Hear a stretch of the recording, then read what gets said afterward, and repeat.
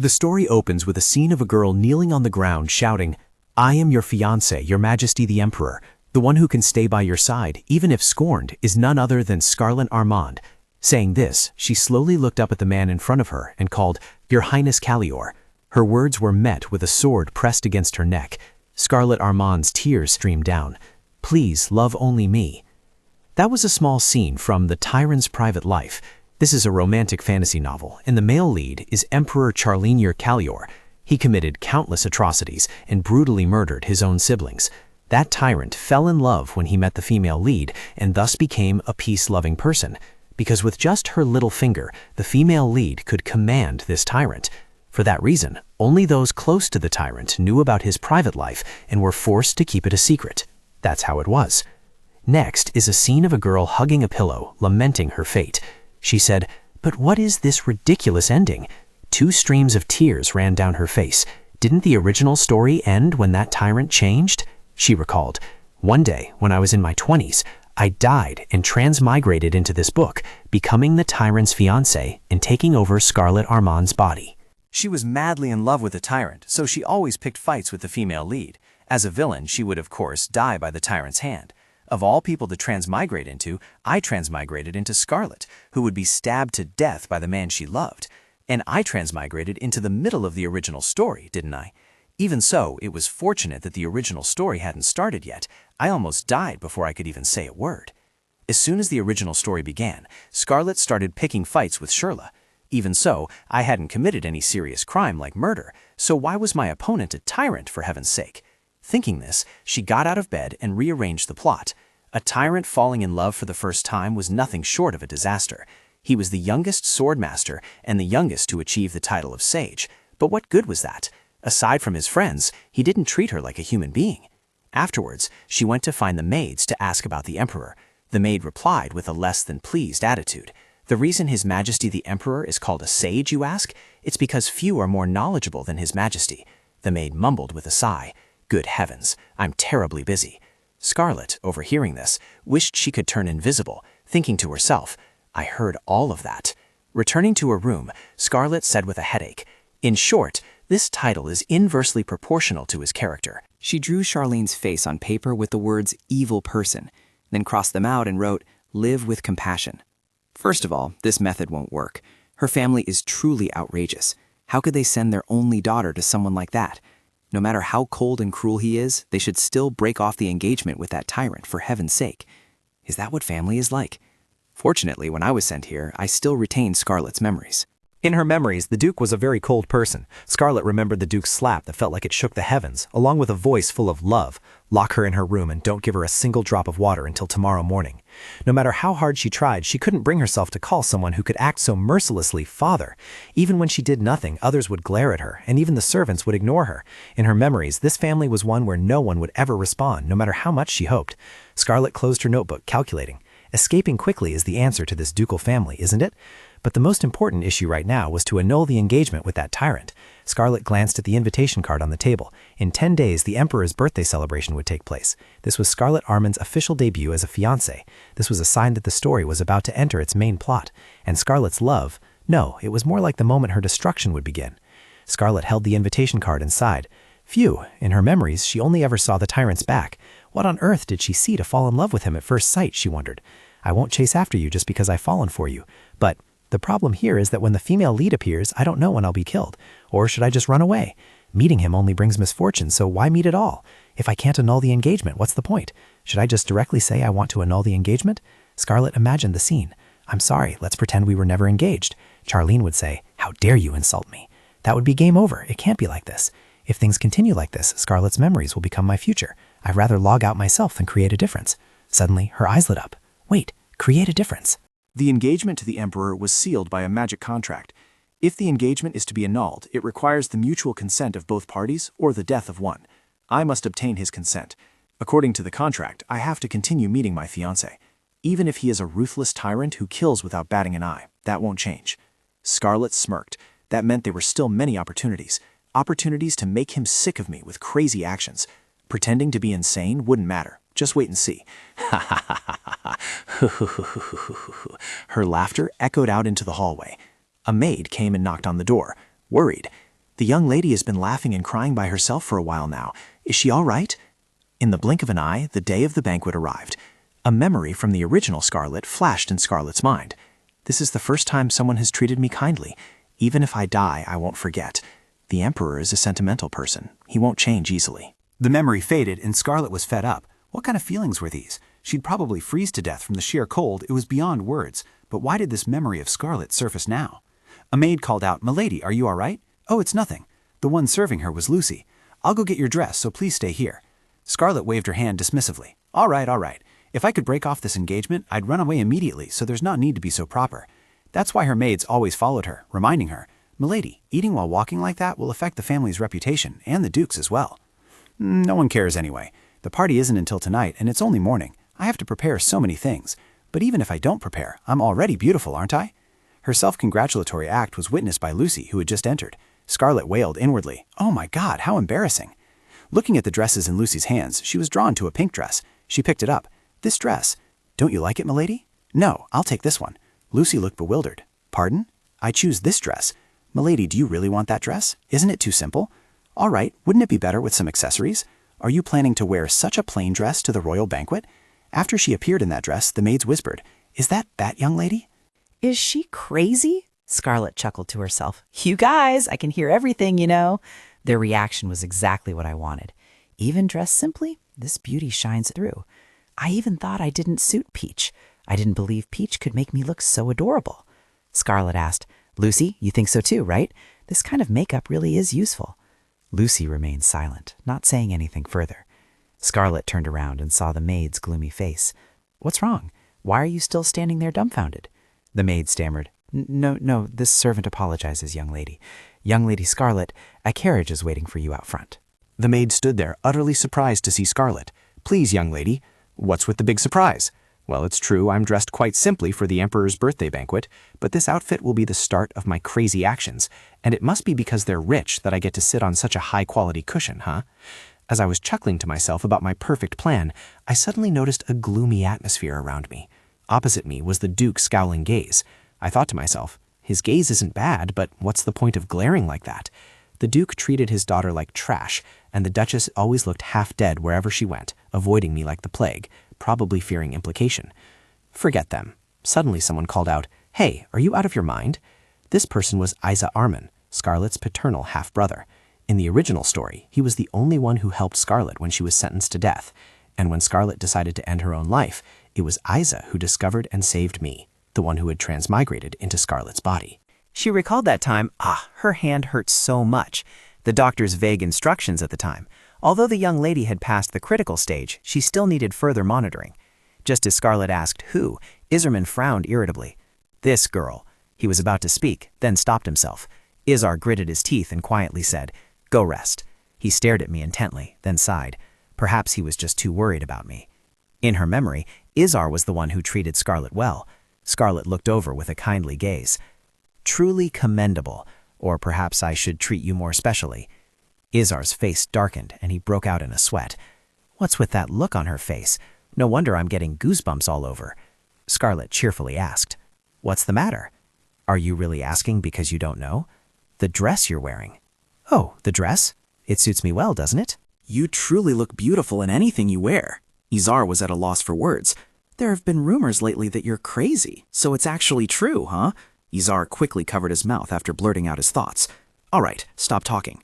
Ni saw Izar suddenly turn to look at the door. She was bewildered. "Huh? What's wrong? What's going on?" "Lately, you've been very careful with your words, haven't you?" A loud bang echoed. The Duke roared. "Scarlet Armin, you're truly insane, aren't you? Even if you're going to disgrace the family, that's enough. Don't you dare get out of the carriage. Just turn around and go straight back." Scarlet frowned. That good-for-nothing Duke is always so difficult, she thought. Scarlet asked, "What's there to be ashamed of? Is it because of this dress? Last time I was slapped in the face for buying too many flashy outfits, so this time I tried wearing a very simple dress. If the family's reputation is affected, it's not because of me. It seems your son came home completely drunk yesterday. Rumors of him getting completely drunk and singing in the streets must have spread throughout the capital by now. The family's reputation? Don't you care about it at all, father?" Scarlet then chuckled to herself. How about that? He must be absolutely furious, huh? Because Scarlet never talks back to him. If you can't argue back and only resort to violence, then don't provoke me. Thinking this, she squinted her eyes and looked towards her brother. Huh, I thought he'd go crazy after I sold him out. Why is he so quiet? The Duke roared again. Scarlet, you insolent girl. Duchess Milia Arman replied blandly. Both of you, that's enough. Honestly, there's nothing mature about it, Scarlet thought to herself. After the Duchess passed away, the Duke brought her back. Before their marriage, she had been abandoned by the Duke. The problem here was that she became pregnant while he was already engaged, and that child was Izar Man, which is why Izar is older than Scarlet. From her standpoint, I am very displeased, because this is proof of his betrayal, although I understand that she was merely a victim, but she recalled the original Scarlet's past. Stepmother, please forgive me. Lock her up until she comes to her senses. Yes, I won't do it again, Mother, I beg you. Even though things happened that way, she couldn't just vent all her anger on Scarlet. Returning to the present, she said, Scarlet, be quiet, and let him— Scarlet ignored her with complete indifference. Oh, speaking of Azana, is it true that he sings in the street every time he gets drunk? Milia Arman frowned at the mention of her son. Scarlet chuckled to herself. You should worry about taking care of your son, madam, she continued. I heard he even gets beaten up. That's not always the case, is it? Oh, madam. Milia gritted her teeth when Scarlet called her madam. If madam wants to hear me call her mother, then don't worry so much about me. She angrily turned her face away. If you all think I'm crazy, wouldn't it be better to just call off the engagement? That's enough, but that would also take time. Before I cause a scene, I'll just take a nap. A second later, she was sound asleep, snoring, to the astonishment of her family. Milia snorted with laughter upon seeing Scarlet sleeping soundly and snoring. While sleeping, she vaguely heard crying. What was that sound? Wah wah, who's crying? A blonde girl sitting on the ground slowly looked up. It was her. Seeing the terrifying scene in her dream, Scarlet screamed so loudly it felt like the carriage would explode. By this time, everyone had already left the carriage and entered the palace. So it was just a dream. Scarlet stepped out of the carriage, thinking, to be able to sleep like that, I must truly be crazy, no joke. Luckily, it wasn't too late, and of course, no one bothered to wake her up. That dream, no, it was simply just a dream. I don't need to pay attention to it, because I have other things to do. Now then, it's time to go meet my tyrannical fiancé. Scarlet arrived at the party quite late, looking utterly fed up with life. She quickly regained her composure. I'm not late, am I? Open the door for me. The guard replied, we can't miss, because His Majesty has already entered. We can no longer announce your name. So that means I have to go in silently. But how can I do that? I need to draw people's attention. I understand, no problem. Just open the door for me. Yes, young lady. The door opened, and seeing all the luxurious splendor inside, she gasped. Oh my, it's incredibly grand. That tyrant said he would host a birthday banquet simpler than those of previous emperors. If a party like this is considered simple, how magnificent must the previous banquets have been? And where is my tyrant fiancé? The moment she stepped in, all eyes were fixed on her. Look over there, that's Lady Arman. What's gotten into her today, dressing like that for a party? Scarlet thought to herself, ha, this is enough to attract attention. She glanced at the man nearby. Damn handsome. Is he the emperor? Blonde hair. According to the description in the book, the emperor has silver hair and purple eyes, so that person isn't the emperor. Where on earth is that emperor? How annoying. Why are there so many people? Suddenly she heard someone say, Lady Freda, look over there. There's a rumor that Lady Arman of the Arman family isn't mentally sound, and it seems that rumor isn't wrong. What's that? What's with those people? The blue-haired girl turned around and met Scarlet's judgmental, bewildered gaze. Suddenly she exclaimed, Ah, it's a traffic light. The three girls with red, yellow, and blue hair didn't understand what she was saying. They whispered amongst themselves, Lady Freda, what's a traffic light? Let's see, seeing her speak such nonsense, the rumors must be true. Scarlet walked over and patted her shoulder. Do you want to die? Don't touch me. I'm very busy, darling. Understand, young lady? Remember what I just said. Freda's limbs trembled upon hearing Scarlet's threat. Scarlet secretly scoffed. Her spirit is truly weak. I'm sensitive like this. Who asked you to cause trouble? So many people have come, but not a single one dares to approach me. They know better and avoid me. Perhaps it's because the bad reputation Scarlet earned a month ago still lingers. Scarlet came here only to meet the one person who needed her. Although the original story stated she loved the tyrant because of his courtesy towards her, in reality the biggest reason was that she was essential to him, because he was the only person in her life. Isn't that too foolish? To love someone based solely on that is too dangerous. Suddenly someone called out loudly, Over there is the eccentric young lady of the Arman family. Hearing this, Scarlet smiled disdainfully. Oh dear, I didn't expect someone to be so loud and looking for trouble. That name, Let me see what he looks like. Turning around, she saw a man with platinum blonde hair, her eyes widening as if recognizing something. She quickly curtsied. I am Scarlet Barman of the Arman family. I respectfully greet your majesty. Scarlet secretly judged. It's not his politeness I'm drawn to, but his face, isn't it? Intelligent, handsome, but cold. Someone said to Charlene, the rumors about the young lady are accurate, your majesty.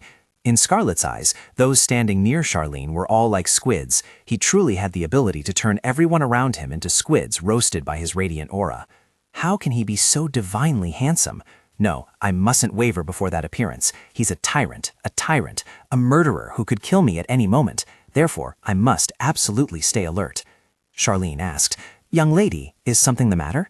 Scarlet was captivated by Charlene's beauty. How could someone who would become a tyrant stir people's hearts so much? Will that tyrant become the female lead's pet? Her cheeks suddenly flushed. No, focus, she thought. I didn't come here to play. She replied, Nothing at all, your majesty. It's my first time meeting your majesty, so I was a little dazed because you are so handsome. Please forgive my impropriety. However, I have a question. I heard your majesty is very fond of magical things, isn't that right? Miss, if you're planning to show me something magical, it's best to give up. A completely uninterested expression. I knew it. That's enough. This is the first time I've come to meet your majesty as your fiancé, so I have prepared something for your majesty. Won't you take a look, your majesty? All right, let me see what you've prepared, miss. She was overjoyed that the fish had taken the bait. Even if your majesty finds what I've prepared to be nothing magical, she thought, I'll see how long you can remain so indifferent. Don't worry, your majesty. Please look closely. Scarlet reached for the wine glass. Now, your majesty, watch closely. With my magic, I will now transform this ordinary dress into a dress that captivates thousands. Happy birthday, your majesty. With those words, she splashed the wine glass straight on him. Oh, what a rich fragrance, your majesty. Look, it is transformed into a vibrant red dress. What do you think? The people nearby murmured. She must be completely insane, right? Oh, what is this? Did she pour wine on herself? How could she do that in front of your majesty? Scarlet chuckled to herself. How could he marry a madwoman like this, right? Isn't it quite miraculous, your majesty? Looking at that expression, if I play this well, I might be able to break off the engagement just with this one incident, right? Emperor Callior said this to Churla, who was about to wish him a happy birthday. No one will celebrate the day I was born. Those words were all lies. He was hiding the deep longing in his heart, so she shouldn't say such things either. He had said that in the original story. Usually the female lead would want to hear such words, but I hated it. She bowed cheerfully and said once more, Happy birthday, your majesty. Charlian's face immediately changed color upon hearing the wish, and among the nobles below, whispers arose. Heavens, his majesty's expression is terrifying. Anyway, thanks to this incident, I managed to leave a bad impression on our first meeting.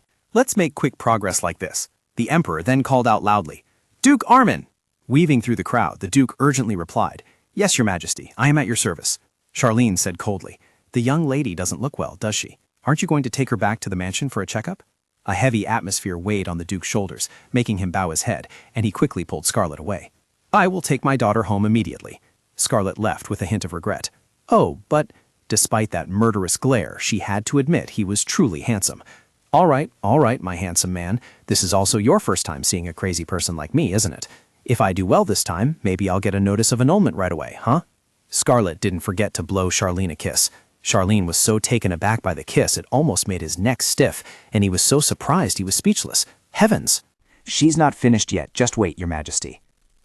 Outside the carriage, Duke Armand was practically itching to tear Scarlet apart. He slammed his hand against the seat.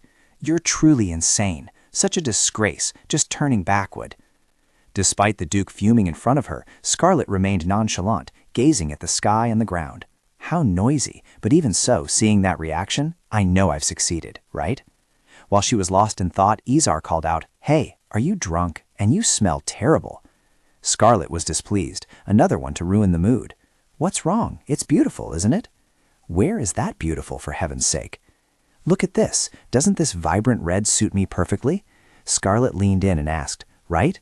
Right? Izar kept waving her away. At this moment, Duchess Melia Armand entered and said, When we get back to the mansion, I'll call a doctor to examine you. Be a little more sensible.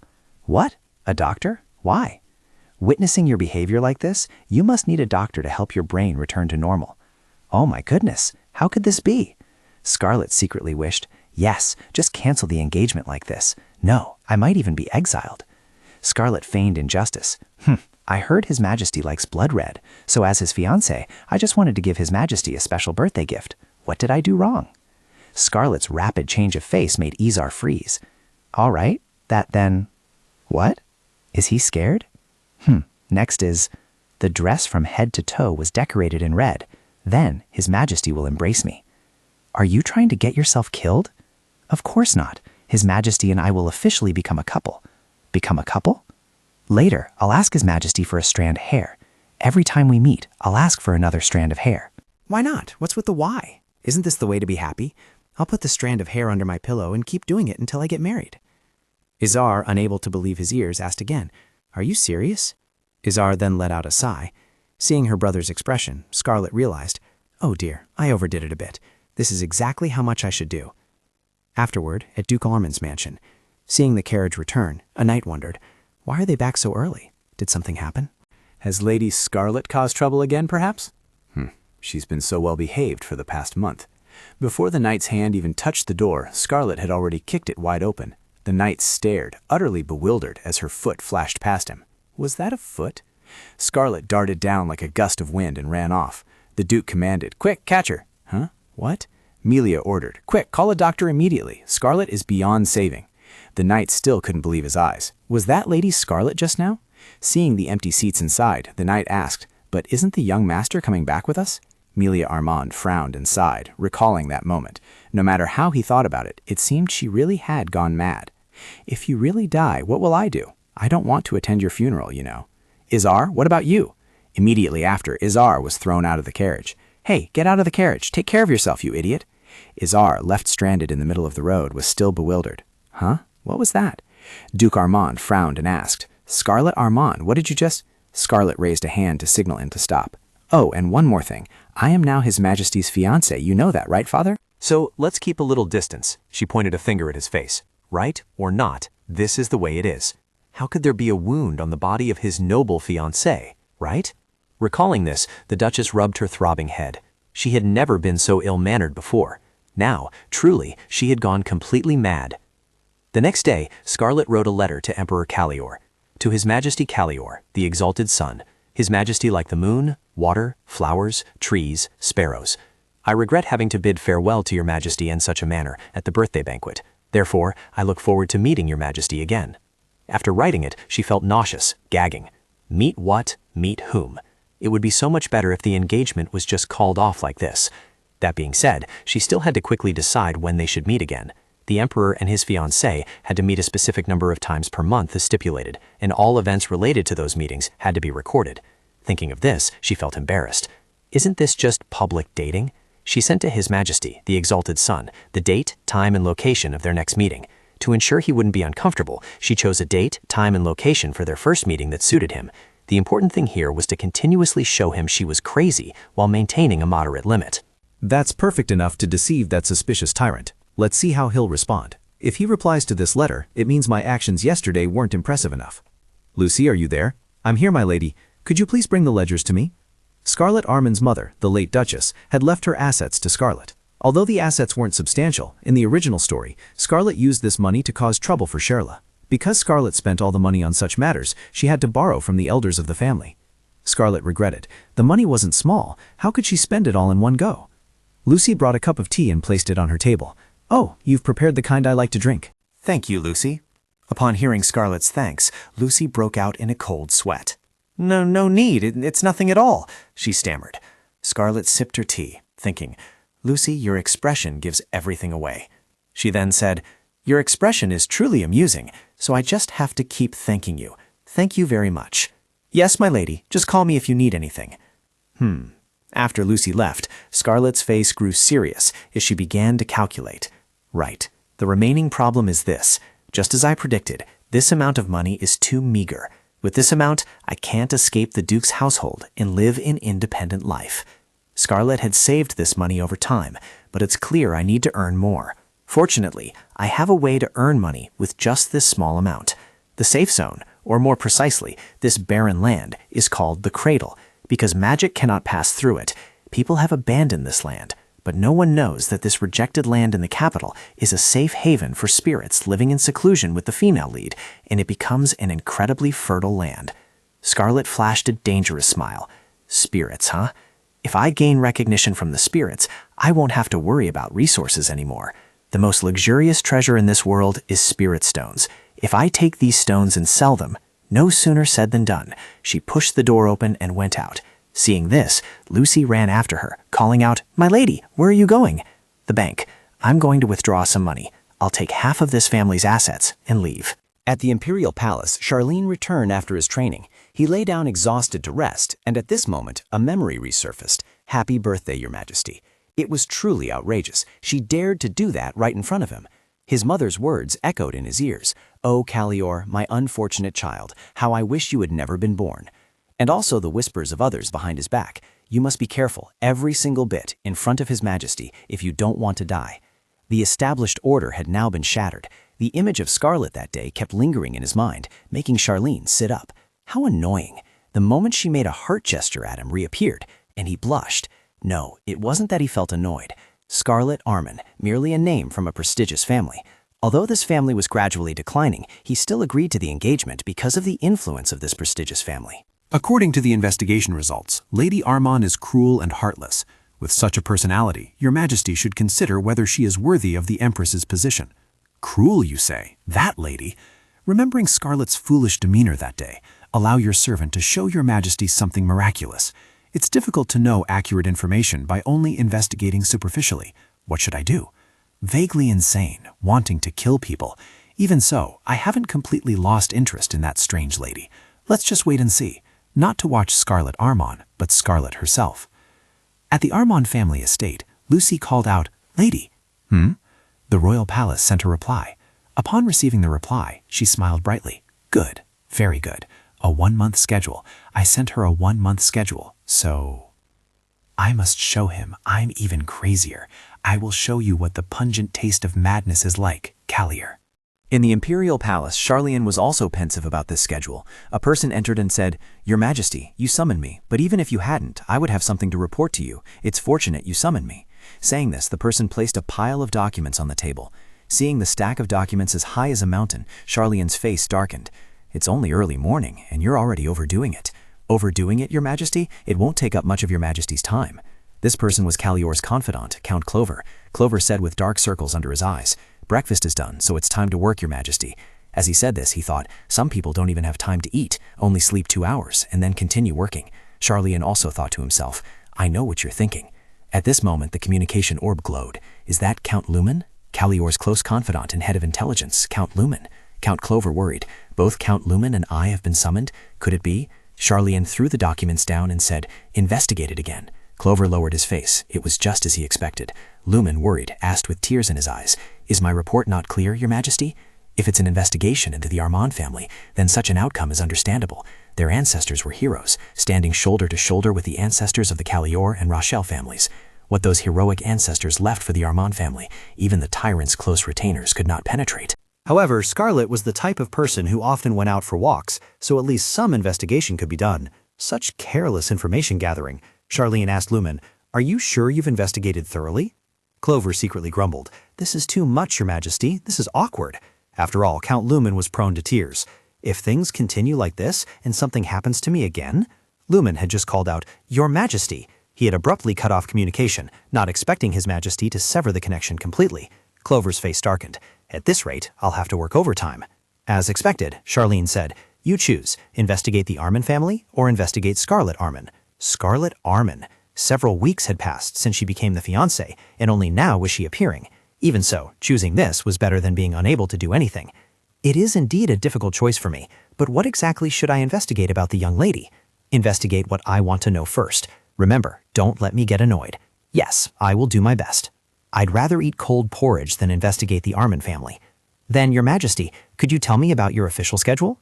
As always, won't Your Majesty meet the young lady twice a month? While Your Majesty proceeds with the schedule, if I am near Your Majesty, it will help me gather information. I have to see that face again. Images of Scarlet, difficult to keep at bay, flashed through Charlene's mind once more. He smiled and said, "Let it be. The schedule hasn't been decided yet." Count, you know what to do. Go send the schedule to Armin. I'm entrusting you with the authority to decide on this once a month, Count. Yes, I understand. Then I'll take my leave. Clover left, wondering why His Majesty seemed so cheerful. A tyrant who ruled the empire almost never displayed joy. Who exactly was that young lady, or what had she done to His Majesty? Clover imagined the son of this empire as her man. Could it be Scarlet Armin? I must quickly investigate her within a day. On the other hand, Scarlet said, of course, what's with a month-long schedule? Aren't we meeting again tomorrow? What's with the day after tomorrow, meet Miss Armin at the Red Palace? And here's the postscript, please walk there. What kind of damn training is this? Clearly they don't care about meeting quickly and getting it over with. Wait, so what should I do? Wear a red dress to make a strong impression? Wearing it a second time and leaving a less strong impression won't do. Or should I prepare with all my sincerity? What if that tyrant isn't satisfied? Indeed, how can one go to someone else's house empty-handed, right? After that, she literally wore a red outfit. Wow, the shopping street near the palace is truly magnificent. Thanks to that, I could easily find those items, pomelos and white flowers. These are the two things that tyrant hates the most. Especially he dislikes white flowers, and I don't know why. The scent of these flowers is very fragrant, you know? In that case, I should give him another bouquet. This one and this one too, please. Give me the white one with a slightly strong scent. Very quickly, a bouquet was completed. The seller said, oh, I'm sure the person you love will adore this. Scarlet smiled gently, thinking to herself, like what? He'll absolutely detest it. Everything's ready. Time to hit the road, isn't it? Going like this should be fine, right? Excellent. I'll make him lose all his arrogance. As time passed, she arrived at the meeting point. Lady Armand, you are precisely 2 hours and 13 minutes late. There were some unavoidable circumstances on our way here, so it's quite all right. After all, the last item on today's schedule is very relaxed. I am the Count, and I will be guiding this itinerary. You may call me Clover, lady. It's a pleasure to meet you, Clover. His Majesty is waiting, so please hurry, lady. Just like in the original story, he's a workaholic. Last time I didn't get to meet him. I guess he was sleeping in some corner. It's a bit of a shame, though. We only arrived at our destination in the evening. Normally, the magic lights would be on, but today they had to be turned off by His Majesty's command. Next time you visit, lady, you can admire the Imperial Palace at night. Count, I have something I'd like to ask. Yes, please go ahead, lady. Isn't this a prison? Clover clapped his hands. Lady, you have such sharp eyes. It's your first time at the Imperial Palace, yet you know it so well. Uh-huh, is that so? Both wore dark expressions and laughed with feigned sincerity. Is he really going to appear in this manner? Clover, do you think I don't know for sure? In the principle of the tyrant's private life, not only the heroine and hero, but also the tyrant's retainers are prominently featured. They are the ones who simultaneously monitor the tyrant's private life, because their role is to diligently provoke him, and according to the information in that book, the Count tried to press his face close to Clover, making him flustered and call out, "Lady." Scarlet deliberately let out a snort of laughter, spitting saliva onto Clover's glasses, making his face darken. She said, I need to see His Majesty. This guy is famously fond of cleanliness. Oh dear, is the Count all right? How do you feel? What does it feel like to face disaster, huh? Clover turned around trembling and said, I'm fine. Scarlet, emboldened, took an old cloth and wiped Clover's face. Clover trembled even more. Ah, lady, honestly, why is the Count like this? Are you really okay? Scarlet gloated inwardly. That's right. Who would mock someone like that upon first meeting them? The cleaning cloth I accidentally brought along turned out to be so useful. While she was gloating, a low voice rang out. What are you two doing? Right before my eyes, and you're still dawdling like this. Both of them startled and called out, Your Majesty. Charlene looked at the two of them with a cold, stern face, as if catching them in the act. Greetings, son of the Empire. Has Lady Armin arrived? Yes, Your Majesty. I wish to see Your Majesty as soon as possible. Charlene noticed the basket Scarlet was carrying. My lady, but what is that? Oh, this? It's a gift. Your Majesty invited me, and it would be a bit impolite to come empty-handed. Your Majesty, please look at this. Aren't these white flowers beautiful? Seeing the white flowers, Clover's face darkened as he screamed internally. Oh no, oh no. That wasn't all. Scarlet also presented a pomelo in front of Charlene. And this too. This is a pomelo. Yes, because I really like pomelos. So Charlene's expression became taut like a bowstring. In Charlene's eyes, Scarlet was like a witch. These are wild pomelos from the Jeros territory. They are also products specially transported there by white mages. They look very delicious, don't they? Charlene, with a darkened face, called out, Count Clover. Yes, Your Majesty. Count, you look very tired today, don't you? Not at all, Your Majesty. You should go rest for a bit. I will accompany the young lady inside. At your command, Your Majesty. Let's go inside. Scarlet felt a little afraid, but still quietly followed behind. It's been a bit too quiet, I think. What should I say now? But Your Majesty, why did you order all the lights outside to be turned off earlier? Oh, Could it be that this is a moment just for us and we can shine together more than ever? Charlene replied with a look of endurance. I am working now. Working? Yes, this cannot be scheduled. What's with that expression, young lady? Scarlet covered her face and said, I feel really hot. Hey. I was just joking, Your Majesty. Do you want me to help you with your work? You said you'd help me? Yes. Otherwise, there's no reason Your Majesty would have chosen this time and place. I'm very curious, Your Majesty. Please tell me quickly. Any request is fine. I'm very willing. Yes, that's right. Just as you said, I have something I need to do, so I had someone call you here. There's someone I want to meet and talk to. Oh, talk? I'm very good at that. As soon as they both stepped in, they saw the prisoner's arms. Scarlet, frightened, hid behind Charlene. He secretly scoffed. Worthless. Hurry up. Speaking of which, what's with this giant underground prison? Who would he want to meet in a place like this? He's definitely not normal. It's better not to make eye contact. Suddenly, someone called out, Hey, girl, over here. I said, over here. I've been wronged, miss. Please save me. Wait, Scarlet was grabbed by one of the arms. Hey, can't you let go of my hand? I'm with you. It hurts so much. Suddenly, her eyes widened in shock when she heard Charlene call out, Miss, be careful with your hand. Charlene, like a demon, drew his sword and slashed it straight towards her. She froze, seeing blood splatter everywhere. Oh my God, this isn't like the original story. Charlene turned and said, It's all dirty with blood now. Isn't that right, miss? Isn't he just a madman beyond saving? Scarlet, terrified, collapsed to the ground. Charlene walked over and stepped on the prisoner's severed arm, saying, The Count has more work to do. The road ahead is still long. Let's go. The person the young lady must meet is deep within this prison. Yes, who exactly are we going to meet? Moreover, he seems to be in a very cheerful mood, truly a madman. Is this what a tyrant is supposed to be like? Scarlet looked down at her hand and realized the gift basket she was carrying had been left behind earlier. Scarlet frowned at Charlene. Even before meeting the female lead, this guy's level of madness was already abnormal. If only I could just smack that adorable yet cunning nape. As Scarlet was raising her hand behind him, Charlene said, Stop. Scarlet startled and dropped her hand. What? Could he have heard her thoughts? Scarlet quickly explained, Ho, if you walk for this long, it's good to stretch your whole body. But Charlene didn't address the topic she brought up. He said, There are two paths for you. Of the two paths, the one the young lady is most likely to choose is approaching, very close. Both stood in front of a room, inside which a man holding a flower happily said, Chi-Chi said so. Oh, Chi-Chi. Me too. I also love Chi-Chi. I didn't expect you to whisper so sweetly, Chi-Chi.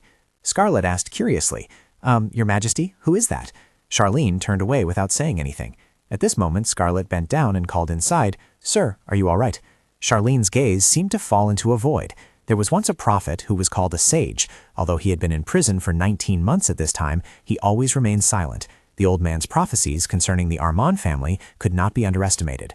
Charlene recalled him saying then, Please protect this old man from strangers. That's right, putting me in prison is best. Instead, this old man will utter a prophecy. There are two paths, and the one with the highest probability of being chosen is approaching. However, that path leads to destruction. Your Majesty, you cannot hold on to even a sliver of happiness for yourself. Besides the Divine Temple, the only ones who can foresee future events are the Armand family, where the prophets are slumbering. Scarlet asked, Grandpa, who are you talking to? Those not of the Armand family had predicted that upon discovering the Armand family's secrets, they would feel envious. Perhaps I can use this old man to learn about that secret. Are you talking to elves? Cece, that elf. This girl's inner thoughts, perhaps she is one. For a moment, Charlene smiled, then quickly composed his face and stepped in front of Scarlet. Miss, he's a criminal feigning madness. You shouldn't go near him. Scarlet insisted, Are there really elves, Grandpa? Charlene tried to stop her. It would have been better, but then the old man spoke. What's wrong? You don't believe me either? Well, that's right. Only those with pure hearts can see elves. Oh, is that so? I only have an impure heart when it comes to my Your Majesty. Well, there's nothing to be done then. Did you just say my Your Majesty? Yes, we're on a date right now. Scarlet secretly chuckled at Charlene's expression, that utterly murderous look. Miss, you are currently. The old man reached out his hand. Oh, what a peculiar preference. Suddenly, Charlene's sword flashed out to block him.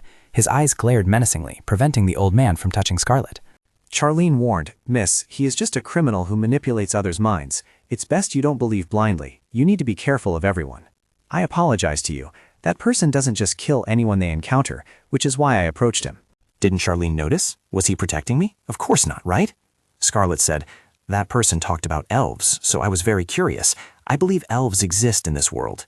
Elves? Yes, but it's useless because I can't see them. Charlene was a little surprised, then sneered. Let's get back on the path we should be on. Charlene sighed and said, "Now I don't know if you can do well."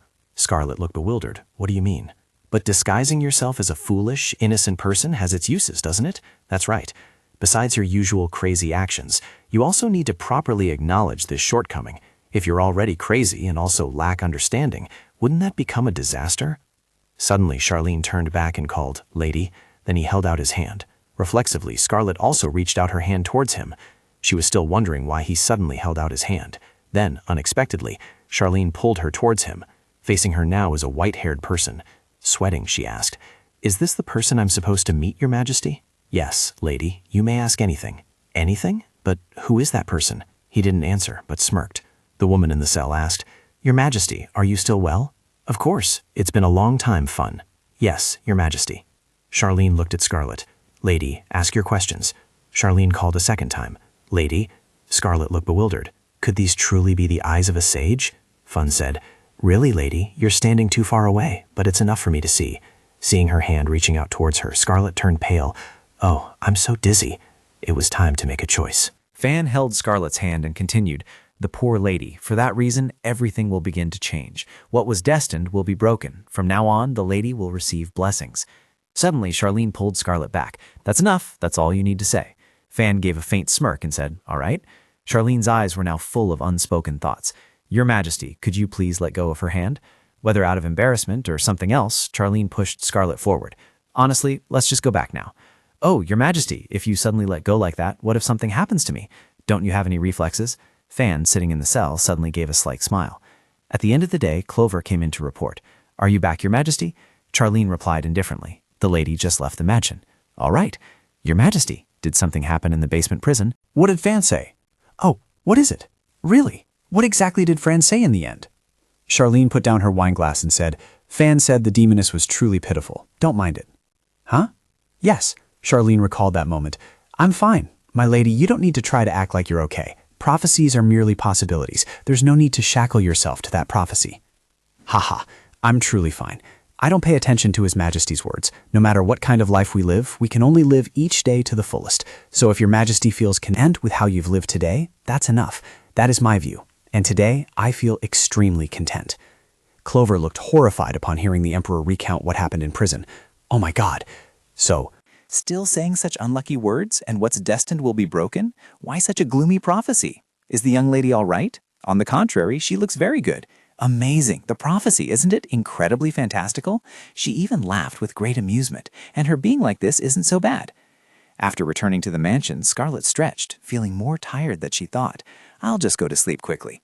At this moment, Izar came out and asked, "Just getting back now?" "Izar, it's this late. Aren't you sleeping? What are you doing? Is something wrong?" "That's what I should be asking you." "Ha, Izar, you're back. Just go to your room, wash up and so on." "What's wrong with him? Why is he annoyed?" Izar came closer. "Are you really asking that? Something like that happened and you're not worried at all? Could it be he... It seems you don't remember, but back then you were almost gone from this world. How could I not worry when something like that happened?" Seeing Izar so worried that his eyes were welling up, she widened her eyes in surprise. I'm sorry, Izar. I'll come home early, okay? I was wrong." "Back then? Is he talking about when I transmigrated?" "Anyway, thank you for worrying about me. But don't worry, from now on, I'll live well." Seeing her cheerful demeanor, Izar felt somewhat relieved. "Well, I'll go in first. Good night, Izar." "Young man, thank you. From now on, I'll try my best not to die." Of course, starting tomorrow, I'll have to do something new. 3 days later, at the Imperial Bank, the smiling employee said, "So the west side of the Imperial Palace, you mean as many safe zones as possible?" Scarlet happily replied, "That's right. Given my current financial situation in sales, I can afford up to 300 sen, about half a stadium." Seeing Scarlet wanting to buy safe zones, people started whispering, "Is that Miss Armand, the crazy Armand?" Scarlet retorted, "You people, I can hear everything you're saying. It's not bad. I'll register for the largest standard. Yes, please sign here. The results will be communicated to you this evening." Excellent. First, the land matter has been settled. Scarlet snapped her fingers and called, "William Lands." "Yes, young lady." "Prepare the carriage for me." "Will the young lady return to the mansion immediately?" "No, I have to go see my land, don't I?" "Just a little more waiting. My wealth? No, it should be my adorable little sprites." She quickly arrived at the location. Is this the safe zone? It's closer to the Imperial Palace than I thought. In the original story, when Shirla met the sprites, they said they had been born for half a year but hadn't eaten anything yet. At this point, the sprites must have already been born. The sprites love the sweet scent of fruit. They are important creatures who gave wings to Shirla, a person with nothing in her hands. Thus, for Scarlet, meeting Shirla was like a baptism. Since the sprites like fruit, on the way back I must buy some seeds at the magic garden. I don't want to own too many. About 1 sprite stone will be enough. As Scarlet was walking, she heard voices nearby. It seemed they were refusing passage to Bizarre Peak. The reason was, it seemed the Temple of the Gods had interfered. Each Temple of the Gods has already caused 10 problems today. Forget it, everyone will die anyway.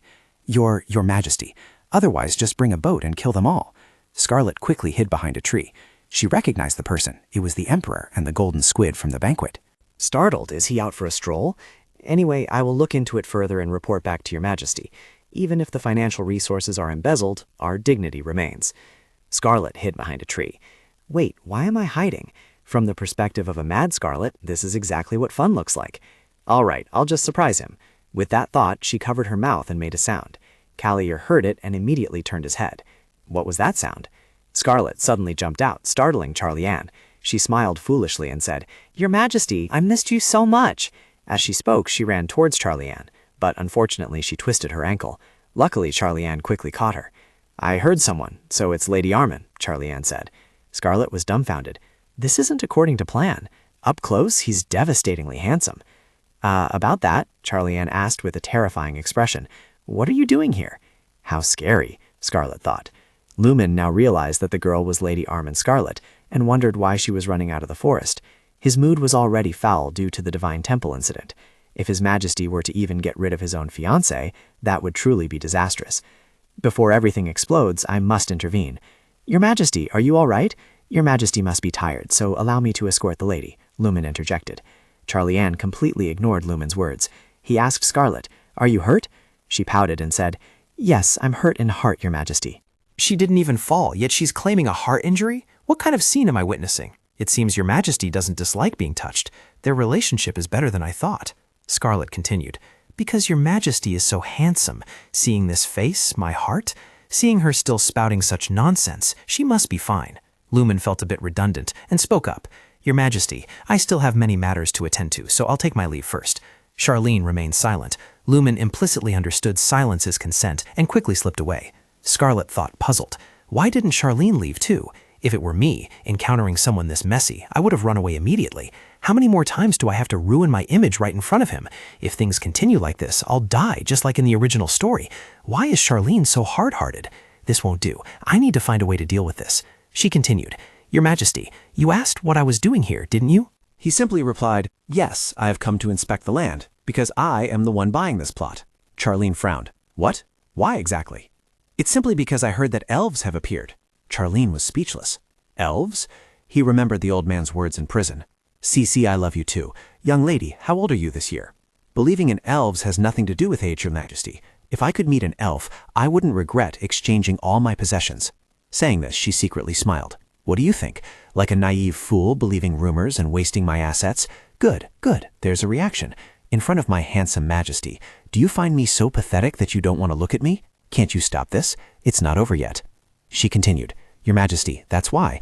As Your Majesty's fiancé, could Your Majesty sell it to me cheaply? Am I overdoing it?" After a moment of silence, Charlene said, "Excuse me. What? Why is he kicking off his glove? Is he going to hit me?" Charlene reached out toward Scarlet, making her close her eyes tightly in fear, but he merely picked a leaf from her hair and said, "It seems the young lady isn't afraid of me at all, is she?" "I'll consider that request. Thank you, Your Majesty. It's getting late. Let's head back. Your Majesty, please have a safe journey back." Back home, she pondered, why did I tell His Majesty to also return carefully? And yet I obediently said goodbye as if it were perfectly normal. But I have to admit, he's incredibly handsome. Is there some rule that villains have to be this handsome? Good heavens. Seriously though, he's the male lead, but when I met him at the banquet, I didn't feel this way, did I? Or is it because we met in the forest that I'm feeling this way? No, it's not the atmosphere. I'm sensing something else. How can I describe it? It's as if he feels the same way about me. The tyrant Charlene Callior had a clear distinction in his attitude between the woman he loved and other women. Towards the one he loved, he was incredibly kind, but towards others, he was as sharp as a knife. I am not Chala, so to him, I am no different from other women. But why? At that moment, he spoke and smiled gently. It seems the young lady isn't afraid of me at all, is she? I noticed his usual cold demeanor. Just then, someone knocked on the door. Who else could be coming at this hour? The Duke? Seriously, just as I was lost in thought, another problem arose. Lately, I haven't been obeying him, so if he wants to hit me, I'll run away from here immediately. I still can't escape from here yet. She sat up and asked, "Who is it?" "It's me. Open the door. Are you already asleep?" The voice was Izar's. "It's me. Open the door." So it was Izar. Scarlet called out, "There's someone inside. Is this a restroom or something? All right, open the door." Yes, I thought it was the Duke." Scarlet reached out to open the door, then flinched, thinking again. What was Izar doing here so late at night? "Is you with the Duke?" Scarlet changed her mind. She didn't like it anymore. "I won't open the door." "What? It's this late. What do you intend to do in a woman's bedroom? You're so perverted." "What are you talking about? And you keep speaking in such a commanding tone. I came here because I have something to say. Be a good girl and open the door for me." Scarlet thought to herself, even if that's not the case, I'd still bolt. He and I aren't close enough to sit down and talk, are we? Scarlet continued, "I'm not wearing any clothes, you know. See, I'm really going crazy. It seems he came alone. Keep your voice down. If you and I argue, who knows what the Duchess will do to me? You can just stand there and talk." "Seriously? Okay, I understand. It's nothing special. Can you speak a little louder?" "It's nothing today. I just wanted to wish you good night." Scarlet was bewildered. What was that? He came because he was worried about me? He was worried I'd be scared of the Duke and wouldn't be able to sleep? Only then did Scarlet agree to open the door, and sure enough, upon seeing her, he asked, "You are wearing clothes, aren't you?" "Izar, you're sick, aren't you?" "What? No, it's just that lately you've been doing these cute things that you never used to do. Go to sleep quickly. You sleep well too." That night, the Duke did not summon Scarlet. Meanwhile, I had thought of a way to tease him.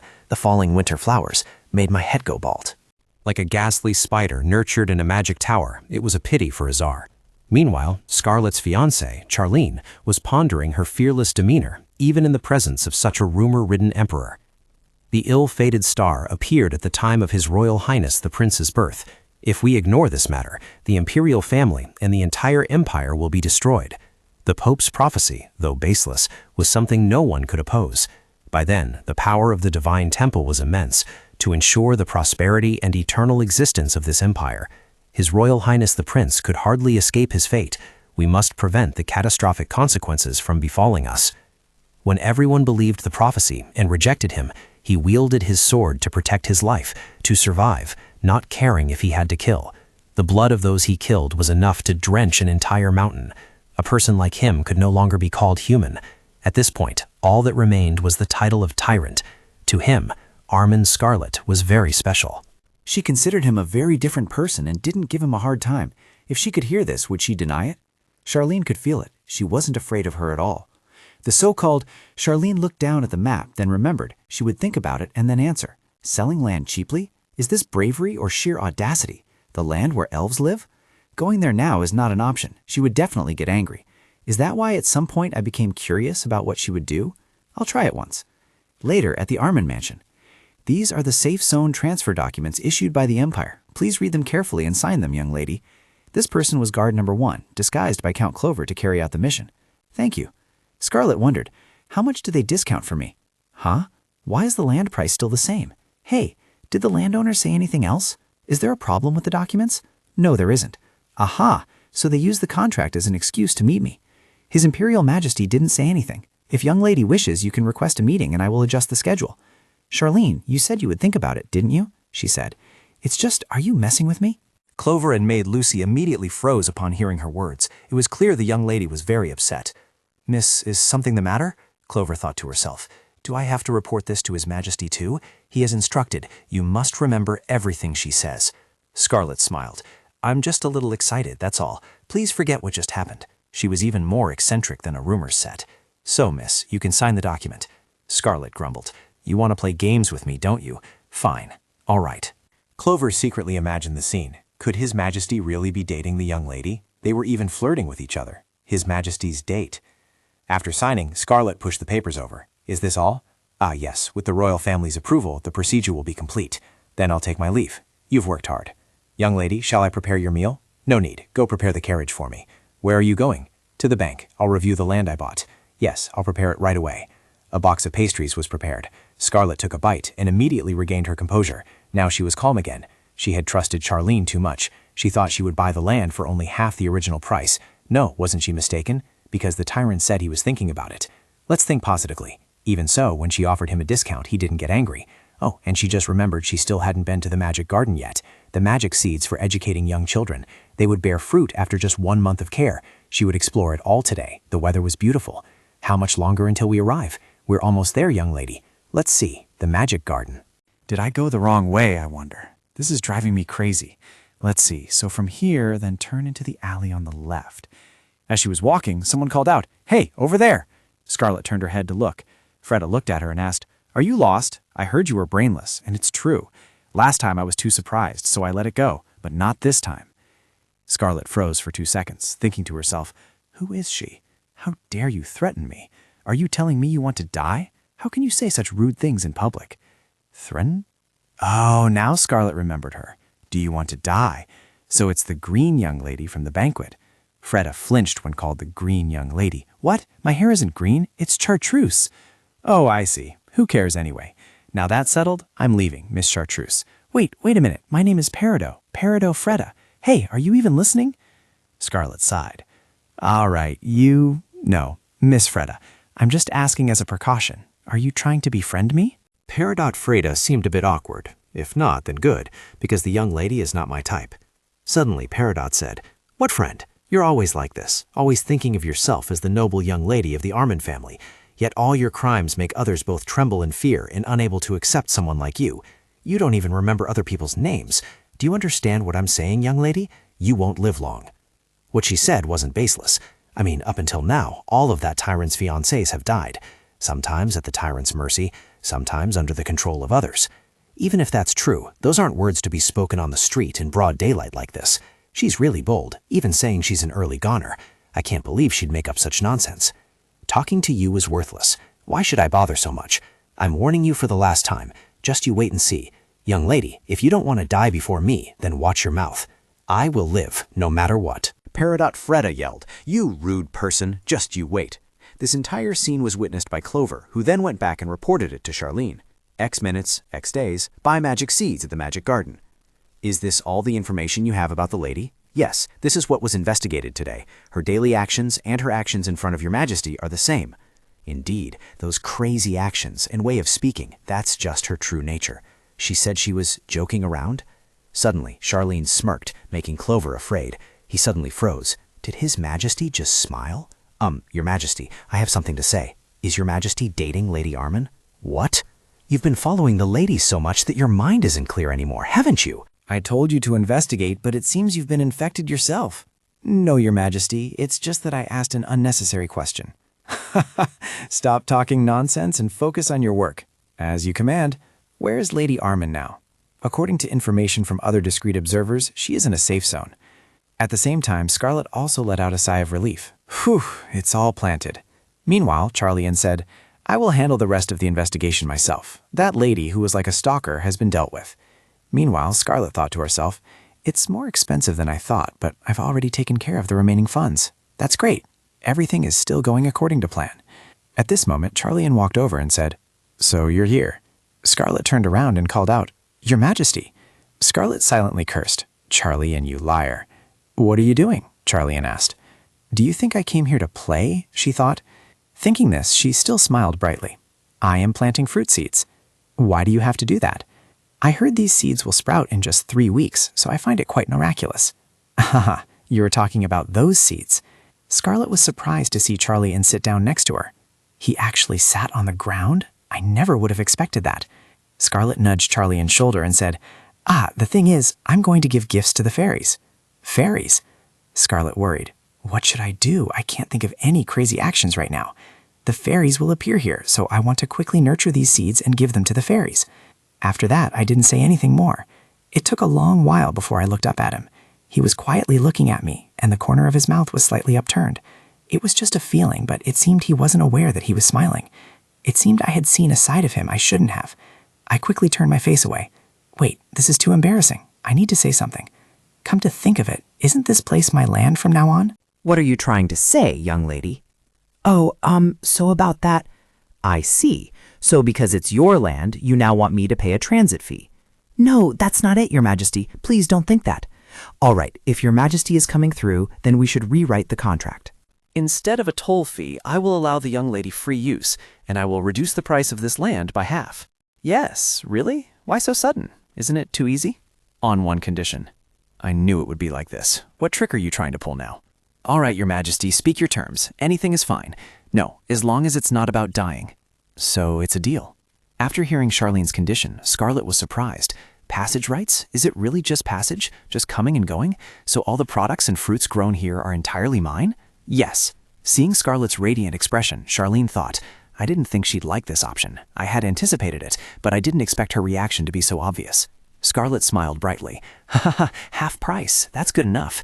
He easily reduced the price for me like that, right? If we could just cancel the engagement like this, that would be great. I will finalize the contract during our next official meeting. Scarlet turned back, secretly guessing. Meet again? To cancel the engagement? Yes. Cancel? No. Next meeting? I will send suitable dates to the duchy. The young lady just needs to choose her preferred day. This noble young lady keeps running around, showing her delight. Doesn't she care about this matter? As for the location, I will decide it, all right?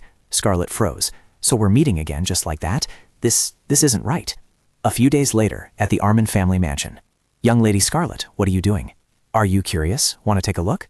The young lady is making failed magical products, magical insects, which are the result of an investigation into human discomfort when stepping on insects and are currently being sold cheaply at the magic shop. Scarlet brought the spider in front of Lucy. Lucy immediately stumped it out of existence. When you stump on it, it leaves a specific message, idiot. So, how does the young lady intend to use this? It's already written. Suddenly, there were fierce screams outside. At this moment, outside, sir. What's happening? Get out. A message was written on the Duke's forehead. If we're talking about heinous, inhumane crimes, then I deserve to be hanged. The Duke, enraged, shouted, Scarlet Armand. Scarlet chuckled to herself. That was bloody revenge for laying hands on me the day before. Young lady, the Duke is coming this way. His mood isn't very good today, is it? I'll go prepare the carriage. And you should change your clothes too. Yes. Let's go out and eat something delicious, shall we? Yes, I will prepare. The Armand family's butler, Vector, approached and said, The Duke sent for me.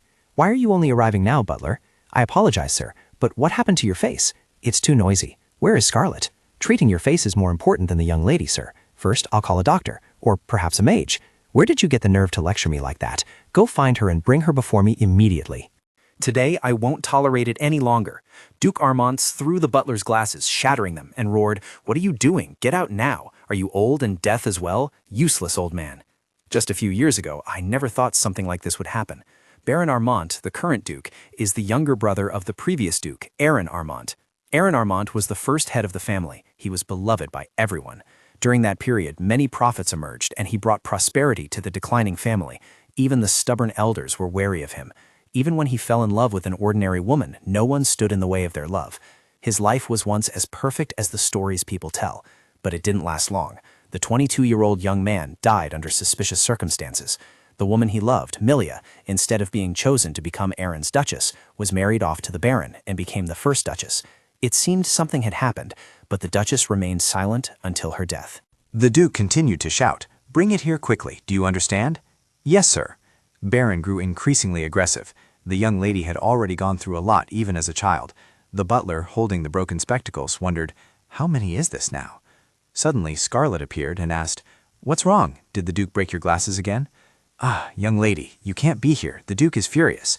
I was planning to go out anyway. Oh, I'll have it repaired for you in the village. It's all right, miss. It won't be free. Instead, I have a condition. Scarlet whispered into the butler's ear. Let's team up to prank the Duke. You have to keep it a secret from him, okay? I will do as the young lady instructs. All right, then. Even so, seeing the young lady more cheerful than before, a sense of relief washed over him. Within the royal palace, Charlene giggled. I thought she would just smile, but I didn't expect her to jump up and down like that. But that's just like her. Annulment. Because of these two words, she performed that so-called crazy act. She truly is a humorous girl. The tyrant was very surprised by her harmless intentions, and that unpredictable action made him find it very amusing. Whether she dies or he dies, this engagement will still take place, even if she doesn't want it to. For someone who rarely smiled, her existence was something very interesting. For now, I'll pretend not to know. Watching her isn't bad either. Let her have her way for once, for the next month. I wonder if I can win her over by trying every possible way.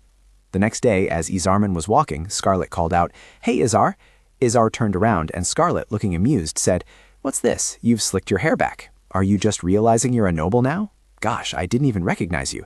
Dressed so neatly, unlike your usual self." Izar asked, "Why are you only just getting here?" "I overslept." What about the Duke and Duchess? They must be preparing to receive guests. The mansion is lavishly decorated, as if showing off. Indeed, today is an important day for the Duke. It's the day he dines and converses with the elders. It's said that the Duke hosts a family gathering meal when receiving important guests, even if the main guest doesn't arrive. Although it's a bit ostentatious, it's also to show a harmonious and peaceful family. I wonder why you're so obedient to the Duke. Me? All right, let's hurry. Scarlet thought to herself. As Izana said, she didn't like participating in family events at the Duke's request, but she was very curious about the faces of those old men. So what could she do? Hey, let's go together. Oh, wait, I bought some land. Suddenly, I bought the safe zone in front of the palace. You know where it is, right? Hey, don't mention this in front of the Duke and Duchess. Yes, I know. While they were chatting animatedly, the Duchess reminded them from behind. If you don't hurry, what are you doing? Duchess, long time no see, right? The elders are about to arrive. Go inside immediately. Hurry inside.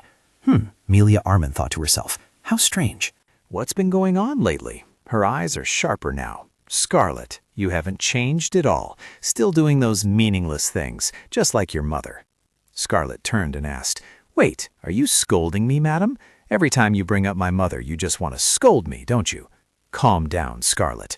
Who would speak like that to a daughter who has lost her mother? Seeing madam speak so carelessly, I suppose madam isn't aware of her own age, is she?" You really are." Just as she was about to charge into a fight, someone with a cane walked over and said sternly, "The young lady is absolutely right." "I don't particularly like the young lady, but I have to admit she's not wrong." Scarlet looked on blankly, knowing immediately from their appearance that they were the elders. "It's a pleasure to meet you, Duchess." "It's a pleasure to meet the young master and young lady, but how long do you intend to block the entrance? Such a scene in front of the main hall is not good at all." "That's right, because it's not just today that we've argued with her." "All right, we are busy people." Izar Armand could only sigh in exasperation. The Duchess and Scarlet exchanged glances, signaling, "Just wait and see." At the dining table, Izar asked, "Are you all right?" "Huh? The Duchess's words earlier?" "I'm sorry that you had to hear such words. That apology isn't yours to make. Don't worry about it and just eat.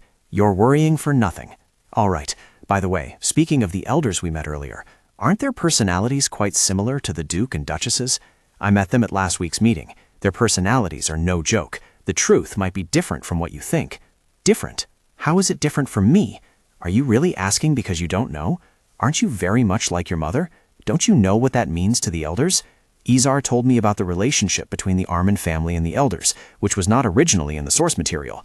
For a very long time, the Armand family was the family that protected the borders of the monster forest and had no connection to the Empire.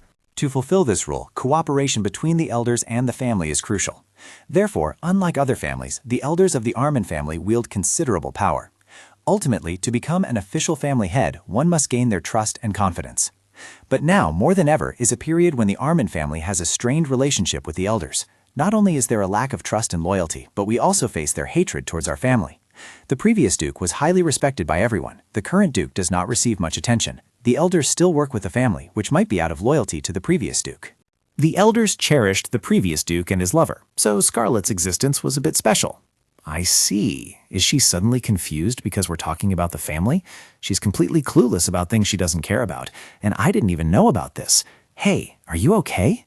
Anyway, in the original story, even these great elders will die in the conflict between the two sides.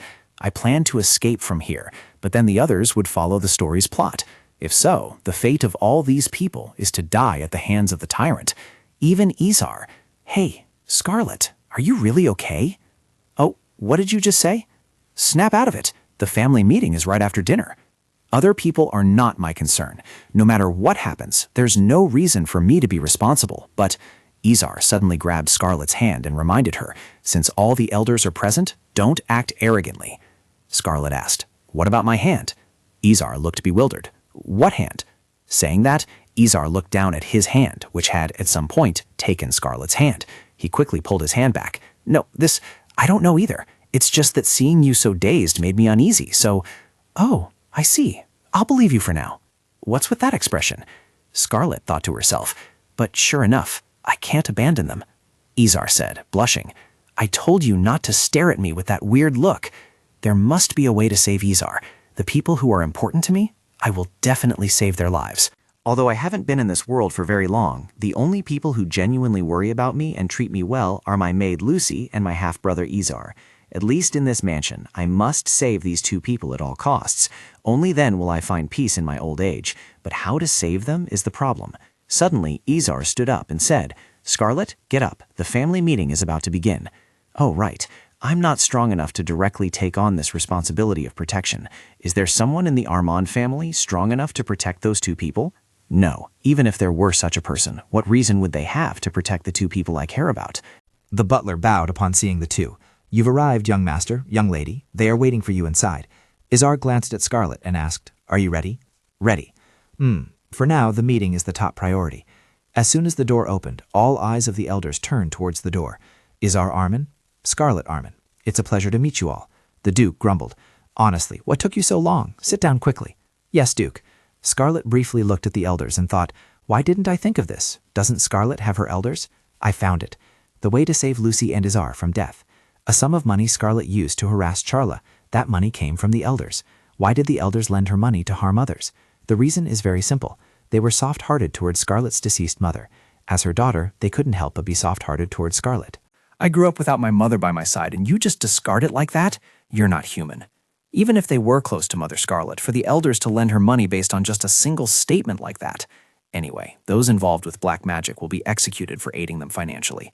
But this time, I won't borrow money from you elders. Instead, you will owe me, the Duke said.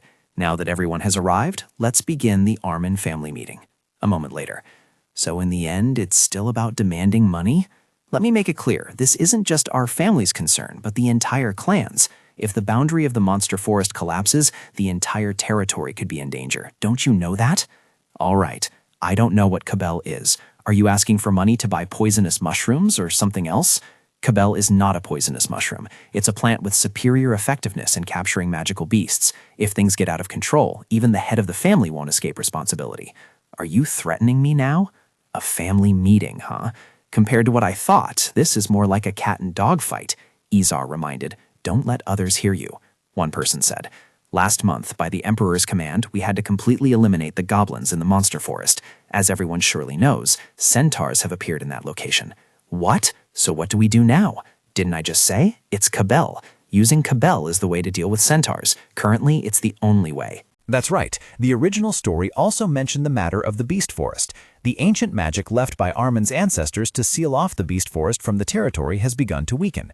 I'll use Cabell to stop everything, but Cabell alone can't completely solve the problem. Well, isn't it time I spoke up? She raised her hand and spoke. I know that in this situation we need Cabell, but you still haven't explained why this situation occurred. That's precisely the core issue. It's just that we don't know why either. You don't know? The Beast Forest is an area forbidden to everyone. How can we risk our lives to go in there? Right, I knew it. That's why I said you're incompetent, which is why that tyrant is chasing you. In short, the culprit behind this incident is a type of flower. This flower turns the beasts into variants that feel no pain and poisons them. The elders of the Armin family were unaware of this and tried to stop the beasts with Cabell, making the situation increasingly severe. Finally, the tyrant personally ventured into the monster forest to deal with this matter. Surprisingly, he discovered this flower in a safe area nearby. The forest had been stabilized again, but all the elders were beheaded. When the centaurs disappear, the wyverns will appear. That must be dealt with first if we are to hope to resolve the family's matter. The Duke said, Anyway, I have no money for you. You surely know that. Scarlet, however, thought, Fortunately, I've memorized everything the tyrant said and did to find that flower. For me, finding that flower is no different from finding ordinary flowers. It's as easy as pie. So in this situation, I will help you all deal with that matter. Izar turned to her and asked, Hey, Scarlet. What's wrong? Why have you been grinning so widely? Oh, it's nothing. I just had an idea. Ira was curious. What was the girl planning now that made her so excited? The next day, amidst the hustle and bustle, Mr. Bryan said, Pack your luggage carefully so nothing gets mixed up. We'll put them in the carriage. Yes, I understand. Scarlet approached and called out, Sir Bryan, Madame Adrian. Greetings. Madame Adrian asked, What is this about? Are you planning to tease us old folks, young lady? No, not at all, Scarlet said, waving her hand. It's nothing else. I have something I'd like to give you two. Lucy brought over a jewelry box. These are heirlooms from my mother. Seeing the amount of jewelry, Bryan and Madame Adrian were surprised. Young lady, why are you giving us this? I thought you two would need them. Didn't we already discuss this at the family meeting? I am not the head of the family, so this is all I can offer you. But I truly wish for everything to be resolved smoothly. You are important people to our family. Even if you refuse today, I hope you will still take care of your health, so I wish you a safe journey.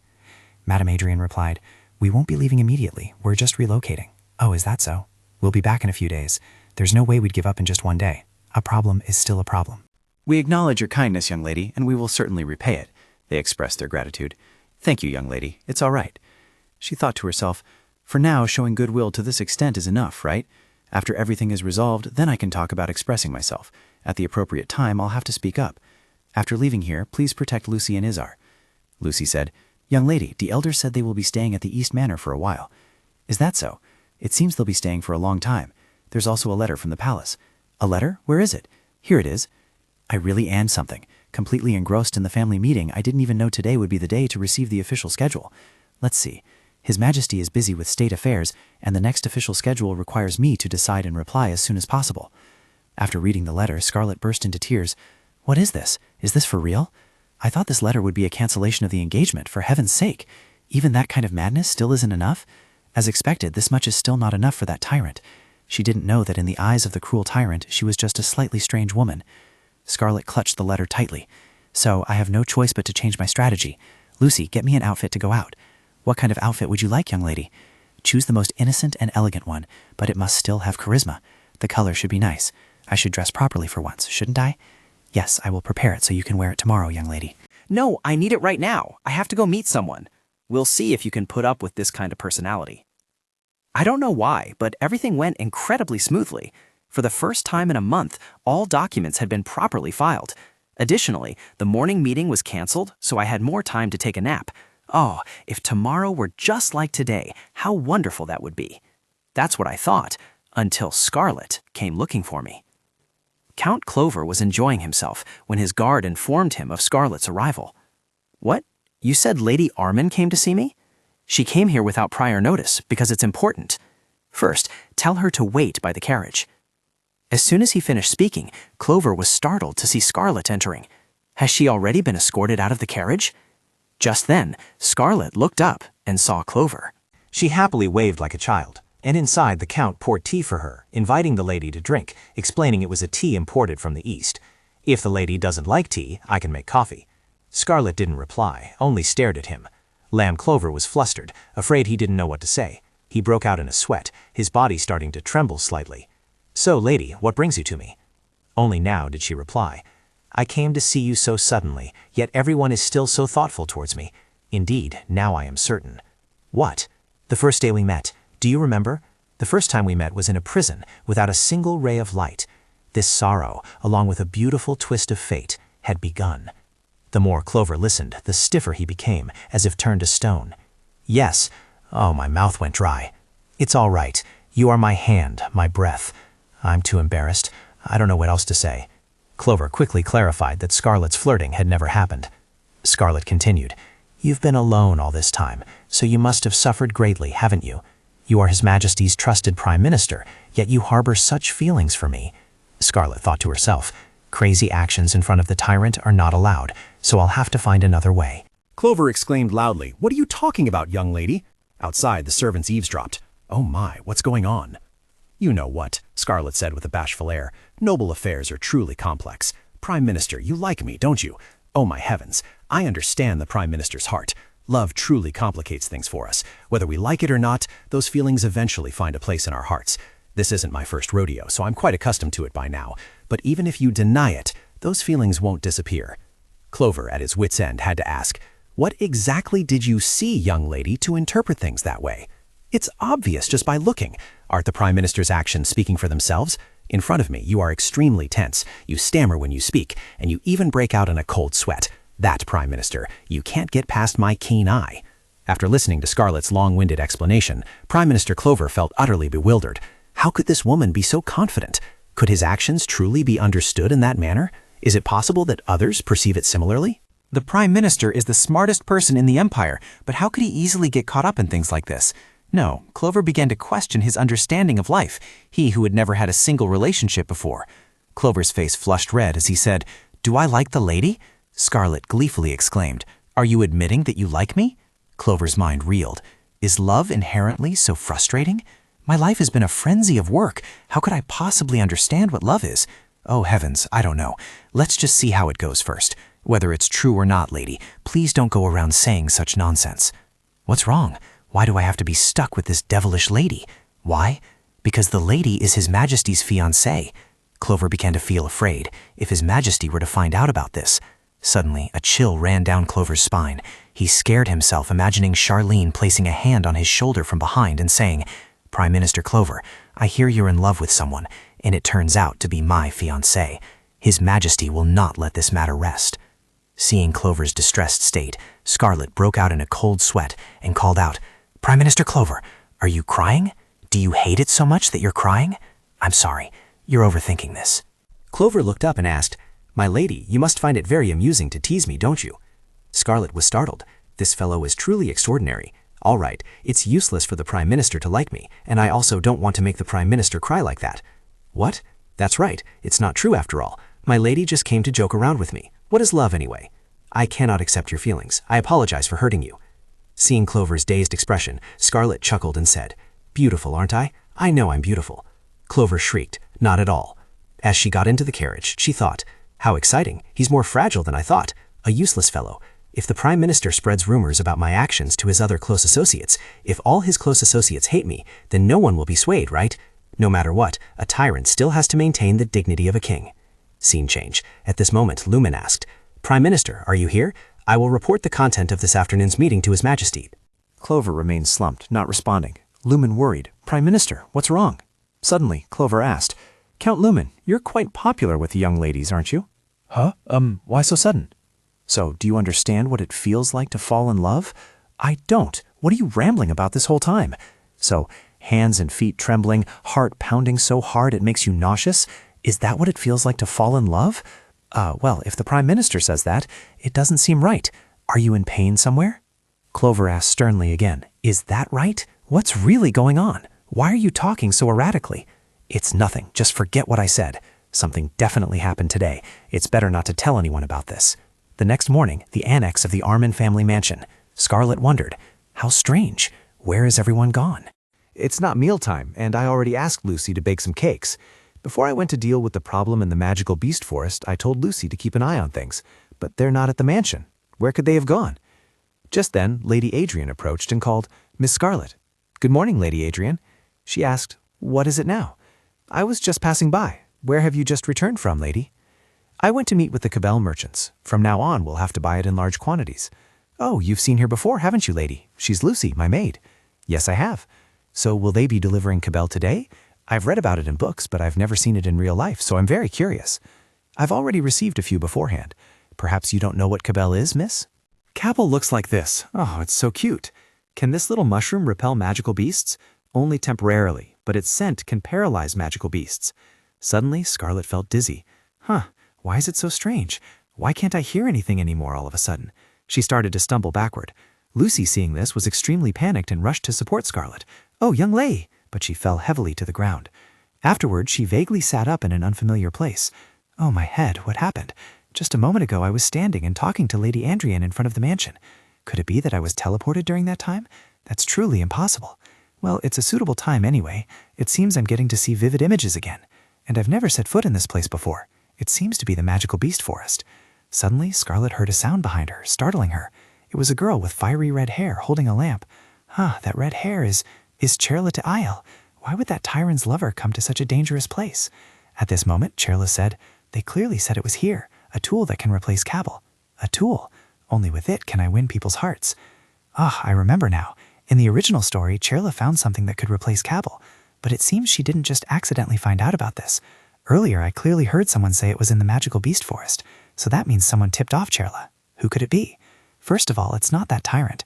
If Charlians knew, he would have already taken care of everything before telling her. Something feels a bit unsettling, but for now, I'll just follow. Right here, I need to figure out what that tool is. Charlotte continued searching. Where could it possibly be? Come to think of it, was this scene described in the original work? Compared to the novel, something about it was strangely different. Oh, she stopped, so it was hiding here. Slime's a pedo. Slime Zepeto. It's non-toxic, and its main food source is magical beasts. It's small, cute, and harmless to humans. The moment it devours a magical beast, no matter how ferocious the beast, it will be completely eaten. Cable's replacement tool. It turns out to be Slime Zepeto. How lucky. I've roughly grasped its location. Next time I come, I'll still be able to find it myself. So for those in power, at this moment she heard someone calling, "Scarlet, hey, can you hear me? Scarlet, wake up." Hearing the call, Scarlet suddenly woke up. Izar quickly asked, "Scarlet, are you all right?" Lucy, standing behind, was also extremely worried about her. Lady Scarlet. Scarlet glanced around and asked, "What's wrong, everyone?" A few seconds later, she sat up abruptly. "Oh my God, you said I fainted in front of the mansion, so you carried me all the way back here?" "Yes, that head of yours only knows how to cause trouble." Scarlet thought to herself, "How strange. Although I've thought about the details of the original story, I've never actually fainted." Lady Adrian sighed with relief and asked, "Are you truly all right, Lady Scarlet? It seems you can faint anywhere." "That's the problem. Indeed, Lady Adrian is not wrong. This time, thanks to the people around, I was able to notice in time. What if there's no one around when you faint? If your body isn't well, please rest properly. Don't make others worry. If you're not comfortable at home, you can rest somewhere else." Scarlet looked at the two elders calculatingly. "While I'm recovering, I want to visit the residences of these two elders. Isn't this a great excuse?" Scarlet flashed a bright smile and said, "I've thought of a wonderful place for recuperation." Immediately, there was an objection. "I don't agree.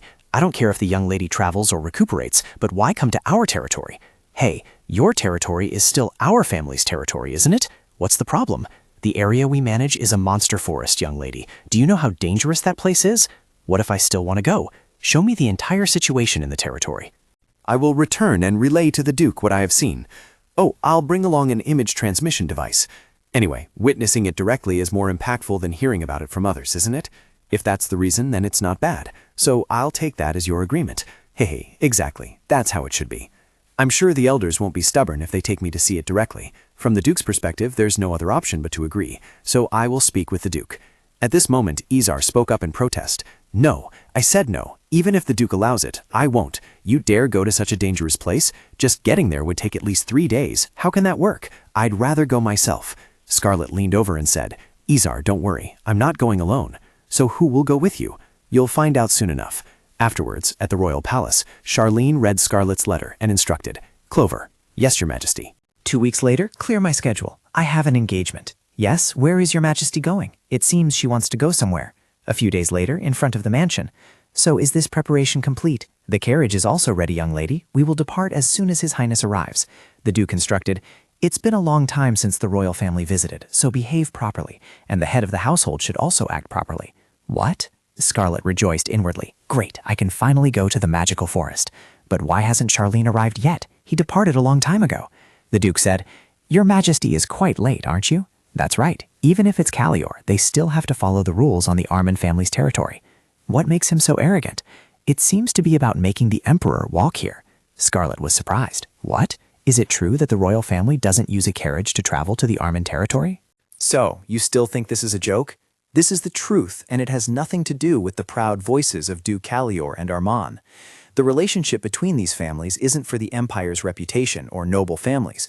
Rather, this relationship is given top priority. It's a relationship that has been preserved for a very long time. And this matter will also end under the Tyrant's army, because Armand failed to fulfill his role. At this moment, Izar also turned to ask, "What on earth are you thinking? I can't believe you went on a retreat with His Majesty." Because he's your fiancé. She said this aloud, but in her heart she thought, honestly, being stuck together for 3 days and 3 nights until the goal was achieved, I was utterly fed up. "What did you tell the Duke?" "I said I was going on a retreat." "And he immediately allowed it?" This is a bit suspicious. Scarlet recalled that moment. She ran in from outside. "Your Grace." He startled and turned to ask, "Why didn't you knock?" "I did knock, sir. I have something to say. Do you have a moment, Duke?" She chuckled inwardly. "What are you hiding? I saw everything. The thing is, I've been fainting a lot lately, and my body doesn't seem to be well, so I'm thinking about whether or not to go on a retreat." Seeing how tightly he held the communication orb, she thought, "Isn't that a crystal ball used for communication? Is he having an affair?" "You said, where are you going?" "I'm going to the territory managed by Sir Andrew." It's been 4 years. Don't tell me you're aiming for the successor position. Why should I? Matriarch? I wouldn't even want it if you gave it to me. All I want is not to work, just to have fun. What kind of nonsense is this? There's truly no hope for someone like you. I wonder, why does he hate me so much? It's not just hatred. He's also wary of me. That's how it is. The Duke will allow me to go on vacation, right? As someone so weak and frail, I need to rest and recuperate and dream in a place with fresh air. All right, it's good for you to go. What? I didn't quite hear that. I mean, I'm allowing it. Go with those old men. Oh yes, then I'll take my leave. Scarlet had only taken a few steps when the Duke spoke again. However, do you really not remember anything at all? I'm talking about the imprint or the ring. I've asked you many times already. Why are you still pretending this is the first time you've heard it? The ring's imprint. Oh no, I was just so surprised that I couldn't recall anything right away. Could it be that he's looking for that? It's fine if you don't remember. The Armin family's imprint, Eslet. It is magic linked to the heirs of the Armin family from generation to generation. This magic serves as proof for the family head, and it has existed in the form of a ring and an imprint until now. If he doesn't get what he wants, the Duke cannot become an official Duke, and what he wants can only be the Eslet imprint. But why is he searching for the family's imprint on Scarlet? Although I don't know why, it's best to remember that imprint. It has been passed down in various forms. I no longer know what its current form is. Izar called out. Scarlet, what are you doing? Huh? Quickly bow and greet them. His Majesty has arrived. Duke Armin quickly rushed over. Greetings, Your Majesty. It must have been arduous for you to travel such a long distance. Thank you for inviting me, Duke Armin. Not at all, Your Majesty, but you already know about our family, Scarlet said, not looking pleased. He's getting too excited. His Majesty has no intention of listening. You're right. By the way, do you know this people? The blonde one is Count Lumen, head of the intelligence department. The one next to him, from what I can tell, is Charlene's knight commander. Although it's obvious just by looking. First, we must, she replied. It's my first time seeing them. Then why are they staring at you so intently? How should I know? What's with that? Why are they smiling with those expressions? Scarlet was about to ask something. Hey, you two. Just then, Charlene approached from behind and called out, Lady, Armin. Startled by Charlene's voice, Scarlet turned around. Turning too quickly made her stumble. At that moment, he was standing right behind her. Seeing her stumble, he caught her and said, The lady is still quite prone to falling, isn't she? Scarlet's face flushed red, as she secretly thought, Perhaps it's because it's been too long since we last met. I suddenly felt myself trembling. Scarlet Armin greets Your Majesty. A normal greeting is fine. Are you all right? Yes, I was so lost in thought about Your Majesty that I didn't realize how much time had passed. Is that so? How wonderful. Scarlet was astonished. Wonderful. Charlene turned and ordered, Lumen, bring it here. Yes, Your Majesty. A vibrant red bouquet was brought to Scarlet. Lady Armin, this is the bouquet His Majesty wishes to present to you. Her face was still flushed. Why the sudden gift of flowers? Because when I saw these flowers, I immediately thought of you. Yes, but why? Could it be that I'm as beautiful as a flower? I think it resembles your head. Charlene's utterly frank answer made everyone stiffen. Scarlet silently cursed. Charlene, you scoundrel. Lumen, standing behind, was trembling from trying to suppress his laughter. He said, Am I not right? Yes, it seems the Count is right.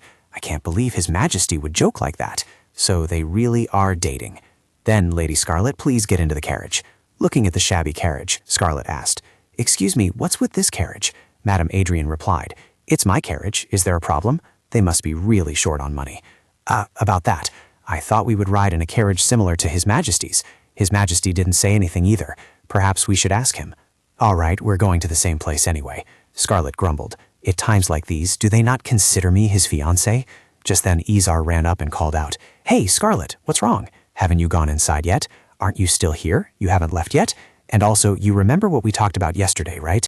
No matter what she thought, Izar might put on an act, but he worried about her a lot. She smiled brightly and said, I know. She recalled last night. Scarlet, yes? You, by any chance, do you like His Majesty the Emperor? Scarlet, upon hearing this, spat out the tea she was drinking. Me? Why so sudden? Why are you asking that? What do you mean suddenly? What do you mean? You're even engaged, you know. The thing is, you know him too. His Majesty is known for his cruel hand. Cruel? Calling a tyrant someone with a cruel hand? Well, he does kill people and pile their bodies high. You're really something, Izar. What kind of tone is that? Did I say something wrong? No, this time you put it very well. So what do you think about that ill-omened person? Does that matter? To me, it matters. Aren't you going to marry that person? Talking about these things feels a bit contradictory. Even so, we need to make this clear because you are my sister. Are you worried that person will treat me violently? Yes, that's why I'm worried. No matter how much you like His Majesty, I cannot stand by and watch you get hurt by others.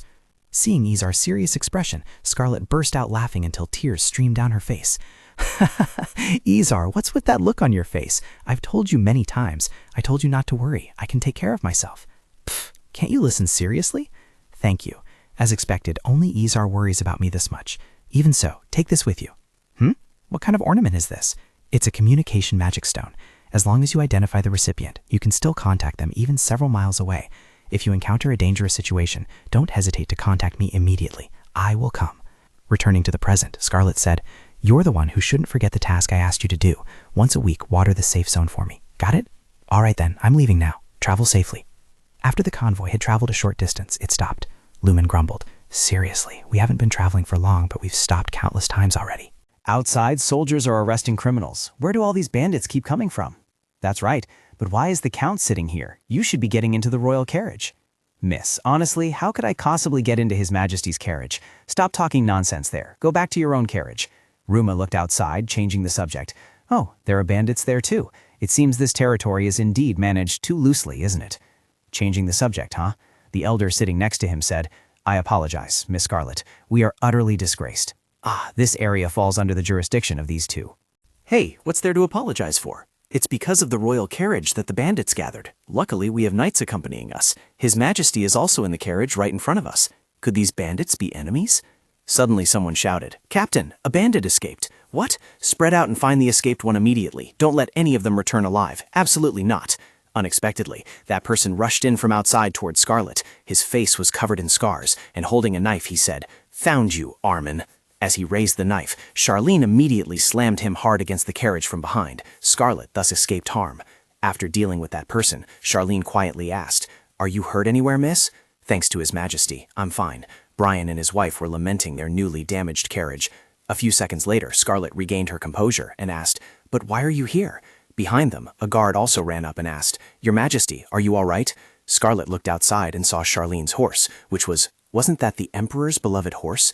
Could it be that he had been riding alongside, escorting her carriage all this time? She had just begun to say, when Charlene interrupted her. "This won't do, young lady. Come down and ride in the carriage with me."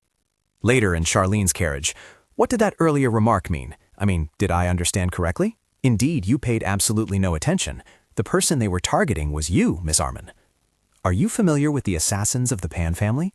If they are assassins of the Pan family, in the Empire, there's a family, the Pan family, that has produced many skilled assassins. Their name is associated with a story.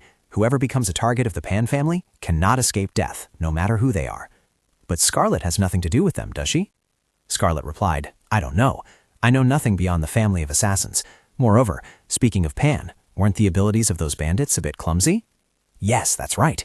But the breathing technique belongs to the Pan family. Even if they aren't Pan, they are definitely assassins. They couldn't be simple bandits."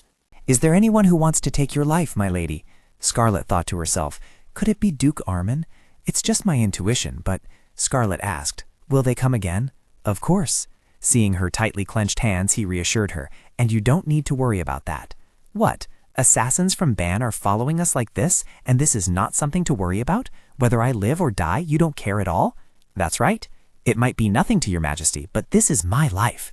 He leaned closer and said, "My lady, what I mean is you don't need to worry. At least while you are by my side, no one will be able to harm you, so rest assured." These words felt like a subtle jab at Scarlet. "Lady Armand, we sincerely apologize. This morning's ambush was due to our carelessness. We beg your forgiveness this one time." "It's all right. Haven't you all arrived here safely?" She thought to herself, "So safe that I fell asleep in the carriage, while someone else was keeping a watchful eye on me." The guard hesitated. "But—" Scarlet turned around and saw Charlene standing behind her. Seeing his cold expression, she asked, "Why is your Majesty like this?" "All right, since the lady is unharmed, I will overlook it this time." "Thank you, your Majesty." The guard was puzzled. What's going on? Suddenly, Lumen called out, Your Majesty, are you here? There's something your Majesty needs to check." Scarlet looked up and said, "I'll see you at dinner, your Majesty." "My lady, please rest." "Yes, I await your Majesty." Having shared a carriage, I felt a little awkward. But it was also thanks to him that I reached safety. I should repay his kindness, shouldn't I? That evening, as everyone was resting, someone tapped a glass and called out, "All right, everyone, could you please listen to me for a moment?" That person was none other than Scarlet. "It's nothing much. I just want to express my gratitude to all of you. You've all worked hard to escort me here, so—" Lady Adrian said, "What is the young lady going to say now?" "Dinner is over, and while we're resting, I'd like to give everyone a gift for always protecting me these past few days." The song is titled Beautiful Serena. Charlene also paid attention to her every move. Scarlet also looked at Charlene, and Charlene's heart skipped a beat. Please everyone, listen. Scarlet began to perform the song. Each line she sang immediately captivated everyone's attention. Just when it seemed perfect, someone remarked, "The young lady doesn't sing very well, does she?" Following that were the unenthusiastic expressions of the group of knights. Scarlet also thought nervously, what do people think? A slip of the tongue would be my undoing, but if I act like this, that tyrant will surely hate me, won't he? Let's see how he reacts. Scarlet turned her head and saw Charlene covering his mouth, laughing. She widened her eyes in surprise. Charlene is laughing? Back at the camp, she lay down and groaned. I'm utterly exhausted. I thought singing like that in front of everyone would make me disliked, but it completely backfired. Who would have thought someone would find this amusing? Isn't he embarrassed? What am I supposed to do for the remainder of this journey? I can't sleep. Perhaps I should take a stroll? Unable to sleep, Scarlet went for a walk and found Charlene standing with his horse. At that moment, he also turned his head and looked her way. Scarlet ran over and asked, Your Majesty, what are you doing here? I am on my way back from patrol. And is there something wrong, lady? I'm just getting some fresh air. It's this late and you're walking alone, lady? She looked confused. So I need an escort? Not so innocent images flashed through Charlene's mind. Your Majesty, what's wrong? Nothing. If you wish to walk, I cannot stop you. Aren't you heading back to your lodging? Suddenly, Charlene turned and asked, Care for a walk? Subsequently, Scarlet found herself seated behind Charlene on the same horse. Scarlet's face flushed and her breathing became erratic. I'm so mortified I can barely breathe. What on earth possessed him to want to go for a walk with me? Charlene's staying with me. Doesn't he feel uncomfortable? No, from the very beginning he didn't care that much. What is there to say? After a moment of thought, Scarlet spoke up. Ah, Your Majesty said you have business elsewhere tomorrow, didn't you? Where are you going, Your Majesty? I'm going to Hell and will be back. Hell? This place name isn't in the original work. I'm only going for half a day, so I'll depart at dawn and be back by noon. It won't affect the overall schedule. Ah, yes. Due to diplomatic work, Charlene will be absent early tomorrow morning. Honestly, on the surface, I quite like him, because he doesn't demand unreasonable things. After he ascended the throne, the tyranny of other nations also gradually decreased. But why do I find him so irritating? Suddenly, a sound came from behind. Charlene heard it and immediately went on high alert. My lady, hold on tight. Oh, yes. A second later, the horse galloped away at an incredible speed.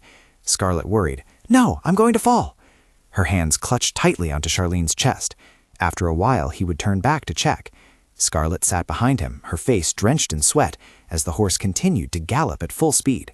Suddenly, she cried out, Your Majesty, there's something over there. Her hands were practically tearing Charlene's shirt. They both stopped and saw a cute little piglet with big round eyes. Scarlet quickly calmed down. Huh? Is that a wild boar? Finally, Scarlet relaxed. Oh my goodness, what an adorable little wild boar. I thought a robber had appeared at this moment. Charlene leaned against a tree trunk in exasperation, thinking to himself, what's so adorable about it? It's completely different from my taste. In a situation like this, Lady Armin is really relaxed. What? Nothing. What kind of situation is this? Ah, so it was because of the bandits. He must be worried about being away from home for a while. No wonder his reaction was so over the top. I've already walked with him, so maybe I should try to make him feel a little more at ease. Your Majesty, do you know a lot about swords? As she spoke, she rummaged for something. I bought this with no small amount of money, Your Majesty. What do you think? This is a magic sword for self-defense. I used the vacation allowance the Duke gave me to buy it. And this is a tool that can be used to start a fire. And this is a smoke pellet that can be used as a smokescreen. Charlene wondered where on earth she kept all these things to pull them out so easily. Your Majesty, don't worry. I don't use them for strange things. They might look scary, but they aren't capable of killing anyone. At this moment, a magic stone also fell out, catching Charlene's attention. Oh, Your Majesty, be careful. Is this a magic tool too? It's a communication device made with magic. Isn't it cute? I can use it to transmit my location to people far away. Scarlet thought to herself, I didn't buy that. Izar gave it to me to escape from you. Charlene looked at the stone and asked, Why are you carrying this, lady? That, of course, is for self-protection. Even with His Majesty by my side, Charlene felt somewhat reassured upon hearing that. The male lead of this novel was as cold as a knife, yet incredibly devoted to the one he loved. Suddenly he said, I like it. Yes, I'm very satisfied with that answer. Though it was only a fleeting illusion, tonight, Scarlet seemed to have become the female lead of this novel. He said, The mother of this little wild boar is nearby. I saw her earlier. Let's go too. Then he extended his hand, saying, Come here quickly. It was strange. I could hear such deep affection in his voice. Yes, Your Majesty. His hand wasn't as cold as I thought. All these moments were so sweet, like a dream I didn't want to wake from. The next morning, as Scarlet was sleeping, she felt something. It was stifling. Was someone next to her? Someone was playing with her hair. Wake up. Was this Charlene's voice? He climbed onto her bed. Not getting up? Are you looking for His Majesty? Or are you having a beautiful dream with him? Scarlet woke with a start to see a stranger staring at her. Just then the door burst open. Lady Armand, are you all right? A knife was immediately pressed to her throat. You're too late, Sir Knight. If you pity this lady's life, then you'd all better step back. Outside, the scene was no less chaotic. Damn it, we can't finish them off. Where are these guys coming from? Adrian, what about the young lady? The young lady? Speaking of Lady Scarlet. Sigh, she's probably still dreaming in her room. What? Why aren't you protecting the young lady? The young lady can't fight. How can you leave her alone without any defense? Then you go and get the young lady. The two argued fiercely, confusing the enemy. What are these two old men doing? Suddenly a loud shout. Release the young lady. Lady Scarlet. The redhead pressed a knife tightly against Scarlet's neck. Now, I told you not to argue. Everyone drop your weapons. Don't do anything useless. Your knight commander has already surrendered. The knight commander bowed his head. I apologize, Lady Armand. I truly am a useless piece of trash. Scarlet asked. All right, what about Charlene? His Majesty left for Rashahel early this morning. It will be a long time before His Majesty returns. What are the two of them talking about? How annoying.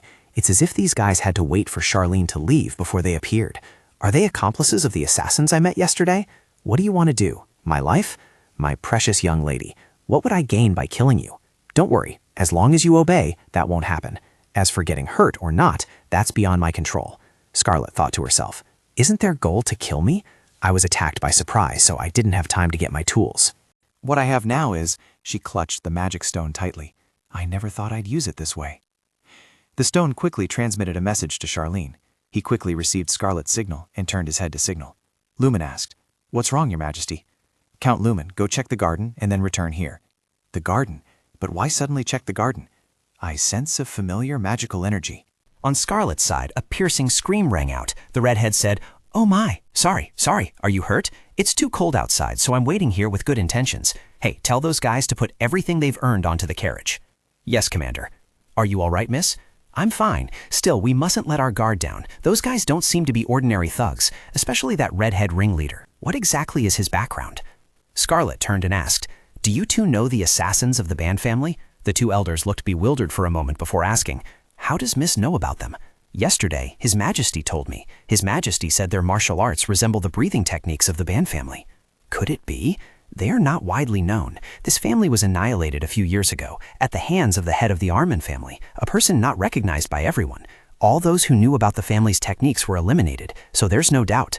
Could that guy be a subordinate of the Armand family? The redhead walked over and said, Oh, that's really great, old man. You're quite perceptive, aren't you? Hey, old man, sometimes isn't it better to pretend not to know? He came and grabbed Brian by the collar, like right now, for instance. Take the young lady somewhere else. Yes. What are you planning to do? Sir Brian has nothing to do with this. Right, since he's not involved, it doesn't matter if he dies. Since he's not involved, it doesn't matter if Sir Brian dies? At those words, Scarlet shouted, Stop right now. Isn't your goal me? I'll agree to whatever you want. Just don't touch anyone else. The redhead heard that and turned back to ask, What? As you wish, I will die here. I guess to them my life is very important, although I don't know why they need to keep me alive. But on the contrary, if my life isn't guaranteed, I'm done for. As I said, I will die here, going against what the Duke asked me to do. The redhead turned back with a sneer. Scarlet then said, I know I am your target. I must do everything to get his attention. Isn't it obvious? From the very beginning, you rushed in when His Majesty wasn't here, and if I couldn't fight, what were you planning to do with me? Suddenly, Scarlet called out loudly, Huh? Your Majesty? Hearing Charlene's name, they immediately panicked and turned their heads to look. Realizing the time was right, Scarlet untied the ropes that had been cut beforehand with the magic stone. She decisively elbowed the man standing next to her in the chest. The redhead yelled, What are you doing? Seize her! Scarlet drew the dagger from Lady Adrian's side, startling her, and then held it to her own neck. What is this? Why that expression? It's as if you never thought a situation like this would arise, did you? Stop joking around. That action is not suitable for a beautiful young lady like you. Let's see. I quite like it, actually. Grabbed her arm. Scarlet rejoiced. It's Charlene. Your Majesty, why are you back so soon? Charlene knocked the knife from Scarlet's hand. That can wait. He glared ahead. The priority right now is to deal with them first. Count Lumen, escort Miss Armand. Yes, Your Majesty. Miss Armand, this way. Be careful. Charlene interrupted. Miss Armand, there's no need to worry. Close your eyes, don't look, and don't listen. I don't know what will become of them because I'm not in a good mood. The chaos unfolded in an instant. The story that followed unfolded quickly. Although a little later than expected, we continued our journey. And what about Svenzer? Fortunately, after my persistent persuasion, he was able to avoid a severe punishment. Instead, immediately after this trip, he was dispatched to the disputed border region for several months. During the trip, I not only harbored no ill intentions, but also grew close to two of the tyrant's courtiers. Lady Armin, how exactly did you do it? You persuaded His Majesty so easily. It's truly amazing. How is that so easy? I had to follow for 3 days and 3 nights. It was incredibly arduous. Benzer bowed. Lady Armin, I sincerely thank you. I pledge my name to repay you, lady. I'll remember that. You'll have to repay me with a lot of gold. Of course, lady. Lumen also expressed. Oh, unlike others, lady, you are truly generous. They are simpler than they appear, aren't they? Even when ridiculed, they just smile to themselves. Or when acting mean, they're still cheerful. Count Lumen is always crying everywhere. He's no longer a golden squid, but has turned into a crybaby golden squid. The Knight Captain is not much different, always teary-eyed. The Knight Captain and the Head of Intelligence talk a lot. Those two just babble on and on all day. Milady, it will get cold tonight. Please put on your shawl. Thank you. Adrian, she's always wary of them. How strange. Looking at me, Brian remembers the former Duke, just muttering to himself. Honestly, it feels so heavy. And the Tyrant, milady? Yes, Your Majesty. How are you feeling? Oh yes, I'm fine. Because I've been sitting in the carriage for so long, I'm a bit tired. Then let's walk from now on. What? Of course. Only you will be walking. I don't know what's so interesting about teasing me, but the jokes are increasing. It's not interesting at all. Anyway, we've already been through a lot of ups and downs. We have arrived, everyone can get off. We have set foot in the problematic area, just as the elders said. This is Lord Adrian's territory, the Monster Forest, a destination crucial to the fate of the Armin family and the elders. I brought the Tyrant here with a purpose, to make him aware of the problems the elders are facing, because in the worst-case scenario, the elders might request his help. Discussing the Monster Forest issue with Duke Armin truly won't resolve it. Thinking back, how many times did I tell you? I said we needed to act immediately. I don't know, you all figure it out. It seems we're very near now. What happened? How exactly did the Armin family defend the border? I will explain everything, Your Majesty. That is what transpired. Even if we had 2 mouths, we wouldn't dare to say a word. We sincerely apologize for causing Your Majesty concern. All right, regardless, I cannot trust any of you. Scarlet stepped forward and said, Your Majesty, first, wouldn't it be better if we tried entering the forest? Isn't Miss Armin here for treatment? Yes, she's here for treatment, but isn't this forest connected to the Armin family? I came to inspect it personally. So we're heading to that forest? Precisely. Let's go now. Lady, this forest is a dangerous area. We cannot just enter it. Oh, I understand. Then I'll go check near the border and come back. Oh, everyone doesn't need to follow me because I'll be going with His Majesty. Mr. Brian called out worriedly. Lady Scarlet, is it absolutely necessary to go? I want to personally investigate why the forest has been so disturbed. Charlene nodded, gripping Starlet's shoulder tightly. I will do as she says, as I also intend to enter the forest. Everyone doesn't need to worry about the lady's safety. What trouble could she possibly get into if she goes with me? On the contrary, going with incompetent people is what's truly dangerous. Charlene was hinting at Benjinger. Scarlet quickly followed behind Charlene. Your Majesty, then, yes, let's depart. Let's see, from the entrance, continue east, and there will be a large ancient tree there. Seeing Scarlet lead the way, Charlene asked, Lady, have you ever entered this forest? Scarlet froze on the spot. What? How could that be? This is a place even the elders cannot enter. Charlene remarked, It's quite something to be leading the way on your first visit here, isn't it? She giggled, Because I came here in a dream. Is that so? Charlene replied. Scarlet added, Since I'm an adventurer, I unconsciously charged ahead and led the way. Don't go too far, Charlene warned, because we don't know where the magic beasts will jump out from. Yes, Your Majesty. After walking for a while, she stopped. We're here. Your Majesty, look over here. I told you this place was dangerous. Don't wander off. This way, Your Majesty. Scarlet stared in astonishment. This was the place the clueless young lady had accidentally stumbled upon. It was where ancient golden flowers bloom profusely and also a magnet for magical beasts. Afterwards, the two brought the flowers back, and everyone marveled. Oh my, is this real? Is this a rare flower? It's not that rare. In our era, this flower is only thought to exist in novels, so I believe it's incredibly rare. But you, demon young lady, where did you find that? Lumen was referring to the item in Scarlet's hand. Oh, this one? It's a cute little goblin, isn't it? I found it in that forest. I'll probably just keep it as a pet. Lumen said, It's not a goblin, but a magical beast, Geppetto. It's also known as the predator that devours even magical beasts. The head of information certainly has knowledge of ancient plants and creatures, huh? Scarlet feigned surprise. Huh? But, Charlene said, even if it's not harmful to humans, we can't keep it as a pet. It's used to drive away magical beasts in this forest, and this tyrant is no different, for he is a sage. At first, everyone seemed stunned by this nonsensical outcome, but later they busied themselves to quickly deal with the matter. We collected samples of all the flowers and soil, and the magical beast Geppetto became a subject of study. Oh, of course, as soon as we prepared everything for the research process, we decided to burn down that area. And Count Lumen, along with the Armand family, decided to proceed with discussions on all these studies. So, everything will be resolved smoothly this way, won't it? Also, Scarlet was given an orb. Can I truly accept it? After all, the lady will need it, as she'll have to hear about experiment reports later. That's right, thank you for this gift. I hear crystal this clear is very expensive. This is nothing compared to the favor the lady has granted. Indeed, the lady is our lifesaver. Although it's not a communication device, if you ever need anything, lady, just tell us. We will help with anything. If you two say so, I don't know when, but if Izar and my servant and friend ever face danger, could you two take responsibility for protecting them? Yes, we promise the lady we will save them both. As vassals of the Armand family, we swear. Then I'll leave it to you two. So, the mission is complete. Lord Adrian, Lord Brian, please take care. Once the situation stabilizes, I will come visit in the spring. I plan to stay in contact with the elders. I think the Duke is trying to kill me, and in times like these, it's better to have at least one more person on my side. Scarlet kept looking back. Vuma reminded her, Lady, please sit properly. His Majesty has something to say to you. Something to say? Yes, I want to speak about the assassins who targeted the lady. The assassins. Count Ullman and Charlene's are investigating those who threatened my life throughout the journey. Among them, one tried to escape, and under Charlene's threat, he confessed some things. Count Lumen continued the story with a disheartened expression. Those are disgusting truths.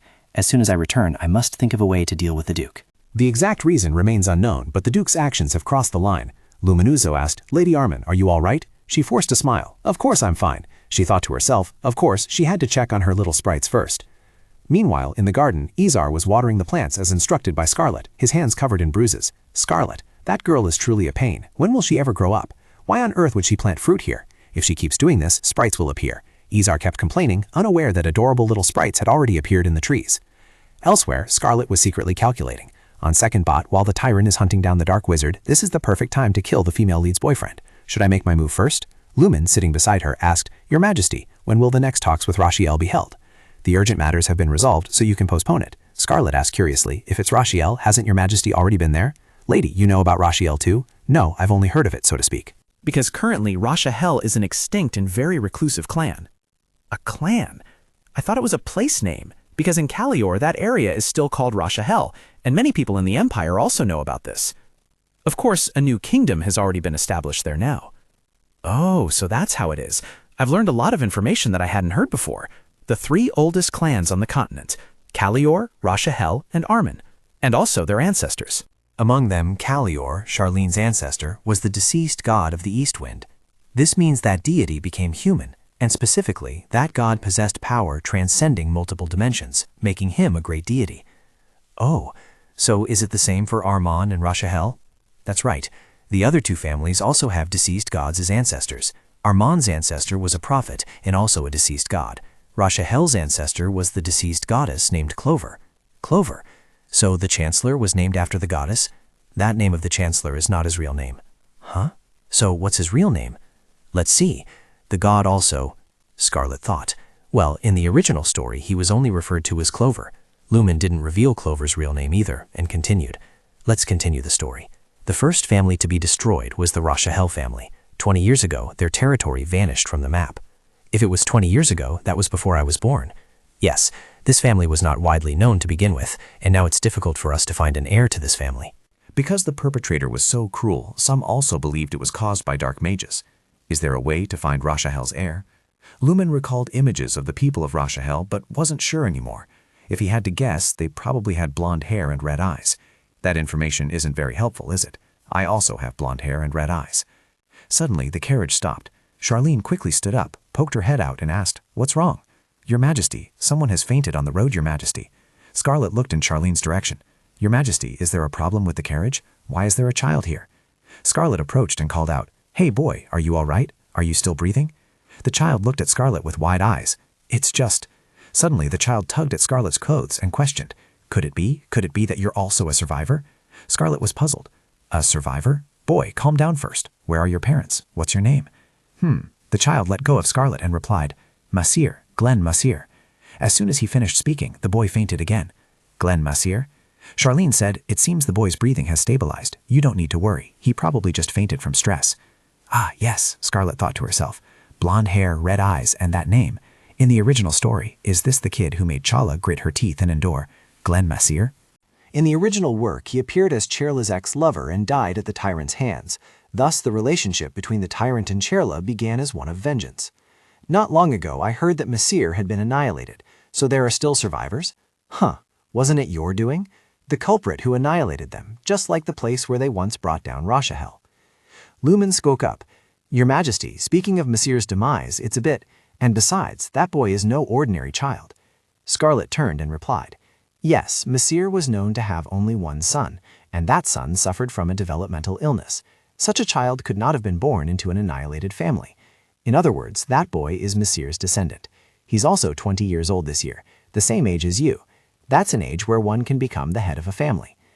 After consideration, he decided to hand it over to the elders, as there's no time to protect anyone else, in this place where someone wants to kill me. At Duke Armand's mansion, he angrily slammed the table. Bang! Damn it, Scarlet Armand. Where on earth did that brat hide it? The family head's token.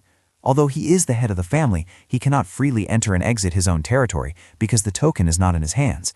In other words, the true master of this territory is still the former duke. Clearly that brat has the token, but why can't I find anything? When she was little, just a threat would make her tremble with fear, but it's not like that anymore. She's already 20 years old. If she shows me the token, then as the next head of the ancient Armand family, I will acknowledge her as a legitimate child of the family.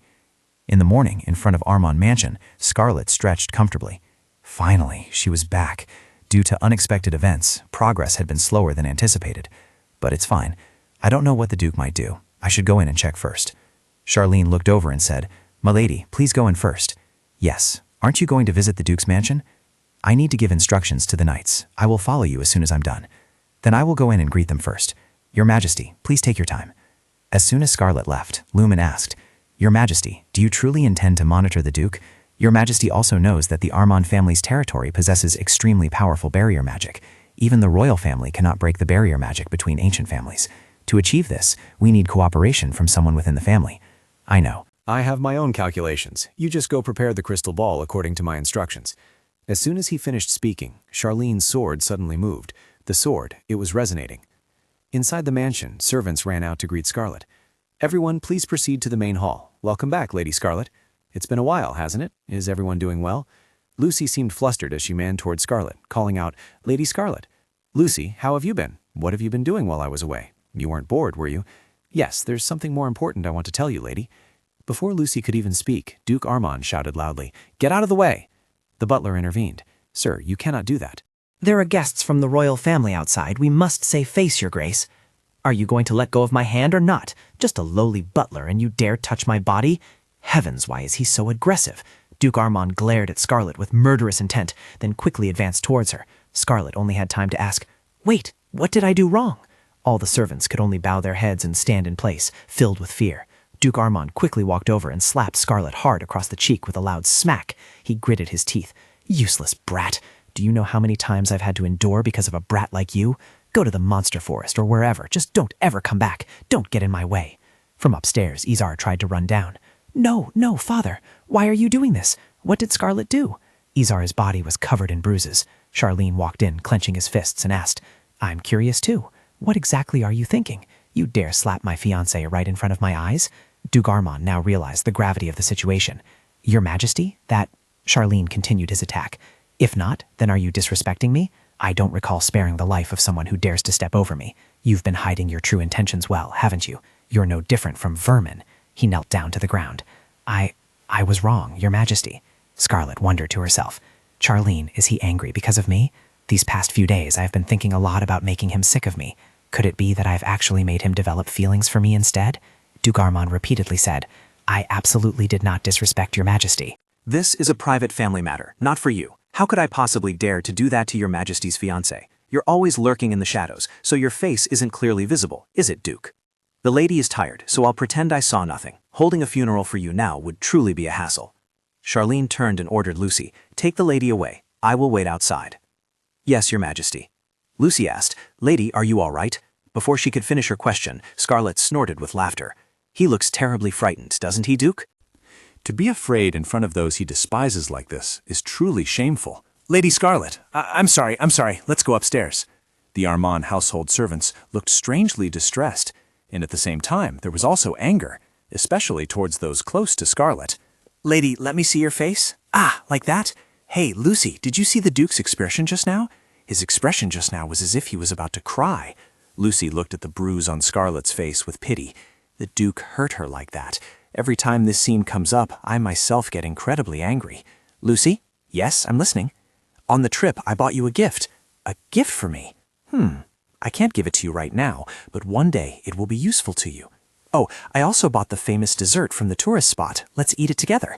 "I don't quite understand, but thank you, lady." "What's there to thank for? Scarlet tried to ensure the safety of Lucy and Izar. This was probably a good thing." "That's right, because to Scarlet, she was an incredibly precious friend." Outside the mansion, Charlene was still waiting. Scarlet ran over and called out, "Your Majesty!" "Ah, thankfully. I was worried Your Majesty had already left." "I apologize, Your Majesty. I was a bit late, wasn't I?" Seeing Scarlet's fresh appearance, Charlene suddenly blushed. The god of medicine is here, Your Majesty. Is your face all right? It's not so bad that you'd be bedridden. Right, so we need to plan the next schedule, don't we? The next schedule? Scarlet thought to herself. I need to keep an eye on the Duke for a while, and this is also when the fairies are born in the safe zone.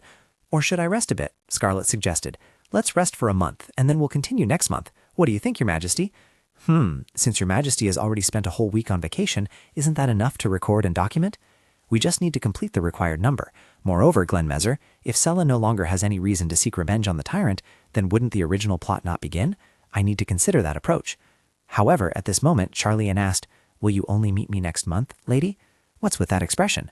Although a little sad, he still said, "I understand." During that time, I shall write a letter to the lady. Oh yes, he's added it again. Did I do something wrong? I really don't know what the problem is here. Or is it because Duke Armand laid hands on me, causing the tyrant's mood to be so strangely unpleasant? Somewhere, Lady Adrian wrote a letter to Scarlet. Lady Scarlet, how have you been these days? Brian and I are well. The research process in the Forest of Magical Creatures is going very smoothly. Oh, that's right. We are still doing our best to treat the boy whom you entrusted to us. With a bit of luck, he might wake up soon. I will contact you as soon as he wakes up. Sincerely, Adrian. Speaking of Glen Messire, I heard that the Messire family fell at the hands of the Emperor, but that's not true. There are many false rumors about the Emperor. So at Scarlet's engagement ceremony, who is also his lifesaver, perhaps he won't feel disgusted anymore. We will be able to find the answer when this poor young man wakes up. Scarlet, their benefactor, was currently visiting the safe garden. It's finally blooming and bearing fruit. While I was away, Izar seems to have managed it very well, hasn't he? All right, now I just need to wait for the little fairies to appear. Huh? What's this? There are already bugs? If I give this as a gift to the little fairies like this. Just then, she saw a little fairy picking fruit, and Scarlet blushed. Oh, the little fairy is so cute. The encounter with the fairies came sooner than I thought. "What is this? Isn't it a baby? The way it moves and talks is just like a doll."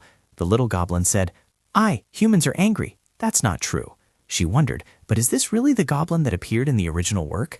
Didn't the novel say that goblins were subordinates of demons and that they look like scrawny, hungry men? Scarlet asked, "Hey, are there any other goblins besides you?" "Yes, my friends." "If they're friends, aren't they all little ones just like you?" "I see. So do you know what goblin stones are?"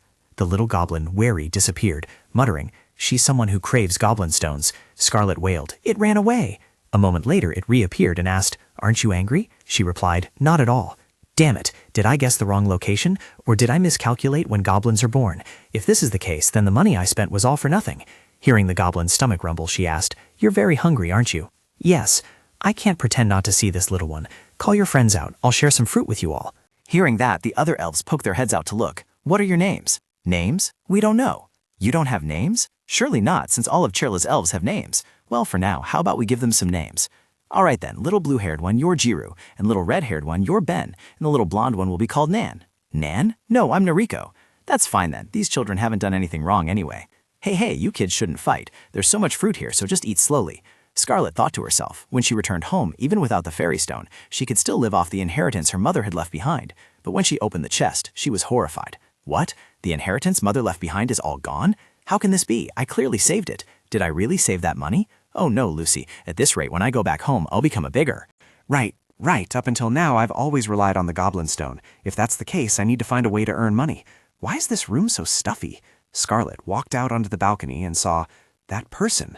That person was Lucy. Where did the Duchess come back from? She must have just returned from an executive meeting. I guess she's so busy because a new trade route is about to open. Before becoming the Duchess, she was an entrepreneur. Wait, how could I have forgotten this? Lucy, I'll be back in a bit. Where are you going, young lady? Where else? I have to go see the Duchess. Honestly, if my engaging it to that tyrant is annulled, my dream of a free and independent life will come true. I would live comfortably with my remaining assets, but just because I believed in the magic stone, I spent all of my mother's fortune. Looking back, I was truly foolish. Now there's only one option left. As mentioned earlier, Scarlet went to see Milia Armin, who frowned and asked, "So, you've come to see me, planning to extract money from me again?" Of course not. I want to ask for the Duchess's advice, she thought to herself, but I also have no choice but to rely on myself. You know what? It's not a bad strategy.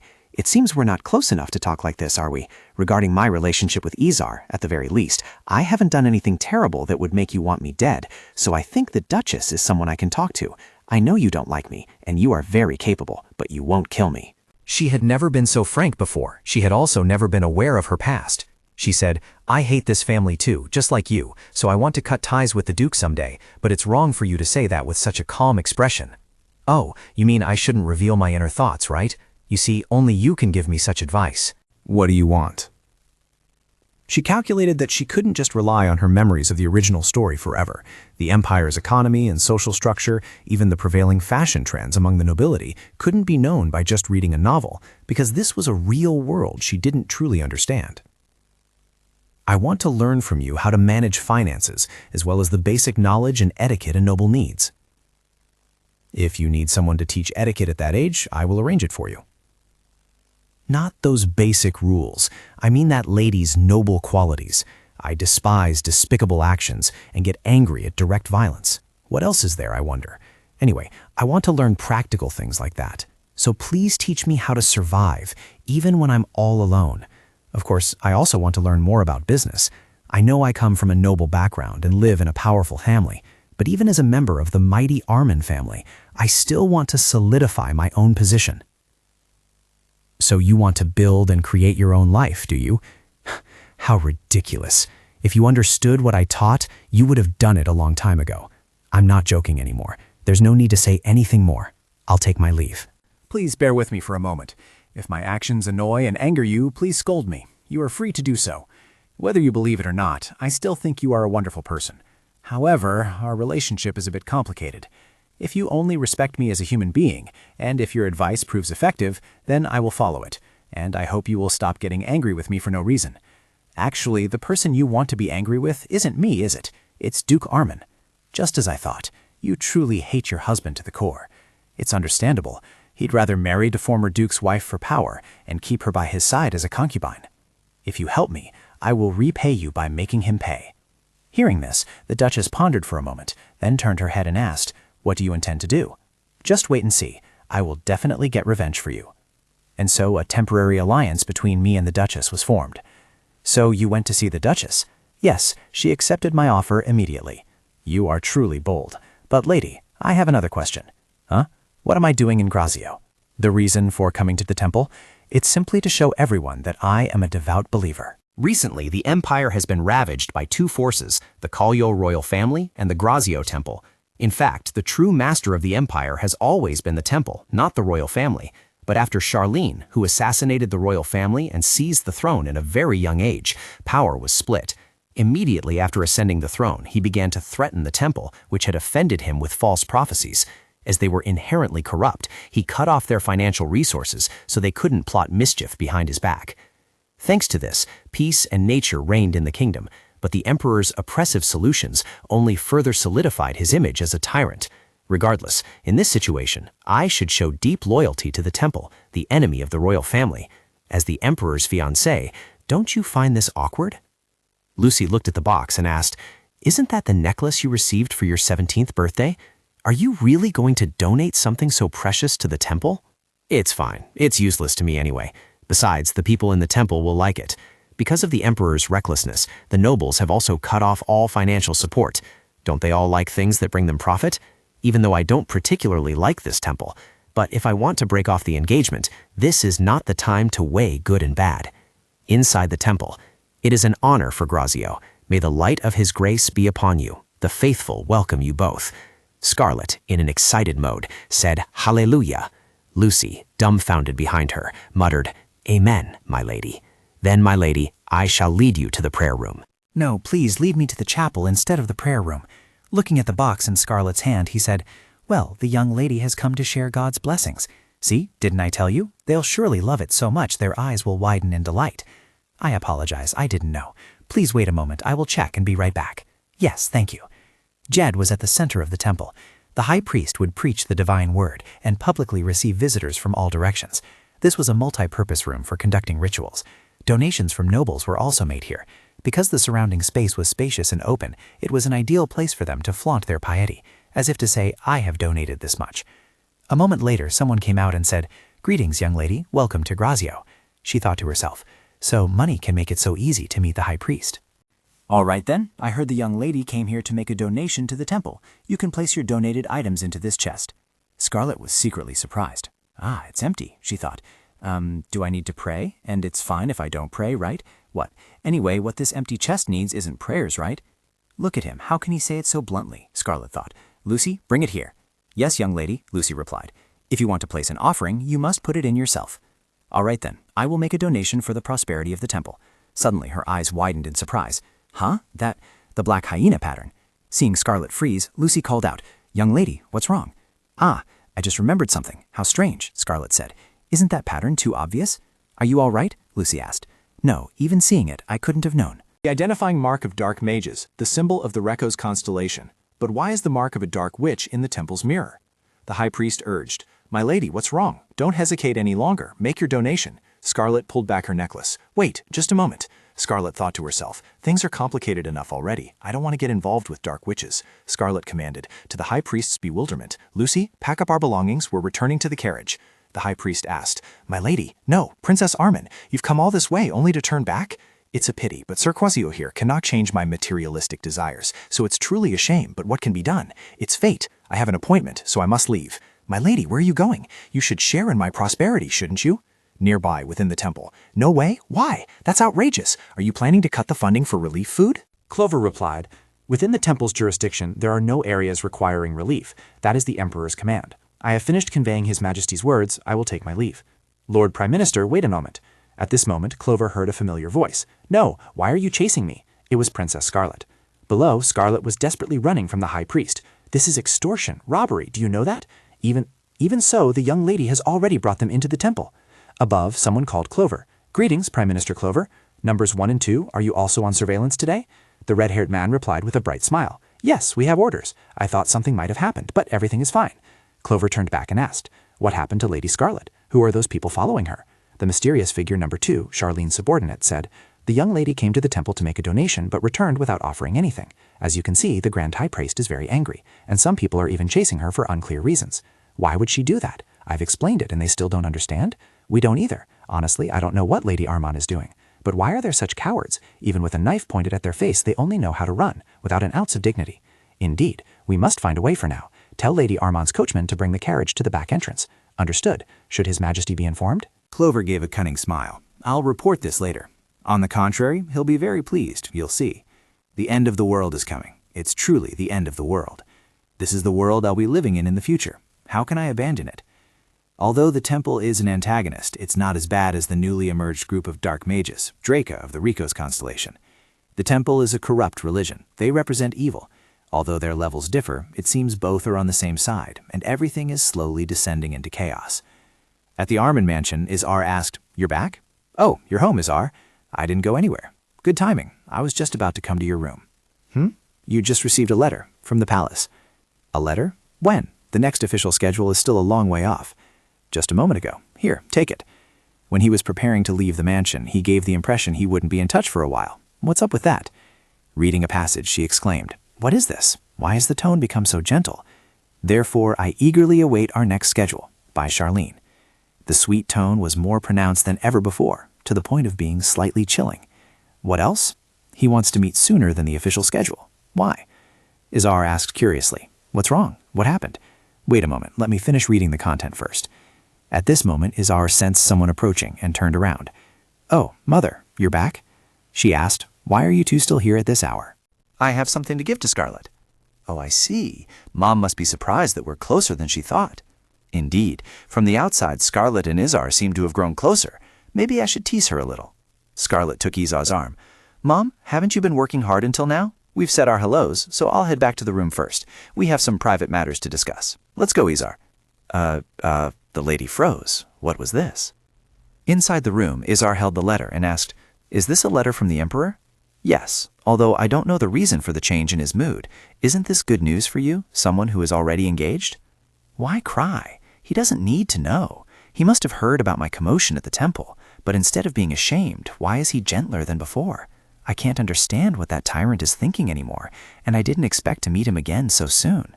What should I do this time we meet? Anyway, the tone of this letter is strange. It doesn't match his face. Scarlet tilted her head and asked, "His face?" "Yes, that ice-cold face." Do you actually like that? Scarlet lunged over and grabbed Izar's face, making him break out in a cold sweat.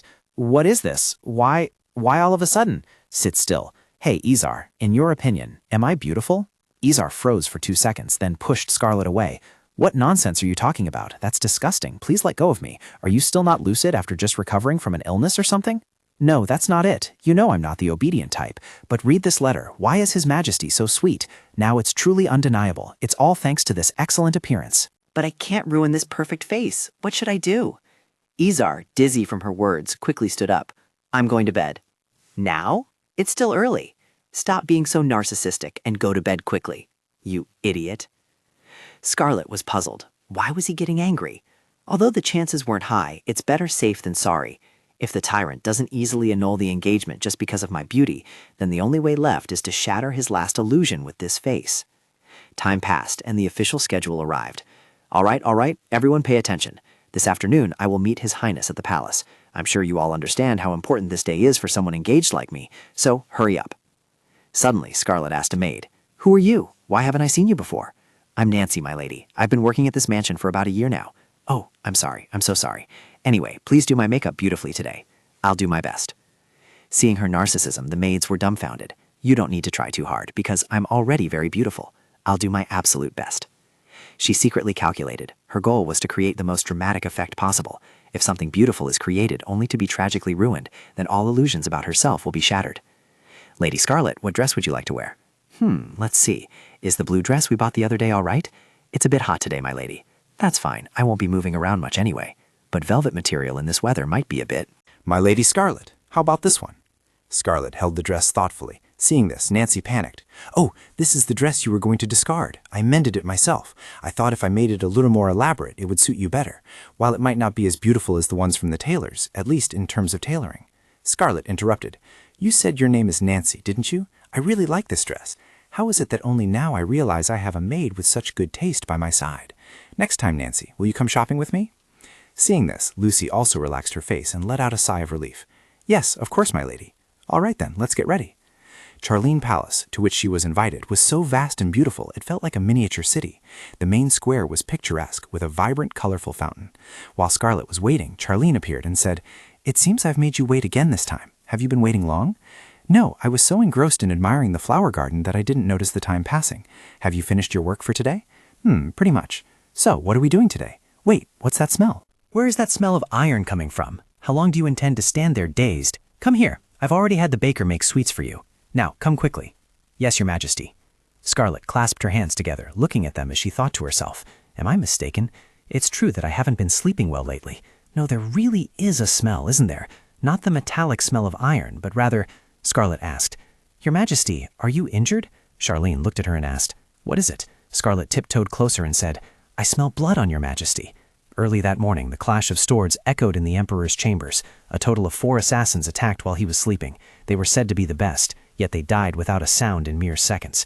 After killing all the assassins, he said, "Why did it have to be today? That's right, today was the day I was supposed to meet that interesting young lady, but instead, I killed Bond's assassins. Bond, an organization so terrifying that it even exploits the corpses of its assassins. What lies before me is the result of cooperation between that organization and the temple. How despicable! Regardless, it's unavoidable." Am I able to use divine power? Scarlet asked worriedly. Can I tell you something? This is clearly the smell of blood. Charlene pondered for a moment, then asked, So what? So, mistress, Scarlet was stunned for a moment, then hastily said, Look, you're injured. You're not injured but still here because you have an appointment with me, are you? What about the infirmary? If you haven't gone yet, let me inform them that you are injured. Are you worried about me? Yes, of course. What else could it be? What I want is to call off the engagement, not Charlene's death. How badly was he injured for the smell of blood to be so strong? But what he wanted, contrary to Scarlet, wasn't my blood. Yet seeing the young lady so worried, I almost regret that it wasn't my own blood. Scarlet pouted. If that's the case, you should have told me earlier. I worried for nothing. Unbeknownst to them, their relationship had become so close. Charlene smirked. Young lady, where are you going? You don't need to follow me. I won't get lost. And I prioritize dessert over a stroll. As a result, Scarlet quickly sat down at the dining table. Charlene glanced at her and spoke. So you're not going to ask what happened? Is it necessary? This morning, Pan's assassins tried to kill me, and there were 4 of them. That's more than usual. I see. Being in such a high position, it must be tough for you. What's with that look? Did I say something wrong? But indeed, the fact that they are Pan's people is very concerning. The last time we met, I was truly scared. But they are not worthy opponents for your majesty. Ah, that's enough eating for now. You should eat more. No, thank you. I'm full. This awkward atmosphere, it's best not to let it go any further. Didn't you have something you wanted to show me today? Oh, right. Yes, there is something I want to show you. Scarlet thought to herself. Focus. I almost forgot because of the smell of blood. Better yet, I've noticed his expression hasn't been very good lately. The only way to break the remaining illusion and simultaneously lighten his mood is what I've spent 3 days and nights diligently practicing. Scarlet bowed her head and said, Your Majesty, please look closely. Then she put 2 fingers into her mouth and looked up with a sound, causing Charlene to stare in surprise. She was making a funny face, a pig face. My lady, what are you doing? Charlene asked. Scarlet stiffened, thinking, Oh, it turns out this is even more embarrassing than I thought. Look, you don't seem happy. Meanwhile, elsewhere, the #1 guard held his stomach laughing. Ha ha ha. Honestly, every encounter with Princess Armin is a fresh experience. I wonder what the young lady is thinking to do such things in front of His Majesty. Guard 2 suppressed a laugh and reminded, Stop laughing. That young lady is His Majesty's fiancée. What? Number 2, don't you also find this very funny? At this moment, the door opened and #1 stopped laughing. Ah, Your Majesty, you've arrived. What do you think of today's official schedule? Charlene replied indifferently. Skip it. Oh, Your Majesty, you have finally thought this through thoroughly, but this is too sudden. Haven't you always disdained their actions? But you know, Bond, despite being an assassin organization, has also contributed and has a tradition of existing since the founding of the nation. But why? That doesn't matter. Quickly prepare the army for immediate departure. Understood. Then I will inform the Prime Minister of Your Majesty's schedule. No, I will not go. Huh? So you intend to stay at the palace? Charlene remained silent, offering no further reply. #1 smiled and said, Understood, Your Majesty. We have understood your intention. We will handle it smoothly. Please do not worry. Then I leave it to you to handle. I will handle it immediately, Your Majesty. #2 asked curiously, Hey, what are you doing? Isn't it obvious? He wants to wipe them out, but doesn't want to act directly for fear of getting blood on his hands. It's all because of that young lady. Anyway, His Majesty will eventually take action, but for the time being, this is how it will be. It's also the first time I've seen him so happy. As Charlene walked, he thought of Scarlet's actions at that moment. At this, he finally let out a relaxed laugh. On Scarlet's side, she was feeling embarrassed. What was she thinking? Suddenly recalling it made her truly mortified. But it seemed to have an effect on Charlene, too, because neither of them said a word until they parted ways. It's true, with such a beautiful face, to display such an embarrassing expression was truly unbelievable. Ah, forget it. No more thinking. Time to go home, take a bath, and have some snacks. Izar saw her and called out, Scarlet! Izar, are you here to meet me again? He anxiously ran over and pulled Scarlet. Don't go back to the mansion yet. Let's take a walk. What's wrong? I'm tired today. I just want to change and rest. Why do you have that look on your face? I just realized now, the atmosphere in the mansion is different from usual, a chilling feeling, as if something is about to happen. Izar said, the Duke is drinking again. When the Duke drinks, it's not simply drunkenness. When drunk, he becomes aggressive and displays extraordinary strength. Let's go. Where are we going at this hour? Anywhere. As long as we're outside until the Duke falls asleep. Wait a minute, but if I leave, surely the servants will. Scarlet gripped Izar's hand and he froze, sweating as he looked at her. Scarlet lowered her face and asked, Izar, since when? He evaded. What are you talking about? Since when have you been beaten like this? No, it's not. This is from riding a horse last time. Lies. How could these injuries be from an accident? The Duke did this. She felt a pang of sorrow looking at the bruises on Izar's hands. Such severe injuries, and she's only just discovered them now. That's right, because I didn't want to get involved with this family, only thinking about escaping. That's why I discovered it late. Suddenly, Scarlet's memories flooded back, things the Duke had said to Scarlet when he was drunk. You are a despicable thing, unloved by your mother. You should have lived as if you were dead. What more are you trying to do, you who are treated as if you never existed? You will forever be imprisoned in this mansion." And then he drank it, the thing contained in the blue bottle with the symbol of the Rico's constellation. Then they cruelly beat little Scarlet. Remembering those things, Scarlet said, "I can't bear it anymore." "What? What did you say?" "I'm going to see the Duke. I've also had enough of his drunkenness." "What are you going to do there now?" "Hey, Scarlet!" Inside the mansion, the butler's glasses were cracked again. Scarlet walked in and said, "Butler, I need to see the Duke right now." The butler tried to stop her. "Miss, I'm very sorry. He is currently, probably drunk again." "It's fine. Move aside." As Scarlet approached the door, she heard voices from inside the room. "Is the sacrifice ready?" Scarlet froze. Whose voice was that? This is bad. "Rashahel's child has escaped. I thought I had lured the boy, but the sacrifice has escaped." "It's fine. There's still a suitable child in Armin." "You must have killed the escapee, right?" "It died in the most painful way, just like Rashahel. Unless there's a direct blood relative of Rashahel nearby, there's no way it could have survived." "Then it must have died in Armin territory." "Yes, somewhere in Armin, near the monster forest." But if it's dead, where did its power go? No Rashahel's remain. Wait a moment. It will take some time to get here. Furthermore, what about the judge? Don't worry. Judge Kalyor is about to be dealt with. All I need is a little time. The perfect plan has been laid out. Just leave it to me. All right. What about Arman? That place has come to an end, hasn't it, Duke? That's right. I, the family head, will obey your will. Kalyor, Rashahel, and Arman, the three families who inherited the power of the dead gods, are the very ones who created the demon seal they are trying to break. More accurately, that power resides within them. Ironically, to break the demon seal, that power is required. If there are no more heirs, the power will return to the nearest location, right here where the demon is sealed. All right, the next sacrifice is someone from Arman, a father sacrificing his son. How noble. The demon will be pleased. Make sure to prepare in time. The Duke replied with a sinister laugh. Don't worry, I will prepare Izar Arman as the sacrifice. Scarlet stood outside the door, stunned. Huh? What is the Duke talking about? Izar walked over and called out, Hey, Scarlet, what's wrong? She startled and turned to look at Izar. His own biological son, Izar, will become a sacrifice for the dark mages? Then she told Izar, I knew he intended to kill me, but I didn't expect he wouldn't spare you either. He intends to kill me? Perhaps because I bear the mark of the heir, but why don't I remember anything? I thought he had given up, but now he's even sending assassins after me. That damn bastard. Hey, Izar, why don't you run away from home? You're so naive, Scarlet. This is Duke Arman's mansion. Escape? That's impossible, for both you and me. We are both adults, and with that come countless obligations. If we don't get rid of those, we'll never be able to do anything. In that case, let's defeat those bastards together. Izar stiffened and repeated, Defeat? Yes, if we delve into the weaknesses of the dark mages, who knows, we might find something. Maybe, right? Of course, I have to protect you first. Well now, I have to help him find a job first, ideally somewhere that can protect him. The next day it was easy to say, but how was she going to help him get a job now? Scarlet sighed, then sat down and called out, Kids, I'm here, come out, kids. Suddenly she looked up, bewildered, staring straight ahead. 3 little goblins poked their heads out and asked, Can we come out? It's you guys, right? You've grown so much, I didn't recognize you. Yes, we grew so big because we ate a lot of delicious fruit. Kids, why are you out there? Where are you going? The 3 little ones carried fruit over to Scarlet. Is this for me? In return for the delicious fruit you gave us, Scarlet chuckled. What, repayment between us? Isn't this a rare item? This is a fairy stone. Don't you need this? Of course I do. I need it desperately. I'm retracting my words about not needing repayment between us. What? Yes, retract it. Give me the fairy stone.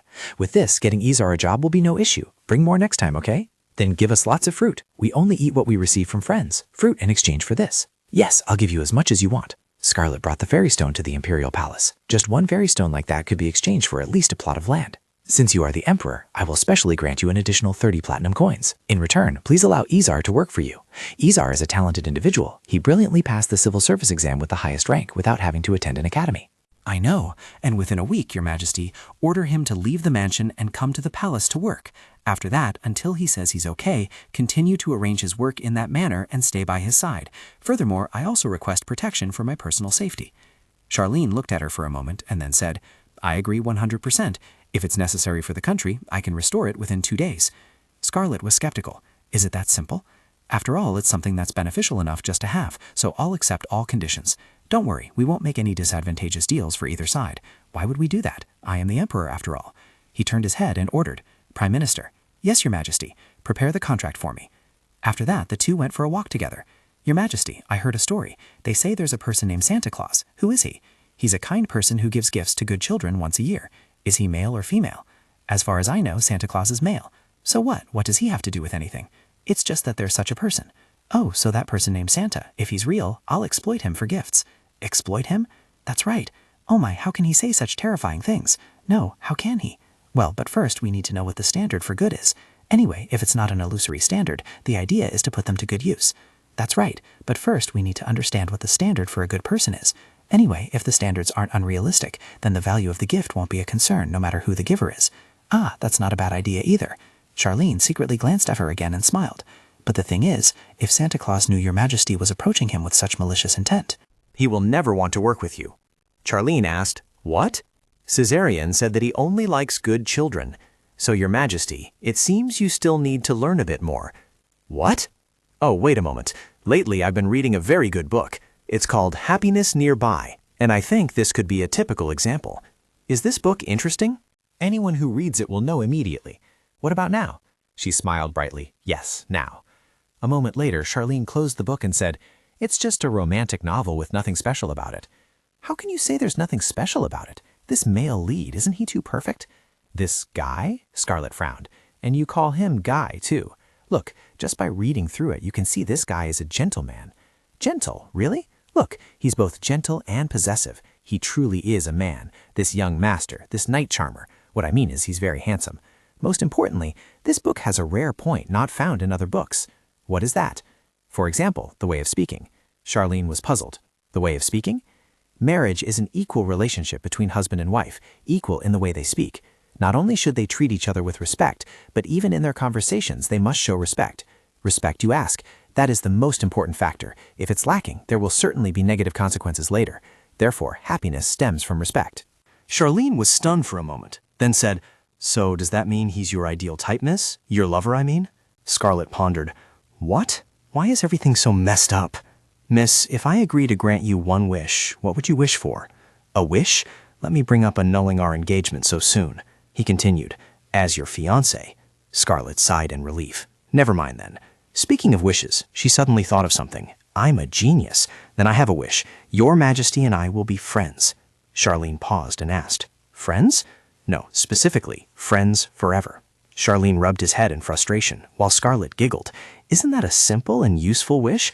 It's truly perfect for an engaged couple, don't you think?" He scowled and said, "Absolutely not." He narrowed his eyes and said, "That wish is beyond my power." "What?" Charlene turned and walked away. "Friends for life. Truly unbelievable." "Why not?" "Your Majesty, do you not have friends? Then that's even better." No, that can't be. Your Majesty clearly said you would grant my wish." Charlene walked a short distance, then turned back and said, "When did I say that?" Scarlet craned her neck and argued, "You clearly did say it." He still insisted firmly, "I did not." "But," he glanced over and saw Scarlet pouting with a long face. "Why not?" He repeated, "Friends for life is not possible, but being friends now is." Friends now? Yes. And just like that, we're friends. Back at the mansion, Scarlet told Izar, "Really? Yes, it's true. His Majesty said so. From tomorrow, you'll be working under the Prime Minister, you know." She paused here. "Izar? What's wrong?" "No, it's just about becoming a duke, and getting the Parliament's approval certainly won't be easy. Now it seems there's more than just one or two things to worry about." "Huh? Why is that?" "Those old geezers are not to be trifled with. They nitpick everything, and in special situations they can be even stricter.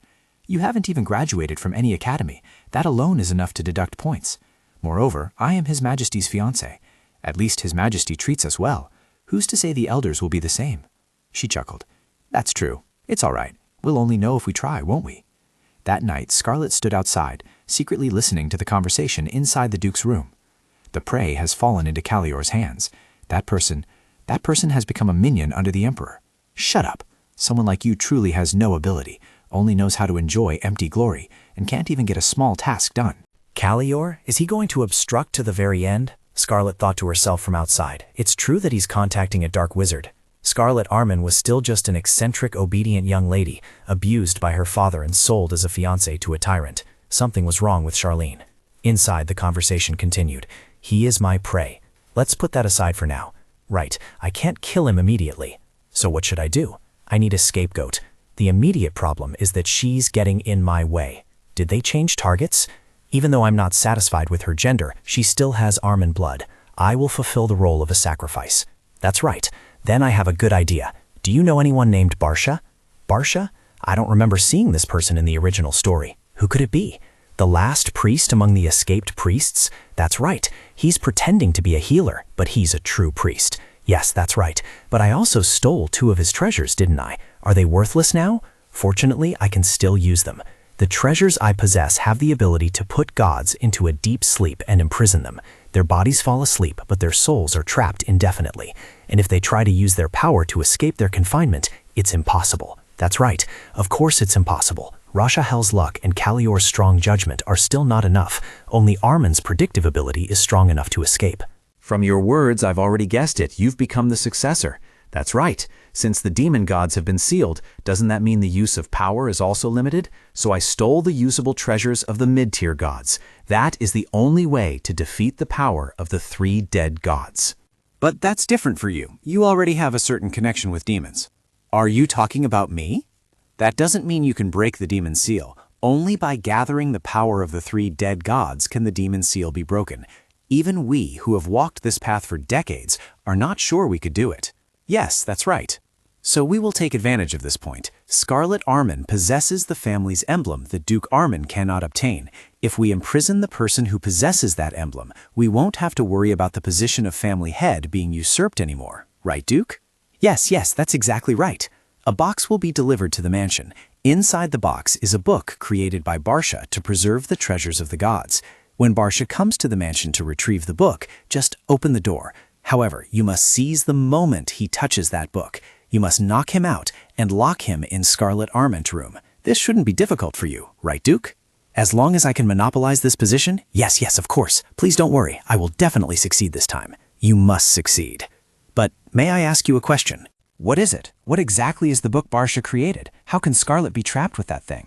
That's an interesting question. The book Barsha created has different timelines inside and outside. It's a space where people cannot die and life simply repeats itself. 1 year there is equivalent to 1 week here. Therefore, Scarlet Armin will live forever in it and go mad. Scarlet Armin will never wake up again, unless by a miracle. Kalior, Rashahel, Armin.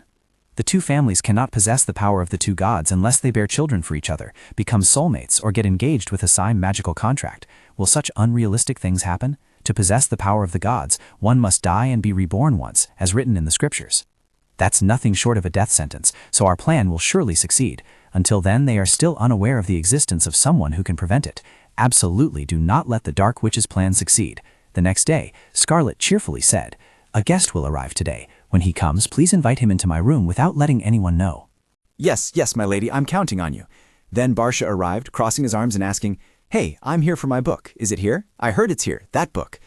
Just as Barsha's hand was about to touch the box, "Ah, thank you," Scarlet snatched it back. "What are you doing?" "You know, this book, they say it's cursed," Barsha asked in surprise. "What?" "I mean, I heard this book was created to hold a divine treasure." "Where did you hear that?" "I just happened to find out. The dark mages are trying to make you and me fall into an eternal sleep. We'll become the next Emperor Charlene Kalior." "Aren't you a dark witch?" "How could I be? I'm a good person. Don't be so quick to label me like that. I really don't understand what you take me for anymore. I tried to help, but then you handed it over to the Duke.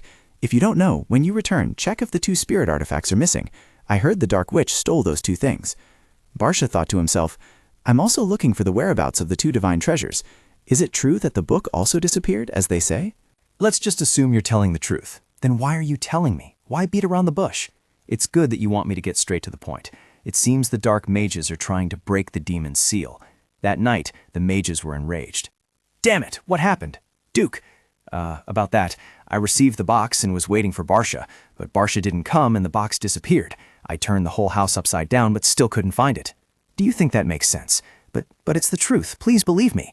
"Shut up, you useless fool. Duke, you'd best not do this anymore." "No, please don't." Scarlet stood outside, chuckling to herself. Serves him right. It's a good thing the Duke is hot-tempered and incompetent. Tonight, I can sleep soundly. Somewhere, the mages said, "Cherla, it's your turn. Go, return, and by all means make Kalior and Scarlet Armin break off their engagement." She smiled sinisterly. Then one of the 2 must be killed. After that, Scarlet opened the box in awe. So this is it, yes, the treasure. To protect us, the descendants of Kalior and Armin from dark magic, we received the bracelet of the fire goddess and the ring of the moon god from Barsha. But I still don't know the full capabilities of the treasure. For example, the ancient fire goddess, unlike a deity who left a strong mark. Do you know anything about the fire goddess, Your Majesty? No, unfortunately I don't know much about her either. You don't know either, so it seems that information about her is not widely known. That might be the case. Perhaps she doesn't even have a basic mythology. After all, I only found a flame depicted in a corner of the mythology of origins. Is that so? Then, young lady, is it safe to use this treasure? This treasure can revive and heal, but the healing method is absorption. Revival will be passive. The goddess's power is the ability to absorb the pain of others and purify it within oneself, and when absorbed, instead of pain, the body will fall into a weakened state. A body falling into a weakened state doesn't seem safe. It looks painful, but actually isn't. Not getting sick, isn't that better? They say that as soon as one absorbs the healing ability, one will gradually grow closer to the goddess. I don't understand its meaning, but it doesn't seem bad. But it's best not to use it too often. I'm worried you'll get sick. Worried about me? Worried? Really? Charlene Kalior? That tyrant? Oh my, Your Majesty is truly something. It doesn't really hurt, so why should Your Majesty be afraid? You're scared, aren't you? Charlene was stunned. Scared? Seeing Charlene's reaction, she quickly covered her mouth for her slip of the tongue, then quickly coughed. Anyway, I also want to say one more thing about the moon god's treasure. There's no moon in this world, as the young lady surely knows.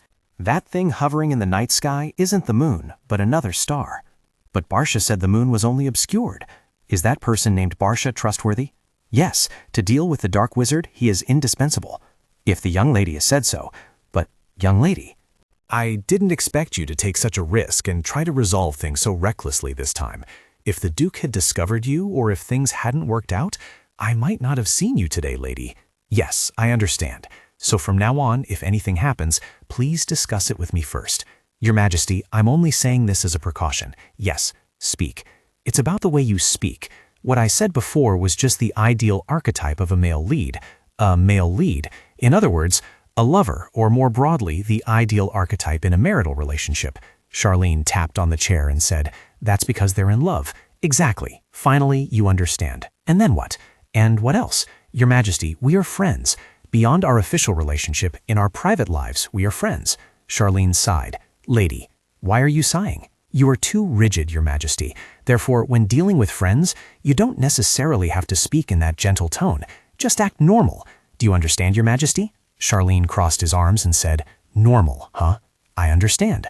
Really? So just with the lady, it's okay for me to be like this, right?" Scarlet looked bewildered. What? My lady, something has been bothering me since earlier. Yes, what is it? He looked directly at her and said, "You have cookie crumbs." Where? He reached out his hand and gently wiped the corner of her mouth. Then he withdrew his hand and calmly said, "Now I have them too." Looking at Charlene before her, Scarlet's eyes lit up. Your Majesty is truly a handsome man who could save the world. Charlene put the cookie crumbs into his mouth again and said, "It seems my lady enjoyed her meal, so next time we meet, I will prepare more cookies so you can take some home." Scarlet was startled, and upon closer inspection, it seemed this person was trying to practice flirting with her. By the way, Scarlet, have you chosen a dance partner yet? A dance partner? For the ball? That's right. Sir Esau already explained it to me, but I still haven't chosen a dance partner for the party. If nothing changes, I plan to go with Esau because he is a relative. She narrowed her eyes and thought, but going with Charlene Kalior, who is engaged to me, to such a formal event, would that cause gossip among the nobility? If Your Majesty doesn't mind, would you like to accompany me? Charlene smiled contentedly and replied, "Of course." Scarlet jumped up excitedly. "Wow, that's wonderful, but I don't know how to dance." "I'll teach you." "Your Majesty?" Why not? That's impossible. On the contrary, I like it very much. Your Majesty said you would teach me. How could I refuse? Then tomorrow morning I will come to the Duke's mansion. Before, I never used to like dancing. It wasn't exactly because I hated it, but rather the fake smiles of those dancing that truly disgusted me. But now, being called a tyrant makes me feel very uncomfortable. This silver ring, which has acknowledged me as its master, though its power is still unknown, but because Scarlet gave it to me, I now have something to cherish. Perhaps I am no longer as proficient as I once was and have become much clumsier. You called, number 1? Yes. Bring me someone who can teach me to dance within 1 day. I know this will make me look like a fool, but to see her gaze at the ballroom with those star-like eyes. The next day, my lady, don't be nervous. I am not nervous at all, so you don't need to worry. Is that so? Charlene extended his hand and said, then Scarlet understood and immediately placed her hand on his, gripping it tightly. Charlene blushed shyly, looked at their hands and said, my lady? Yes, just place your hand on it. What? So please relax a little. Oh yes, I'm sorry. So shall we begin now? Yes. The two began their first steps. Every movement they made was watched by the servants and the band with gloomy, contemptuous expressions. Wow, they dance terribly. The sight of them dancing is like two vultures fighting. Scarlet also noticed the abnormality and thought, no, I'm not saying anything about myself, but why is he like this? Didn't he dance very well? He truly is someone who dares to teach, and I am someone who dares to learn. Your Majesty, what's wrong? I need to prepare again and rest for a bit. A moment later, are you ready now, Your Majesty? After preparing, he extended his hand towards her. Both caught the rhythm of the music. This time, they danced a little more gracefully. Scarlet was surprised. What is this? How is it so different from before? While dancing, she asked, Your Majesty? I'm listening, Scarlet. Have you heard of a love marriage? A love marriage, you say? Yes, exactly. A love marriage is when two people fall in love before proceeding to marriage. It requires fateful encounters and many coincidences. Oh, and they also have to overcome adversity together. That's a familiar story. But why are you bringing this up, Scarlet? Because it's a symbol of a happy ending. That must be wonderful. Wouldn't you like to try it once? As she danced, she looked down at her feet, calculating that if she made a big mistake like stepping on his foot, it would surely help in getting the engagement called off, wouldn't it? Charlene said, Hey, Scarlet, look up here for a moment. Scarlet obeyed and looked up at him, their eyes meeting and creating a beautiful scene. His lips curved slightly. Finally, you're looking at me. Scarlet blushed as she looked at him. Truly a beauty that could save the world. Thank you for the compliment. I'm very happy. Scarlet, a little embarrassed, blushed and averted her eyes. Your Majesty? Go on. The thing is, I'm too shy to tell Your Majesty. Actually, I'm a terrible dancer, like someone who just started learning. Just pretending. He wrapped his arm around her waist, then suddenly lifted her up, gracefully spinning her around. Oh, Your Majesty. Scarlet's heart skipped a beat. He gently looked at her and smiled, then set her back down. No problem, right, Scarlet? Yes, that's right. But why did you suddenly bring up a love marriage? Your Majesty might not know yet, but who knows, one day, if the fated person suddenly appears, everything will become meaningless. It sounds like you want to try it. Scarlet paused, pointing at herself. Me? No, I am a realist. Is that so? Then let's stop our practice here for today. I still have business at the palace. Is that all right, Scarlet? Did time fly by so fast? Of course not. If Your Majesty is busy, you should go quickly. Nancy asked Lucy, Lucy, does our young lady really not know how to dance? I don't know. There have never been any rumors about the young lady's dancing. That's true. There are no rumors saying she dances well, nor has anyone ever criticized her dancing as bad. Lucy replied, maybe. Nancy turned back and asked, maybe? Lucy thought to herself, they're doing it on purpose. Seeing Lucy lost in thought, Nancy called out, Lucy, what's wrong? Is something bothering you? No, I'm just spacing out. How dull. If it's on purpose, why would someone do that? What's the real intention? And when His Majesty looks at Lady Scarlet, he's so attentive. His gaze can't be explained any other way than the gaze of someone in love. A few days later, Armin arrived. Barsha, what do you think? It seems even picking your nose would look elegant. Oh, so you mean I suit this outfit, right? Barsha had been staying at Armin's mansion as a guest since then. But did you come to my room just to ask that? Yes, I'm done talking. I'll go now. Barsha looked bewildered. I'm busy too, you know. Scarlet walked out and looked down. She called out to His Majesty. Charlene looked up and saw her absolutely radiant. She softly whispered an apology for making him wait. I've just arrived myself, so don't worry, Scarlet. Shall we go then? She smiled and replied, yes. Are you nervous? A little. This is my first time in a place like this. Don't forget, I'm still by your side. Suddenly, she was surprised when Charlene extended his hand in front of her. Come. After a moment of thought, she took Charlene's hand. This is the son of the Empire, Emperor Charlene Callior, and this is Lady Scarlet Armin, daughter of Duke Armin. Scarlet, yes, Your Majesty. We plan to dance the first dance together. Yes, here, Your Majesty. Seeing her proactively offer her hand surprised Charlene a little. After a moment, he smiled and called out to Scarlet. If you wish, you can dance with Count Izar first. Your Majesty, is something wrong? No, never mind. She looked bewildered. What, is that all you wanted to say? Charlene looked at her intently and then complimented. You are truly beautiful. She replied nonchalantly, spot on, isn't it? I'm already beautiful by nature. It's just that today I'm exceptionally more beautiful. When I look in the mirror, I almost think I'm a goddess." Charlene heard her praise herself and stood there dumbfounded. He said, "A goddess who doesn't know her own face is meaningless. You are simply perfectly beautiful, Scarlet." She blushed shyly. I'll go outside for some fresh air." She went outside, buried her face, and secretly cried out, "Oh my goodness." She imagined Charlene's words, "You are truly too beautiful, Scarlet." Saying such sweet words with that face made her feel a thrill. It's just a deception. After all, he belongs to someone else.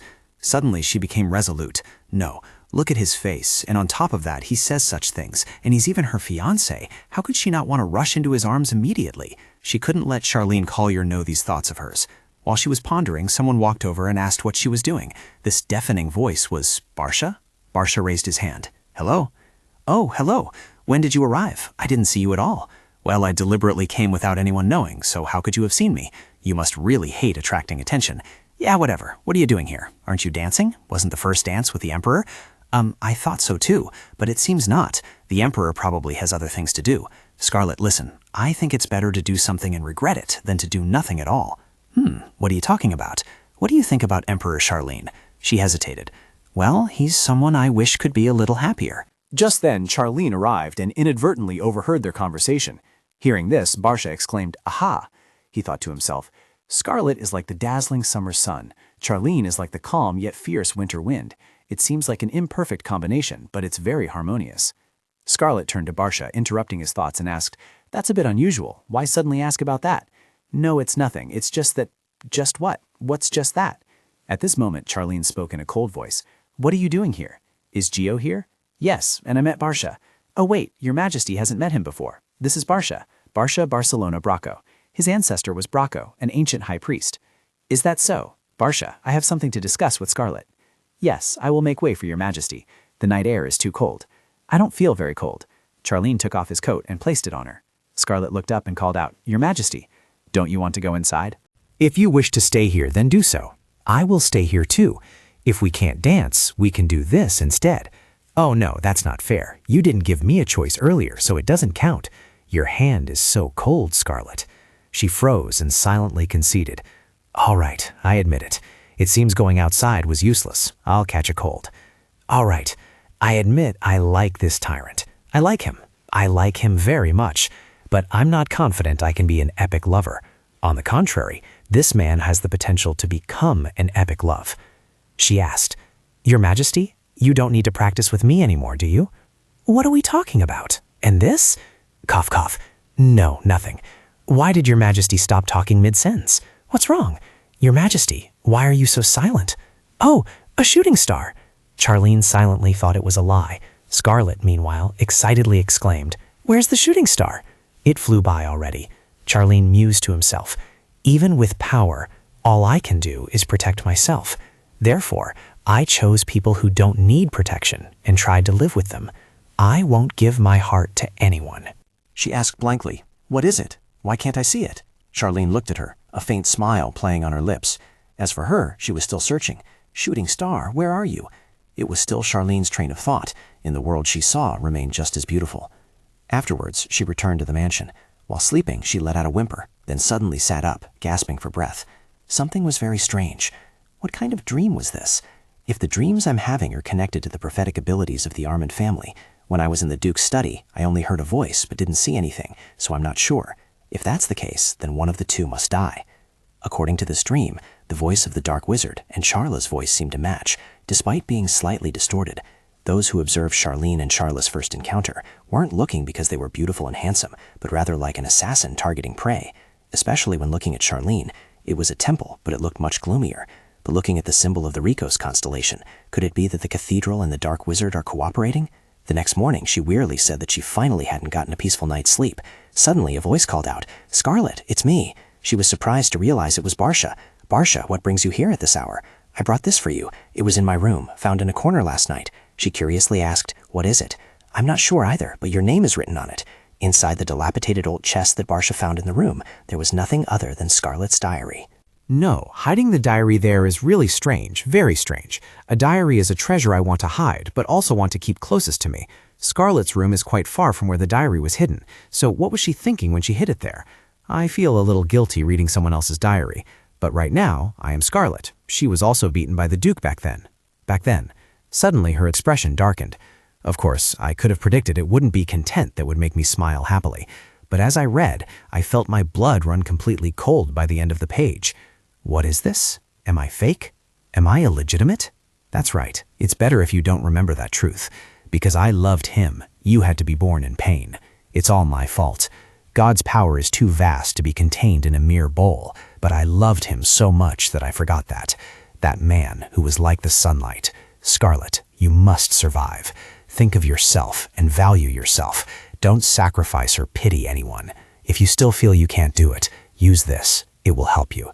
So Duke Aaron is Scarlet's biological father, and that wretched Baron abandoned his beloved, whom he was dating happily, just for the family crest. To marry his girlfriend who is pregnant with his brother's child. So Scarlet isn't the Baron's daughter after all. Does that mean the family crest has passed to me? However, I still don't know where it is. But if I become a duke, no one would expect me to have that family crest, so it's not an urgent matter. How should I deal with this wretched Baron? The maid Lucy secretly worried. What is this murderous aura? Scarlet secretly told herself that she should act quickly, hoping that man would suffer as much as possible. She also needed to quickly find the family crest that scoundrel desired so much. What's going on so early in the morning? It's nothing too important, but I wanted to give this to the madam. What is this? It's a type of medicine made from winter flowers. Winter flowers are plants that can be used as a depilatory if ground into a powder, but if pressed for their juice, they become a harmful poison. Melia silently looked for a moment, then asked, "Where did this come from?" "That's a trade secret." Scarlet thought to herself that she couldn't say it was from Barsha Yaga. Melia pondered deeply, and after a long moment, picked up the vial of medicine and asked, "Is there anything else you want to say?" "No, but," she opened the bag, "but just make him bald." Then she placed several small packets of medicine on the table. After that, Duke Baron came and asked his wife, "Why did you call me? It's been so hard to meet lately." He thought to himself, "Is she trying to get rid of me to make our child the Duke? Hey, how have you been lately? Do you care how I'm living? Of course, please have some. I've brought good tea here." Baron secretly thought she was truly arrogant. Then he said, "By the way, I recently met a woman not long ago. She's very beautiful." "Is that so? Why are you telling me that?" "What? I had to tell you anyway. After all, I am the person you need, so you must have given it a lot of thought." "Huh? What are you talking about?" Melia thought to herself, just as the girl said, "I'm nothing in his eyes anymore." I've told you already, I'm not a good person, and I don't think I'm better than you, Duke. Did you just call me Duke? Yes, is there a problem with me calling you Duke? He slammed the table and shouted, "Madam, how dare you have such an attitude towards the head of the household? Are you insane?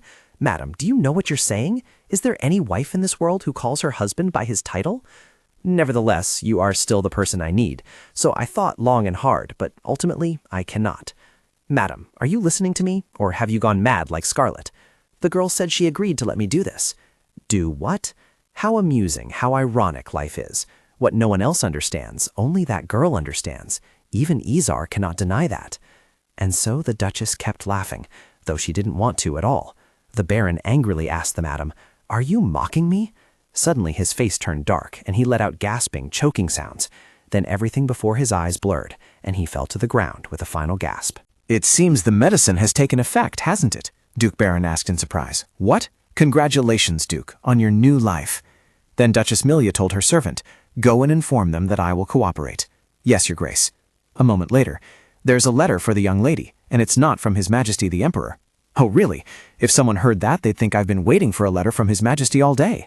"Lucy, if you think that, it's a huge misunderstanding. Not exactly not, but I'm not that eager. Yes, I will meet His Majesty, so there's no need for a letter. Yes, I'm busy, so I'll take my leave now." Scarlet thought to herself, "Lucy seems a bit irritable lately, doesn't she? Or is it just my imagination?" Then she opened the letter to read. "To Miss Scarlet, how are you? I am well. I am writing this letter to inform you that the child you entrusted to me previously has woken up and has been diagnosed with a full recovery. According to what I found out, that child is Glenn Messere, the son of the Messere family." He is 20 years old and calls you sister. Do you know him? Adrian, elder. Scarlet wondered in surprise. Sister?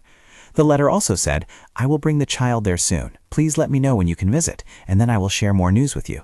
I also guessed he was Glenn Messere, so let's leave it at that. But if we're the same age, why does he call me sister? This guy is ridiculous.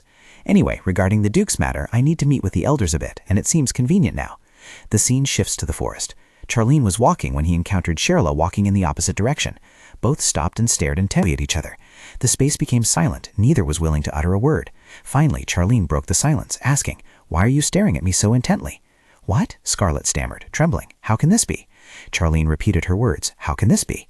Ever since wearing the divine ring that Scarlet found, I've been able to hear faint sounds from afar, so this time I could clearly hear that almost whispered voice. Charlene called out, "Number 1? "Yes, Your Majesty." Sherla thought to herself, "Since when? I didn't expect him to have bodyguards following him. Rushing in like this, if I let this tyrant start to suspect me, I might be at a disadvantage. Although I'm very annoyed, I have no choice. Calm down. I just need to look him in the eyes.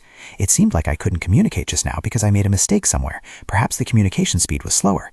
As the last descendant of Callier, I have inherited immense power, which can be considered an incarnation of a god. How could this happen?" Scarlet was astonished to realize, is he reading my mind? I have to turn Callior's world upside down. I'm compelled to do it, but that's impossible. That tyrant possesses a treasure that makes him unbeatable. You said my existence was an absurdity. Have you finally realized it? Charlene muttered that he was on his way to meet Scarlet when she obstructed him, using such trite words that he was fed up. You yourself said you were the one who killed my lover. Glenn Messier, do you still remember him? What a waste of time. Charlene raised her hand, startling her. A surging, murderous aura emanated, and Charlene's expression was extremely grim as he looked at her. After that, only a piercing scream of "ah, ah" could be heard from the safe zone. "Why are you only just arriving now, Scarlet? We missed you so much." Scarlet reached out her hand to catch the group of spirits. "Oh dear, is that so? I'm sorry, kids."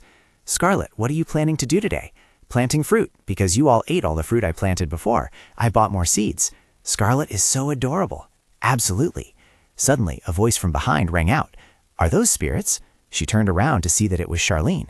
"Your Majesty, you've arrived? When I gave the young lady the spirit stone, I should have realized it then. So these spirits are just children?" "Yes, they are." She looked at him, blushing, and secretly thought, "Wow, he's still so handsome today. Hey kids, this is His Imperial Majesty. Quickly go and greet him." A spirit said, "Not a friend. Smells strongly of eggplant." What did you kids say?" "Black eggplant. Get lost. Stay away from Scarlet. Don't come near him." Scarlet was surprised and thought to herself, "What's going on all of a sudden? Why eggplant?" she wondered. "What's wrong with that vegetable? Eggplants are dark and ugly. Black eggplants, meaning spirits. Who else could it be besides those kids? They're over there. Heavens, the Owl Palace? Is it really them?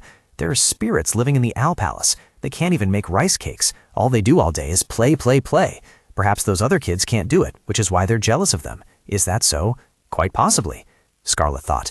But why is the smell of eggplant spirits coming from His Majesty? From Scarlet's fragmented knowledge, she knew that the smell of eggplant spirits was similar to the smell of blood. Charlene asked, "Tell me what kind of fruit you like, and I will get Scarlet the best kind." Seeing that they didn't respond, Charlene added, "If you need seeds, I can also improve them so they grow faster." "I also hate eggplant," Scarlet asked. "Really?" "It's not that I can't eat it, I just don't like the taste," he replied. "Ah, yes, I understand. Can His Majesty also be this endearing? It's only natural. Perhaps he doesn't want to be disliked. And I had planned to meet Glenn Messier, but I postponed it for a few days." "Glenn Messier.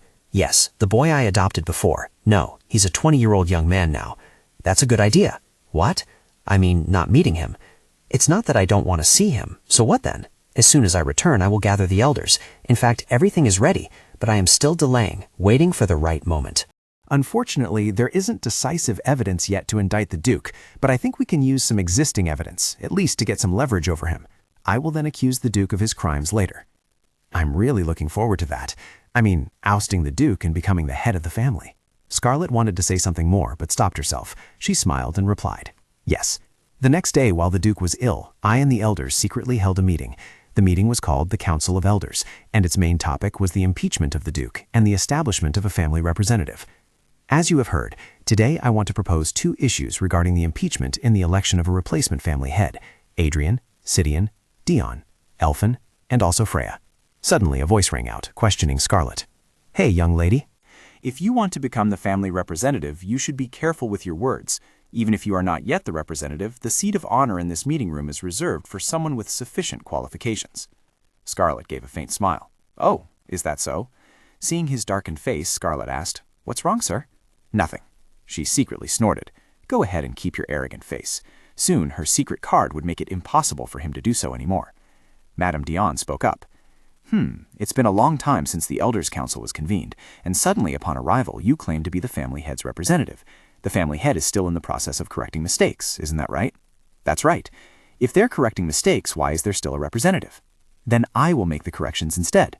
Hearing Scarlet say that, everyone was secretly astonished. No, what exactly does this mean? What nonsense are you talking about? Suddenly Cabell said, enough with the jokes. Since when did this family start caring about the elders? What does this have to do with us? Of course, you are very important, because it seems the mages Armand, Rashahel, and Callior are very concerned about you. If those who protect the boundaries of the monster forest aren't important, then who in Armand is important? It is thanks to the power protecting the borders, along with many other protective spells, that dark mages cannot openly infiltrate Armand. I need you, Commander Elphine. While everyone was silently pondering, Freya spoke up. So that's why we were summoned so hastily. It seems we are easily underestimated in your eyes, young lady. Perhaps. Or perhaps not. What is this? Should I call it an unrevealed secret?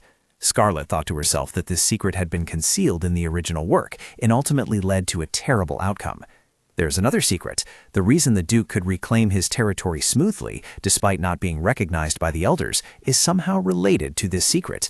With the help of her butler, she was able to discover this. She wondered why this was the case. The Duke hated revealing this secret to anyone. She also thought that perhaps because the Emperor had killed everyone connected to dark mages, the Duke became even more anxious and hid this secret, although others might say it wasn't a big deal. But everyone has secrets, right? Well, why is everyone so grumpy? There's a saying, blood runs thicker than water, you know? The Duke probably wants to use this to threaten us. Scarlet Pen burst out laughing. Right. Threaten what? I might have exaggerated a bit. I just want everyone to get along. Sidian stood up, yelling in frustration. Damn it, who would believe that? Oh my, don't say such nonsense. I genuinely called you all here to cooperate. Please carefully examine the contents of the paper I gave you. What Duke Baron can't solve, I can. Moreover, if I become the family representative, wouldn't it be better for both sides? I guarantee that I can solve your problems. So if I solve them, you must acknowledge me as the Duke. That same day. Ugh, that tea. There's definitely something wrong with it. Where on earth did she learn such methods? And where did that damn tea come from? Damn it, ungrateful wretches, you ungrateful traitors. How dare you do this to Baron Armand? I will not spare you. Who do you think you have to thank for your prosperous lives? Wait there, I'll kill them all. The butler opened the door and was astonished. Oh dear, master, you haven't fully recovered yet. You shouldn't exert yourself so much. All right, why are you bothering me with your worries? I'm sorry. Where is she? The madam, now. Don't you dare lie. It's best to tell the truth. The madam went out early today. Went out? So there's no one in the house while the family head is ill? Oh, and Miss Scarlet is currently attending the Elders' Council. What? On what grounds does that brat dare to attend the council? Anyone from the Armand family is summoned. Then what's the purpose of this meeting? I'm not entirely sure, but I heard it's to present some evidence from young Master Rizar. Damn it, why are you only telling me now? Back to Scarlet. She explained how the Armand family could have been so easily manipulated until now. This is why I, Scarlet Armand, will impeach Duke Armand. So, make your decision. As everyone was contemplating their decision, a shout rang out. Scarlet Armand! Baron, what do you think you're doing? Everyone glared at him, and in an instant the room became incredibly somber. How insolent! You wretched bitch! I should have killed you long ago. What is the family head doing here? How dare someone as selfish as you show your face here? How shameless! Have you no decency? He gritted his teeth and said, Shut up. I have nothing to say to you people. Looking at your expression, you must have already grasped the situation, haven't you? If you have anything to say, please take your time. All right, perfect timing. Listen to me. Just because I disciplined you a little, you dared to cause such a huge commotion? You truly are a grown fool. How could the Council of Elders let you run rampant like this? Do you think climbing to that position was easy? Now get out of there immediately. Scarlet smiled nonchalantly and said, Are you done? What? Just as I thought, your vocabulary is indeed very limited, isn't it? He turned furious, his face darkening. What did you say? If that's all you wanted to say, since you're already here, please join the meeting. Please take your seat in the position reserved for the accused. Scarlet asked the elders, Does the Council of Elders acknowledge that Duke Armand has insulted the direct descendants of the Armand family? Everyone unanimously. We acknowledge. Does the Council of Elders acknowledge that he has deceived and blackmailed the family retainers? We acknowledge. The Duchess also expressed her agreement with this indictment. Therefore, I declare Duke Armand, the current head of the family, has been impeached. The Baron loudly asked, "Who allowed this? Who allowed you to impeach me? I won't let this stand. I'll kill you, Scarlet Armand." Saying this, he lunged toward Scarlet, intending to attack her, but he was immediately stopped. This caused the object in the Baron's hand to fall, and seeing this, Scarlet quickly stepped back to avoid it. The object fell directly into a lush green potted plant. The Baron fell to the ground, accidentally hitting a box containing a vial of medicine on the table. Scarlet anticipated what was coming, and a satisfied smile played on her lips. The vial of medicine fell directly onto the old Baron's head and shattered, a blue liquid splashing all over him. "My head!" The Baron clutched his head, groaning, Ugh. Seeing him writhing and screaming in pain, Dion approached and asked, "Sir, are you all right?" Scarlet spoke up, telling him to stay put, not to come near or touch him. Hearing this, Dion immediately backed away. Scarlet stepped forward and said, "Baron Armand, give up." His head was bald in large patches. "I forbid you to come near here, you crazy witch," he snarled. "You can call me whatever you like," Scarlet replied. "But remember that even a saint couldn't cure this. There's no antidote." Then only screams were heard. "Ah! Ah! Don't let that bald man escape. Catch him quickly." "Yes, sir, acting head of the household," Cabell said. "I'm afraid merely imprisoning him won't be enough." "Why?" Scarlet looked at Cabell, asking, "Is something wrong?" This is what he was holding. "This, the black thing, right?" "That's right. I've seen this before." "What is it?" "To be honest, I don't know exactly, but I know it's closely related to extremely dangerous individuals." "Extremely dangerous individuals?" "There's only one group of people I'd describe with such a dangerous word: dark mages." "Well, then I must act quickly. If Baron Armand has accomplices, this will continue to happen, and I have many other issues to resolve." Seeing the withered potted plant, Scarlet said she would take this plant away. Everyone worriedly said, "It's very dangerous, my lady. For now, I will discuss it with His Majesty. This is necessary. Honestly, I couldn't say anything because I was worried that the weaknesses you all were hiding were related to the Dark Sorcerer. That's also understandable. That's right. If it's only to that extent, it's still fine. But when direct evidence linking them appeared from the hands of the mastermind Baron Armand, things changed. This is clear evidence that Baron Armand and the Dark Sorcerer are connected." Suddenly, Scarlet quietly realized, something smells fishy. She picked up the potted plant. It would be better to reveal everything to His Majesty rather than hide it. I hope to overcome this difficulty with all of you. Then Ija asked, "It's not entirely black, is it? I've seen it before." "Really?" "Well, it's precisely dark green. But he drinks it." "Drinks this?" "Well, sometimes I'd see him completely drunk, so I accidentally saw it once. It seems he loses his mind after drinking that stuff. I thought he was just drunk, but it turns out he wasn't. Yes, that's what I remember. How strange. Baron Armand was already violent when drunk, but he's become even more terrifying. Something is wrong. That face with the bulging blue veins is due to the drug."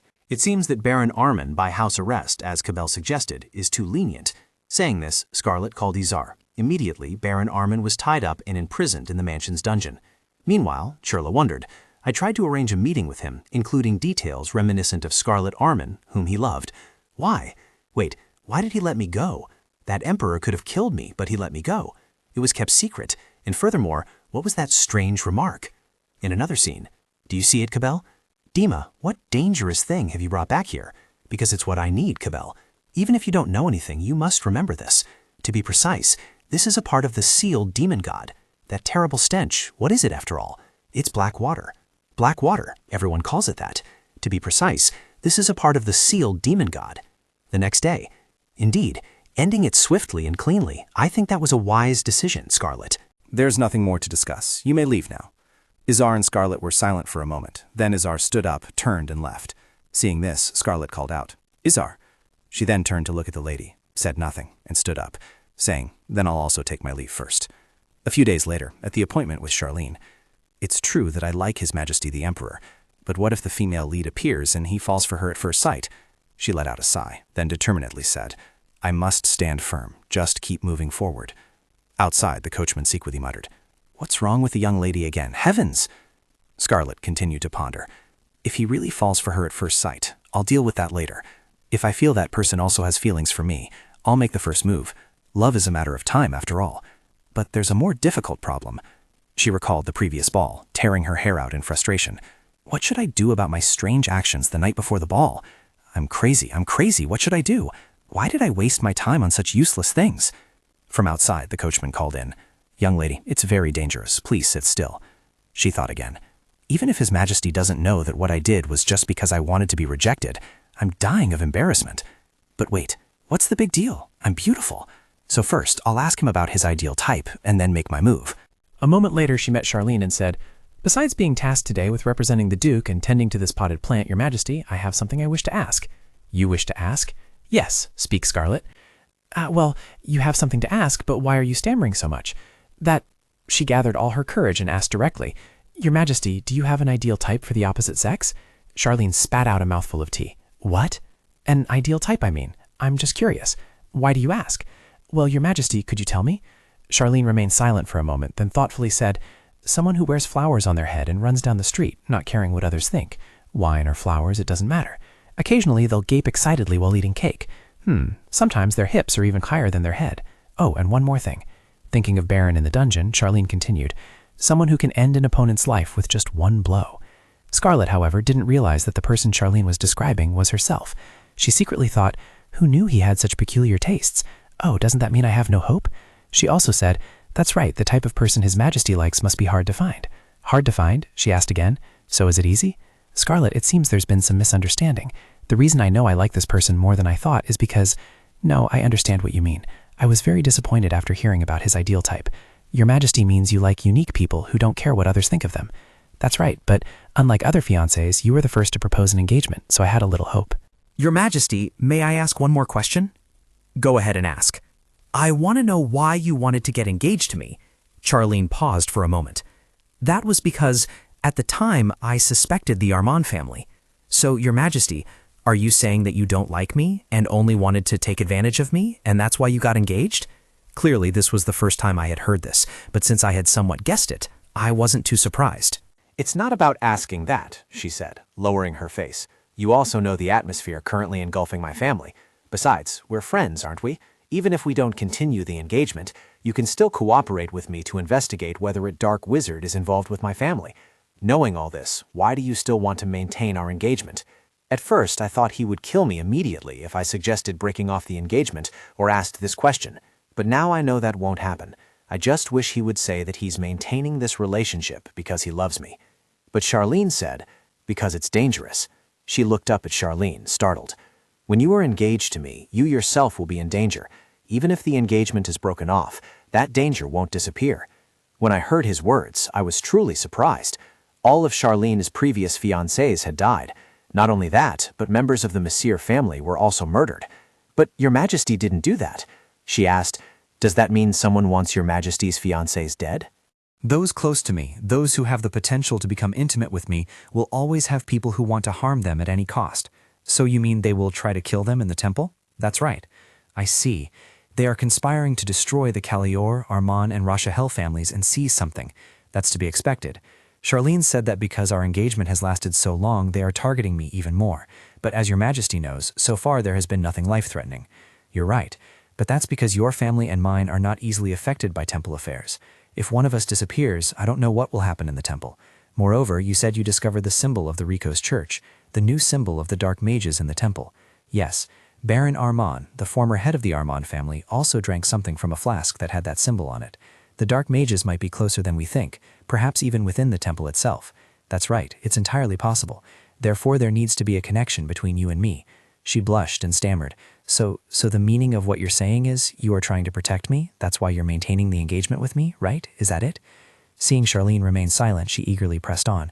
Your Majesty, why aren't you saying anything? Aren't you maintaining the engagement to protect me? Please say something. Your Majesty, aren't you listening to me? She moved closer and asked urgently, Your Majesty, why is your face so red? Are you feeling unwell somewhere? Charlene awkwardly turned away, avoiding her gaze. Oh, I'm fine. Really? Yes, really. She asked again, doubtfully. Are you really sure? It's true. Or is there poison in the tea? No, there isn't. Then please answer my previous question. What do you mean? What do I mean? Your engagement to me until now has been because you wanted to protect me, hasn't it? How could your thoughts go in that direction? Did I say something wrong? No, it's not that, but perhaps... Yes, please go on, Your Majesty. But Charlene said there was nothing. Why did you stop talking mid-sentence? Is this homework? Why do I have to answer? There's no such thing as that kind of homework in the world, Your Majesty. Charlene immediately changed the subject. Ah, the vase you brought. Leave it here for thorough investigation. Your Majesty, that's not the point. Do you know that you haven't answered any of my questions yet? I know, but the answer I want to hear from you right now is not that. Were you planning to give me that dangerous vase without saying a word? She bowed and replied, I thought we were close friends, but it seems that's not the case. Please, Your Majesty, be magnanimous and forgive me. I will write you a letter. She smiled and said, I will wait. On her way back, she secretly held a glimmer of hope. Even if just a little, it seemed hope still lingered. Anyway, if this was a trick orchestrated by the dark mages, then it was true that they were targeting her, and it would be best to minimize going out as much as possible. Suddenly, she stopped short. Huh? Looking outside, she secretly exclaimed in surprise, Isn't that Cherla? Wow, she's really beautiful. Red hair and red eyes, too. She was many times more beautiful than when she had vaguely seen her in her dream. Wait, red eyes? Something seems off. Her red hair and eyes like emeralds, exuding a captivating and intense beauty, yet holding an irresistible mystery. But wait, according to the original work, wasn't Cherla Dial described as having green eyes? Furthermore, could merely changing eye color alter the entire atmosphere so drastically? Or maybe I saw wrong. Anyway, the original work won't start for a few more months. But why do I feel so restless? I don't know if it's possible, but I'll try using the power of the god. I remember it not only has healing abilities, but can also be used in this situation. Assuming it works, I just need to transfer the god's energy to Cherla so that even if her appearance changes when we meet again, I'll still recognize her. Please, can I transfer a little energy to Cherla? But until then, I couldn't know the original work had been destroyed. As soon as she arrived, the maid said, Milady, a letter has arrived, and I've placed it on the table. A letter? Has His Majesty sent a letter? Probably not. Indeed, it was from Brian and Adrian. However, if it's serious enough to send a letter, it must not be a small matter. What could it be? She looked through it and was astonished. This! Milady, I was just about to bring you tea, but where are you going? Lucy, quickly prepare the carriage for me. It's almost dinner time. What would you like to eat? Later, she silently told herself that now was not the time to worry about food. Finally, she would properly meet Glenmiser. After that, Scarlet arrived at the location. She went in and immediately asked, Where is Glenmiser? I want to see him first. Brian and Adrian were silent for a moment, then spoke. It may seem simple, but we're like guards whose only job is to watch the door. Guards? What do you mean? You'll understand once you go inside. Please follow this way. This is the room. Scarlet stood before the door and pushed it open. She walked in and said, Hello, my name is Scarlet Armin. I am the person you have always been waiting to meet. Glenn Messire secretly exclaimed, Wow, she looks just like an angel. Tears, why are they suddenly flowing? He hugged Scarlet tightly and emotionally called out, Sister. She secretly wondered in surprise. What's going on? You won't leave me again now, will you, sister? What's with this crazy, beautiful kid? Even though I don't know anything, I'll pretend to be his older sister. Scarlet was overcome by the angel's gaze. I still don't know your name. What is your name? It's Glenn Messire. I am the sole survivor of the Messire family. Is that so? She thought to herself, Is he really 20? He doesn't look mature at all. Moreover, it's possible that's just a facade. I can't let my first impression be overshadowed. I must try my best as the representative of the Armin family. She said, I am very sorry about the matter of the Messire family, sir. Please just call me Glenn for comfort, he replied. If you prefer, I will do so, she said. Please speak freely. All right, he agreed. She thought that her becoming the representative of the family head hadn't been announced yet, so generally she still belonged to the same social class as him. However, she also held a position in the palace as a fiancée, so she could speak a bit more freely. But, Glenn, could you tell me why you call me sister? We only met for the first time today, and your continuous use of that term makes me a bit puzzled. I had an older sister, who sacrificed her life to save me. Due to family circumstances, her identity was not publicly disclosed, but she was my only sister. When the bandits took me, I missed her terribly. After I woke up, the elders here told me that everyone in Messire had died. The image of her screaming until her voice was hoarse, begging for my life, is the last memory I have of her. Sister, I am incredibly happy to see you again like this. Scarlet, bewildered, thought to herself, Why did he suddenly... Although it seemed a bit fake, showing suspicion in front of the sole surviving member of the family was not a good idea. Glenn, calm down. I'm sorry, it's just that I got too emotional. It's all right. Suddenly, she let out a playful hoot, making the boy laugh. If you want to cry, just cry. When you're sad, crying to release all your frustrations is the best thing to do, so there's nothing to apologize for. After you're done crying, we'll continue the interrogation. Interrogation? What are you talking about? Why an interrogation all of a sudden? Do you know you were found in Armin, very close to the monster forest, which we guard most carefully, and your condition at the time wasn't very promising. So from our perspective, you are extremely suspicious. Furthermore, when you lost your memory, you told us you were the sole survivor. But the biggest problem is that afterward, mysterious evildoers started lurking around Armin. So there's still a lot to ask. Saying this, she went outside. Brian, are you done asking everything? Glenn ultimately couldn't escape the Messier family and was captured. A strange woman, whose face she couldn't clearly recall, but who had red hair and was always in a state of hypnosis. And that woman called Glenn a sacrifice. She thought to herself, Glenn said that ever since he appeared, dark mages started lurking around him, and even if he was lying, Glenn was certainly being pursued by dark mages. Glenn's escape was a stroke of luck. No, it was a miracle. Suddenly, in the brief moment when the hypnosis was lifted, he had fled. He hesitated between the desolate lands of Rashahel and the Armin border, but then chose to run towards Armin, because until then, the lands of Armin were not yet completely under the control of the dark mages. Thinking this, she continued, and Glenn said that he sensed Rashahel's aura from me. Why would he sense Rashahel's aura from me? Looking at Adrian and Brian's reactions, it seemed they knew something. Although they were my allies, if there was something they had to hide, it was very likely related to Scarlet's mother, who came from common folk. It's also possible she isn't originally from there. Sister, I have a very accurate hunch. I can still feel it very clearly right now. Only strong inheritors of Rashahel's power can sense each other, and even though I'm from a collateral branch, I'm an unusual case who inherited the power. Is that so? Then you must come to my house. Even though I don't know what for, the dark mages need Izar and Glenn, the sacrifices, but he can't be easily taken away, so everyone, prepare to go out immediately. Scene change. Your Majesty, they have started moving from the temple. Finally, right after receiving the water god, I sent someone to the temple to monitor all movements of Scarlet Armin. If it were before, I would never use this method. This is communication from the bribed priest. No matter what happens, I would never bribe a priest, but this time I broke my principle. It's all because I don't want to lose her. Back to Scarlet. What do we do now? Even though we haven't set off yet, I can't hide here forever. Sister, shouldn't I go out and help you too? Wait there. I will attract attention. Attract attention? Do you have a plan, sister? No, but it turns out you're here, Scarlet Armin. Sister, that's too dangerous. I'll go out and fight too. No, what can a child like you do? I finally found you. Die, Scarlet Armin. Scarlet watched the axe descend, thinking that Glenn must believe his luck had run out and that he would truly die. Just then, a sword flew in and pierced his head. Ugh! That black sword. Sister, someone is coming. Could it be an enemy? No, it's okay. Charlene approached and said, So you're here. You were careless this time. Indeed, it was Charlene. A person who wears flowers on their head and runs along the streets, not caring about how others look at them, unbothered by wine or flowers, and with just one blow he can end an opponent's life. Could it be that this man likes me?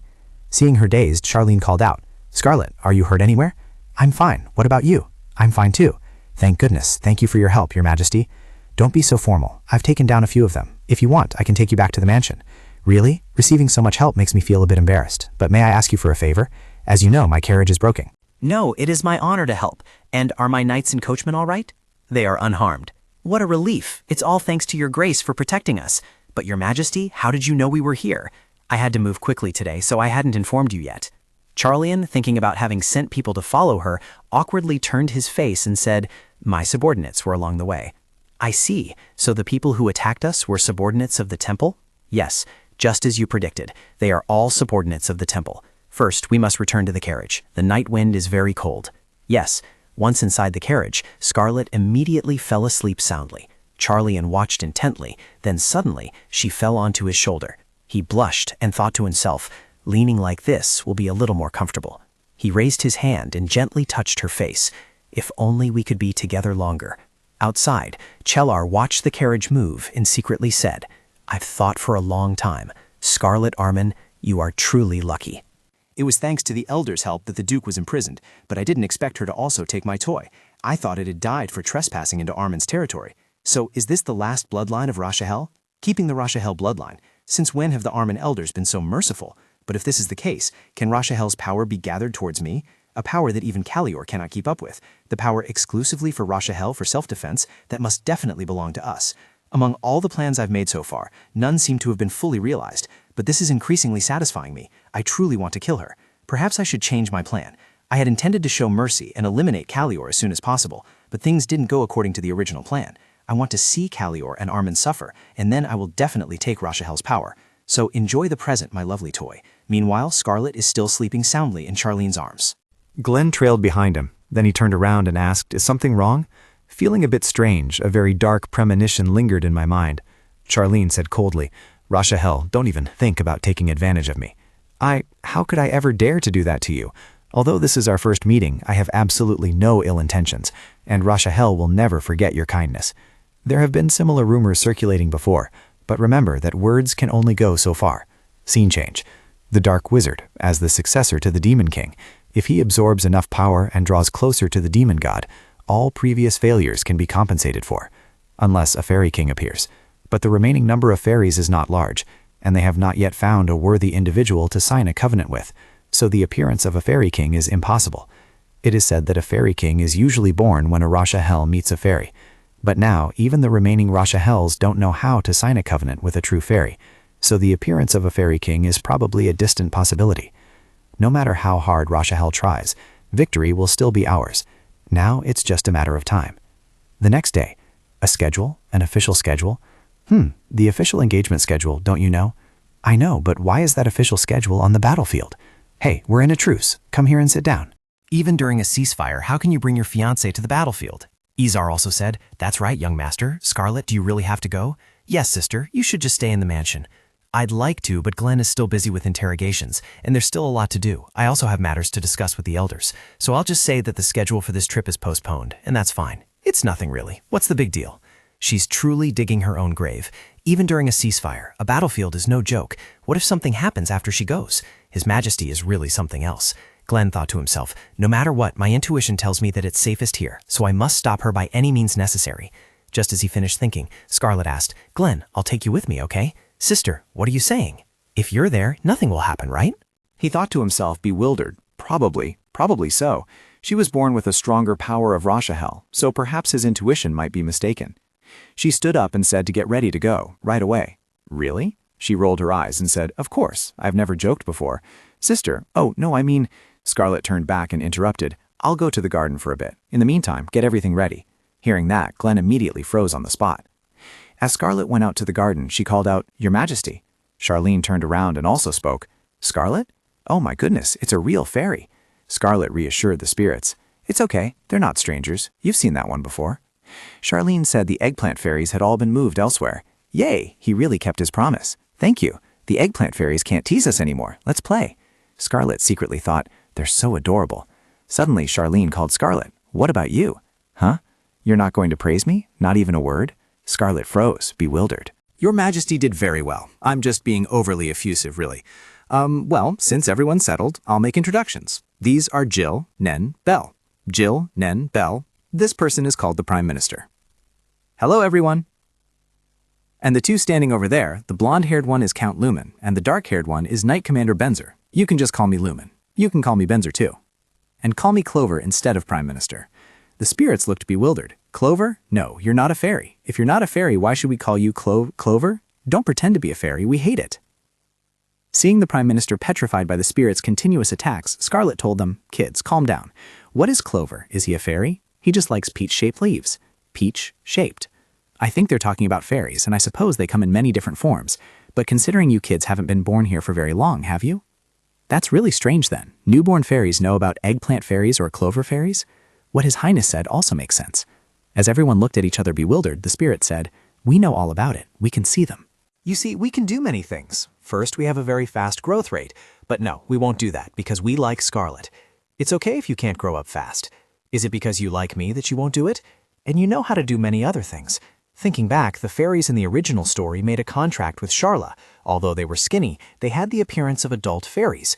But what does liking me and refusing to grow up have to do with each other? They said again, we will only grow up when we help Scarlet.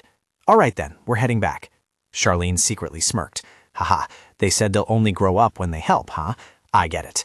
As the three were about to leave, Scarlet asked, "You guys have also seen the eggplant fairies, haven't you? Isn't it true that without flowers, you can't go far?"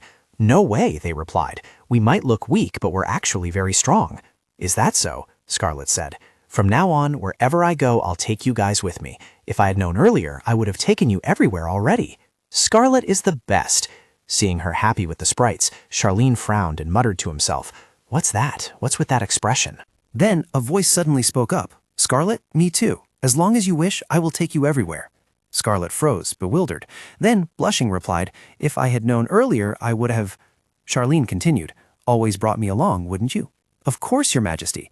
Your Majesty, shouldn't Your Majesty tell the young lady the reason we are here now?" "Oh, right. Everyone, gather around." She thought to herself, so we didn't just come here to play. Scarlet, the reason we are gathered here is because magic cannot reach the safe zone. Considering that improved seeds grow thanks to magic, I think it's possible that magic tools are being used, but it's still evident. In other words, the safe zone is extremely sensitive to the eyes watching us, and also to spirit stones. Spirit stones. This is a little-known fact. Spirit stones can replace magic stones, and they also function in many ways within the safe zone. Scarlet asked, do you mean we can harness the power of spirit stones right here in the safe zone? Yes, that's right. I believe the opportunity to utilize spirit stones for individual magic is an honor. Not even magical power can detect the strength of spirit stones.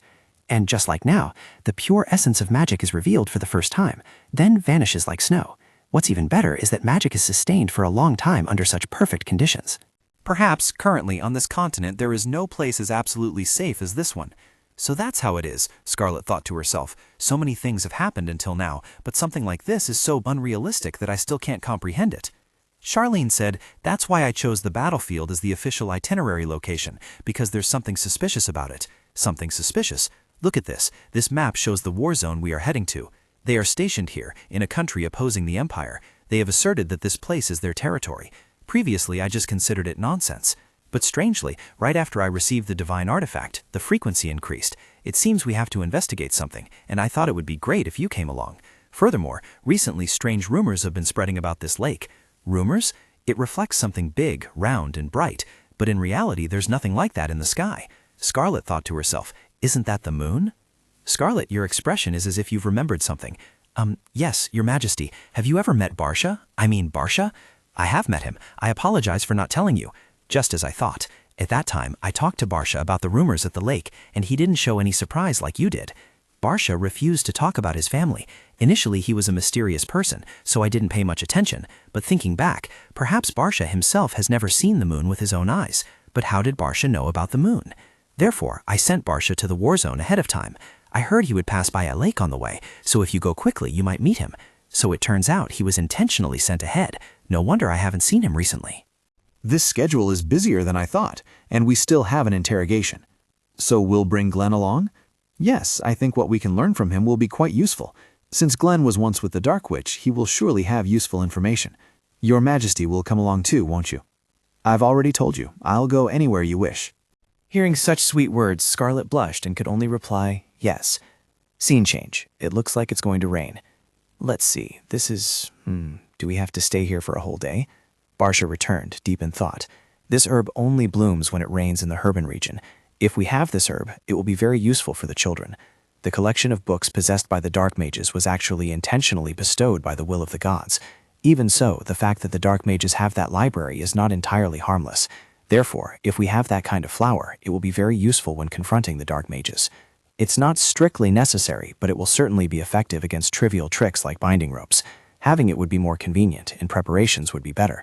Although it's unclear who the two individuals who damaged the book are, I'm more worried about the one behind them. Moreover, that dark sorcerer will definitely appear at the last minute. With Charlene and Scarlet's current strength, it will be difficult to resist. The problem is not just that. A lake reflecting the moon does not exist in this world, but the moon disappeared long ago, at the same time the demon god was sealed. That's why Charlene believes there will be no opportunity to use the divine item in the form of the moon god's ring. But for some reason the moon appeared. Even if it was just a reflection on the water, it was still the moon. What exactly is changing? Barsha continued to go outside to look at the flowers blooming in the rain. Wait, what is this? I'm getting wet from the rain. Even in a dream, I've never experienced this. Suddenly there was a sound behind her. Barsha cautiously turned around, only to be astonished. A ghoulish face, radiating gloom. Just then, Barsha woke up with a cry. Just now, that was definitely a demon god. Finally, the god's call has come. Meanwhile, elsewhere. It's not a demon, but the bloodline of Russia Hell. I don't understand how you could still be alive. If not, then... could it be only half? If it were perfect, how could it have survived healthily until adulthood? If it's only half, then the situation will change. It won't just pose a threat to us, or rather, to that person. Just then, Cherla walked in and asked, "What's going on? Is it over already?" "You're here.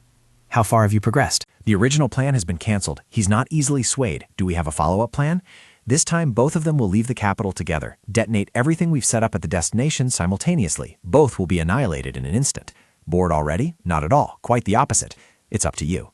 All right, go ahead and do as you please. That way they can fully enjoy their final moments. Meanwhile, Charlene cursed under his breath. Damn it, what is this colossal surge of power? Before, I had felt a flow of energy purer than even the magic stones from the fairies, but now this energy flow is many times stronger than it was then. It's as if a fairy king exists, something only elves usually mention. There are 3 beings possessing such powerful energy.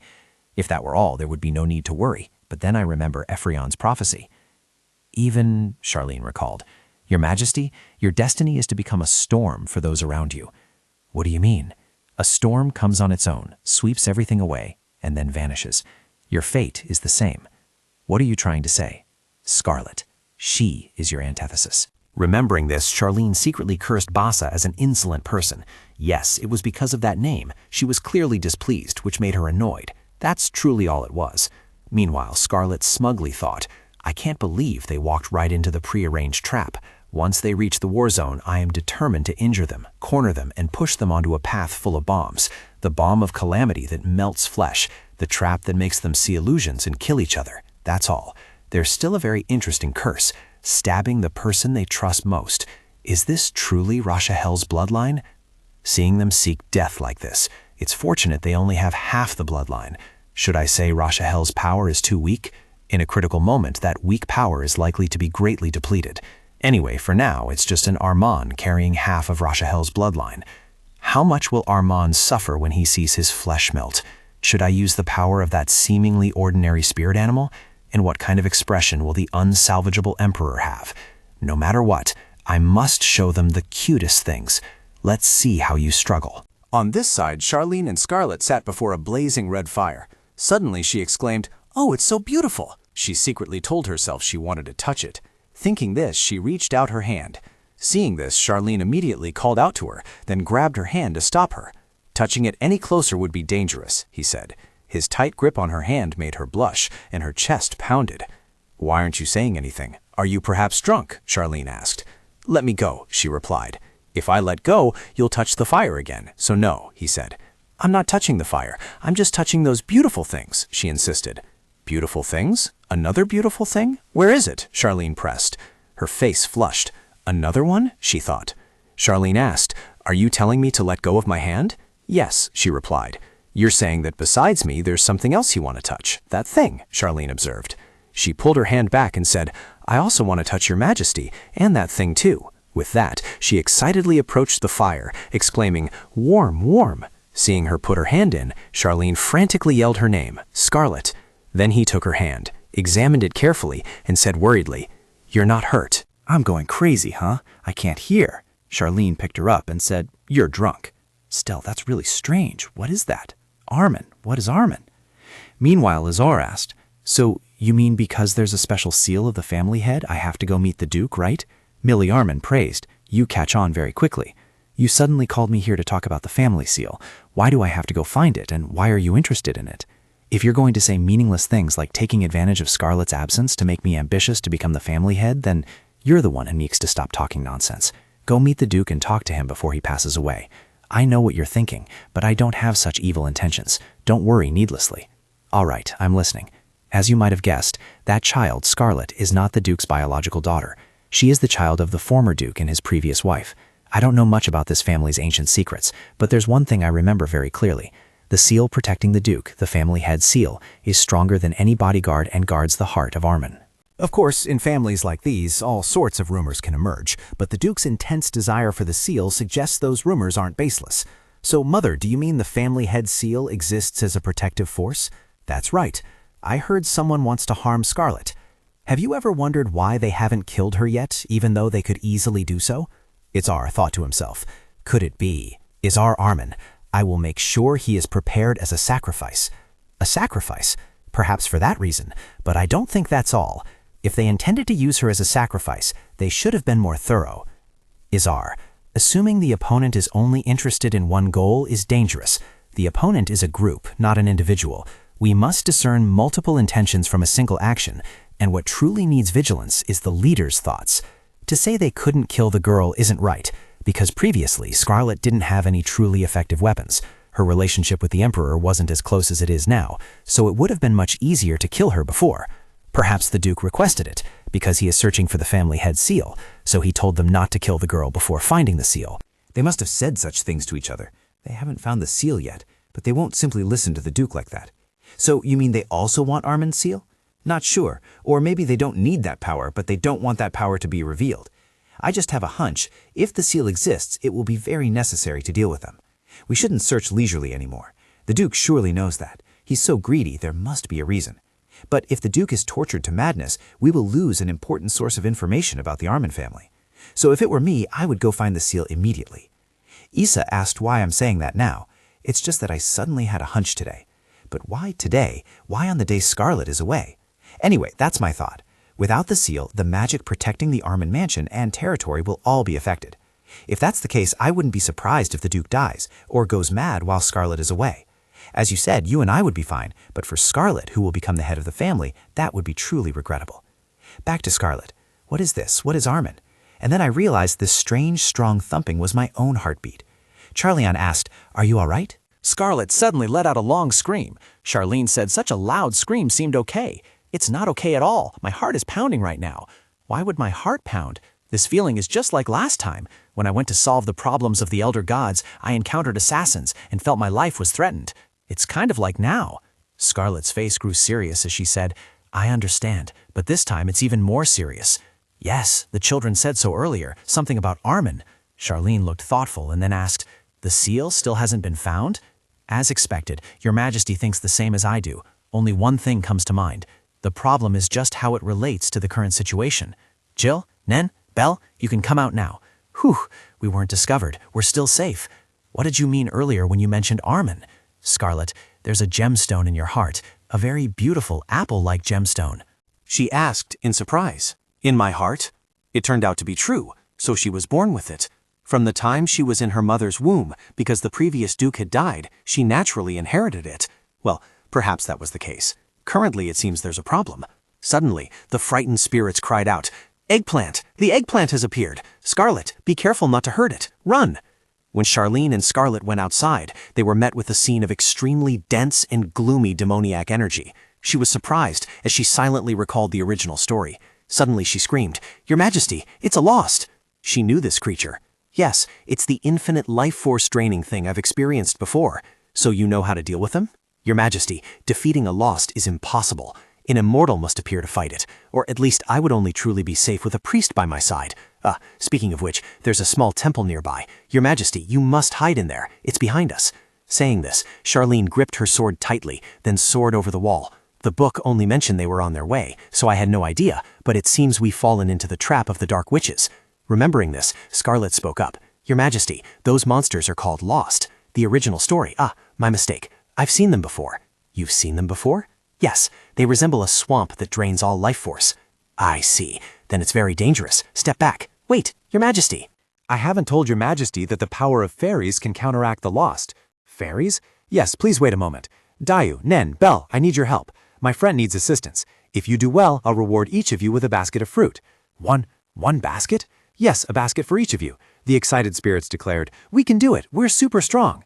Scarlet let out a breath and thought to herself, "One thing is settled. Next is..."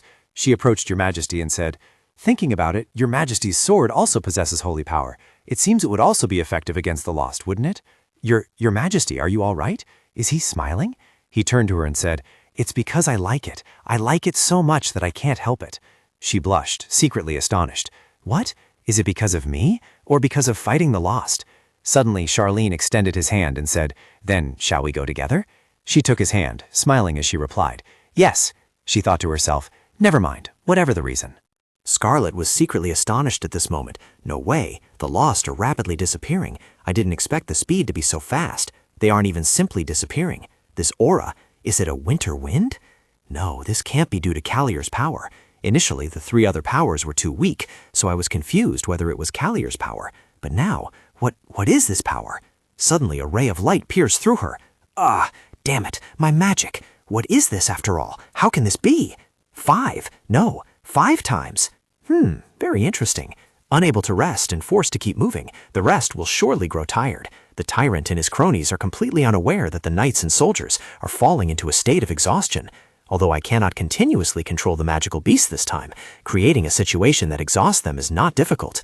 I will personally come to meet you if you don't die on this journey. By then, I will reclaim the toy I lost. On this side, Glenn Messier was secretly worried. What is this? What is this unsettling feeling? It's the second day since the Lost appeared. We haven't been allowed to rest for even a second. The knights and soldiers, though they don't show it, are all tired. Every half a day or so, a monster resembling a Lost appears. Just as it attempts to approach the residential area, it unexpectedly explodes. They all openly employ dark magic, and if it weren't for the help of the fairies, Charlene would probably have been exhausted. Charlene said that at this point, war would be more bearable. At least there's no dark magic on the battlefield. Prime Minister Clover replied, "That's true. First, let the knights and soldiers return." "Are you sure? That will mean losing a lot of our forces." "In the current situation, keeping the knights and soldiers here would be disadvantageous. Fewer people make it easier to hide." Benza replied, "As you command." Immediately, the officers and soldiers withdrew. Scarlet stood, seeing them off, thinking to herself, "We just got close, and now we have to say goodbye. It's really sad." Just then, the spirits appeared. "Letty, the task you gave us is all done." "That fast? Amazing." "Hehe, Letty is even more amazing." Hearing this, Charlene asked in surprise, "Letty?" "Before, they kept complaining that my name was long and hard to pronounce, so I allowed them to call me by a familiar name." Charlene thought in silence for a moment, then said, "I also have a pet name." Scarlet thought that on this occasion she could call him by his pet name instead of Your Majesty. Among those around Charlene, she would be the only one allowed to call him by his pet name. Just thinking about it made her incredibly excited. Though embarrassed, she still insisted, saying, "It's perfectly normal for friends to call each other by pet names." Charlene frowned upon hearing the words friends. "Then call me Your Majesty. Just call me Your Majesty, Charlene." She gave a forced smile, secretly thinking it sounded even longer than usual, and moreover, it sounded like a candy name. Well, that's fine too. Others will never know Charlene's pet name their whole lives. Thinking this, she smiled and replied, "Yes, then Your Majesty must also call me Lady Letty. I hope you will call me by that name often." "All right."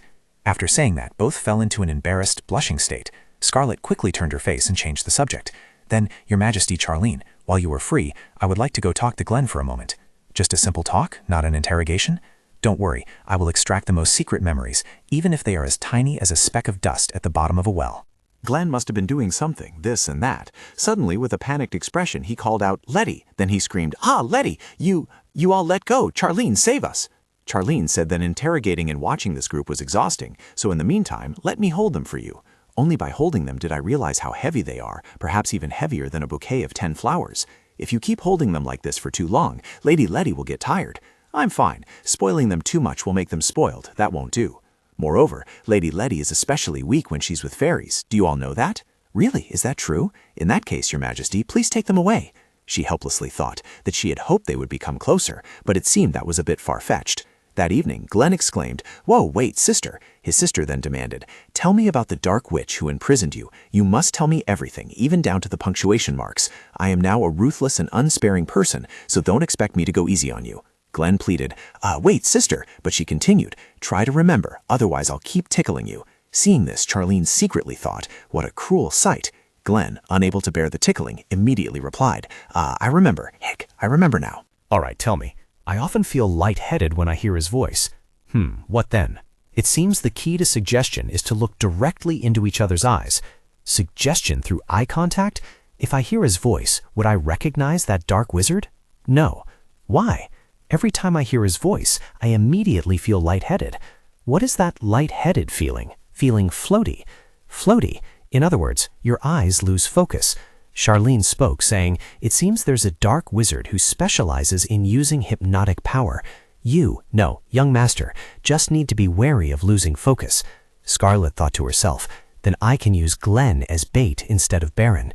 Meanwhile, Shirla thought to herself, "No harm was done, and all bombs and traps were avoided. It's truly unexpected that besides the knights and soldiers who died when Lost was first sent, no one else has perished. Now, there's nothing to laugh about. Charlene Callio's winter wind power is stronger than I thought, and it's growing stronger, and the silver ring glows faintly whenever he swings his black sword. Very suspicious. I need to examine it more closely. If my prediction is correct, then it's a holy item." Wait, did he take the holy item from the library vault just like we did? But Barshiko, the guardian of the holy item, was guarding it there. How did he get it? No matter how close they were, Barshiko isn't someone who would easily allow anyone to take a holy item. Or did he steal it? But that ring, it wasn't until I saw it flash for a brief moment that I realized Callier was wearing it. An object imbued with divine power? How could its aura be perfectly concealed? Perhaps Callier truly is a monster. The biggest problem is the fairies, 3 of them even. How did Scarlet Armin control them? Even when facing fairies, making a contract shouldn't be possible. Yet those fairies seem to be able to grow even larger. Ancient records state that when the fairy kings matured, because fairies hindered the resurrection of demons, Hell, who was connected to the fairies, was defeated first. And the method of contracting with fairies has long been forgotten, yet they're entangled with that woman Armin. But there's no need to rush. Right before me is my homeland, the Diarl territory, the final trap, and the place I escaped from Barsha's library. There I can make Callier fall into enchantment and deal with that woman Armin once and for all. And my former lover is also with Callier. Might as well eliminate them all at once. Meanwhile, elsewhere. The seal is the power for absolute protection of the master. As long as it exists, it will protect the master from any danger. Although not yet perfect because it still lacks blood, we still need that power. Izar thought to himself, the Duke is calling it power, not treating it as a mere object. It's Armin's seal, but what does he mean by saying Armin alone isn't enough? If there's no Aaron, no that bitch Scarlet, that bitch surely knows where the seal is. Now I must bring that bitch here and get the seal. Izar thought to himself, honestly, I don't understand anything. But anyway, there's important information, so I must inform Scarlet immediately. Muttering like this is useless, and Scarlet has already gone to the war zone with His Majesty. War zone? Foolish. Doesn't she know that Diraludo territory is nearby? Diraludo territory. Finally, their persistent lives have come to an end. Taking this opportunity, I will obtain Armin's seal. Sooner or later, Armin's master will change. I must celebrate before that day. Bring me a steak. After the knights and soldiers retreated, countless monsters seemed to be waiting, wanting to corner us into the war zone. So as a precaution, we changed direction towards a nearby territory, and unfortunately that turned out to be Dia's territory. Damn it, what an ironic fate this is. It's not even time for the original story to begin yet. This is truly unfortunate. Sister, what's unfortunate? Actually, how should I put it? That's right, it's a double trap. A double trap? No, I just suddenly thought that this might be a double trap. The move to push us into the battlefield seems a bit too obvious. Moreover, our opponent is a dark mage who can use powerful tricks for extended periods. Someone like that must surely know about us, right? That's right. Yet they opened up such a wide path as if inviting us to the war zone. Of course, we came here because we felt suspicious, but the monsters I encountered on the way here were nothing new. Those were all monsters I could easily defeat, just as they had predicted I would. The Prime Minister spoke up. Because we wanted to find the fastest way, as the young lady suggested, we accidentally ended up here. So it is, isn't it? There's no basis to confirm it, but I still feel a bit uneasy. Charlene said, all right, that makes sense. Let's stop here for now. Glenn seems tired. Was the interrogation too harsh? While resting, Charlene walked in and called out, Scarlet. So you're here. Do you have a moment? Scarlet thought to herself, something's not right. She asked if something had happened in the meeting, as Charlene looked unhappy. I'm worried about something. Shall we take a walk? Scarlet silently followed behind. A moment later, Charlene told her, look at this. This is the ring the god gave you before, isn't it? Scarlet observed. Charlene replied, I feel my movements are lighter, and it's definitely not my imagination. Perhaps it's due to its influence. She then exclaimed, look, the ring is glowing. That's right, Charlene continued. Before it only glowed when I defeated monsters. Now it's glowing for no reason at all. Scarlet said, who knows, maybe it's a good thing. That's very possible, Charlene mused. Barsha said that if the power of divine artifacts is used effectively, it would be very useful. Scarlet happily held his hand and continued, and her body also felt lighter. Surely this was a good thing. Charlene smiled and replied, Suddenly, Scarlet was bewildered. What's happening? Suddenly, I really want to kiss him. Thinking this, she shyly covered her face. Snap out of it. Don't think such improper thoughts. Your Majesty, actually, I have tried very hard not to be influenced by prejudice. Prejudice? What prejudice? I tend to view people I dislike in a negative light, and then I make mistakes. You mean there's someone you don't like? Who is it? What did they do to you? Your Majesty, have you forgotten? Shouldn't it be Lady Letty? All right, Lady Letty. If it's someone you hate so much that you lose your reason, it means that person has heard Lady Letty a great deal, Charlene said coldly. Then just kill that person. Scarlet exclaimed in surprise. Huh? Charlene continued, or lock them in an underground dungeon, in a place even deeper than the prophet's dwelling. Your Majesty, there's no need for you to do that. That's not the problem. So what is the problem? Although I have tried to suppress my suspicions about that person, the situation has become so clearly suspicious. At this point, if there's anyone who makes me suspicious, it's definitely someone from the Diril territory. Is it a member of Lord Diril's family? I know that family only consists of the Lord and a young lady. It's not that the person did anything wrong. It's just that I am unilaterally dissatisfied. I have the ability to see prophetic dreams thanks to Armin's power, and Lady Diril also appeared in such a dream. Once, while dealing with the problems of the elders of Armin City, Lady Diril appeared in the dream and heard some information from someone. Just as she heard, she went and found the replacement tool for Cabell here, and that's when she found Slime Zepeto. This means someone tipped her off. At that time, I also found it a bit strange, but told myself it was probably normal and ignored it. Until I met Glenn, that's when I truly became suspicious. I saw it clearly. She shouted, "My beloved Glenn Messier."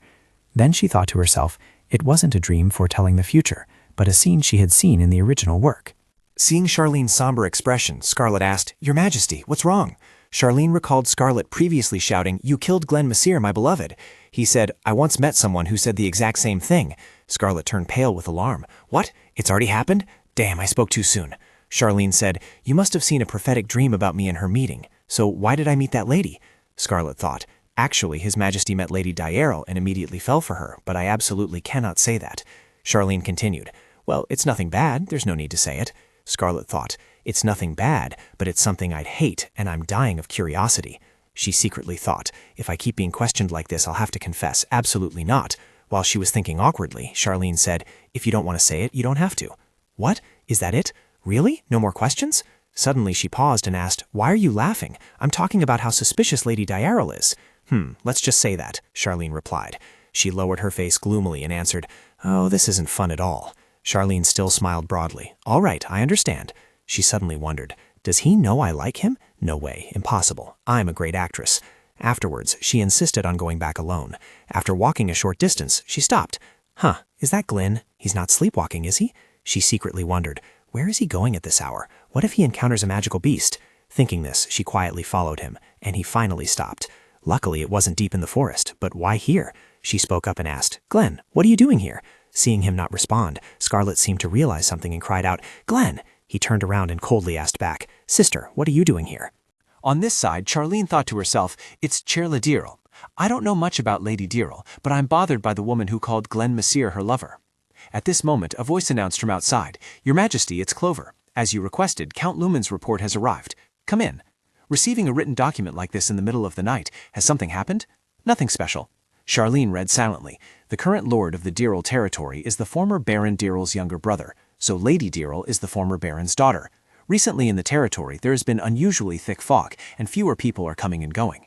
Indeed, many things are suspicious, but what's important right now is, she said she doesn't like me and Lady Diril being together, didn't she? Seeing Charlene constantly smirking when thinking of Scarlet, the Prime Minister secretly wondered, what's going on? Why is she suddenly smiling like that? Is the report content really that serious? Another voice rang out, "Your Majesty, it's your second aide. I apologize for interrupting, but I have something urgent to report to Your Majesty." "What is it?" "The person who was rescued when attacked by a magic beast? That matter." "Why are you stammering so much?" "That person is Mr." Just then she walked in. "It's an honor to meet Your Majesty. I am Chairla. Thank you for your assistance." Back with Scarlet, she asked Glenn, "Why aren't you sleeping? What are you doing out here?" "Are you worried about me, sis?" "Of course. Even though you said you're armed, you still need to be careful when going alone." "What's wrong? Did something happen?" "No, nothing." She thought to herself, "What's wrong with him? Behind that is the dumb mansion, isn't it? Have you ever been there?" "This is my first time." "I'm not sure. More importantly, sis, have I ever told you about the place I was imprisoned?" Just as I thought, Glenn's expression and the tone I sensed were different from usual. "But why? Didn't you say last time that you didn't remember?" Well, because at that time I had to flee frantically and just kept running. Then I looked back and found myself already at Armin's border, so it couldn't have been this place. What am I saying? What I remember is the atmosphere of that place. I have a feeling that mansion was where I was imprisoned. Why do I suddenly feel that way? Do I still feel that way now? Yes, I had the same feeling as that place right after leaving the military camp.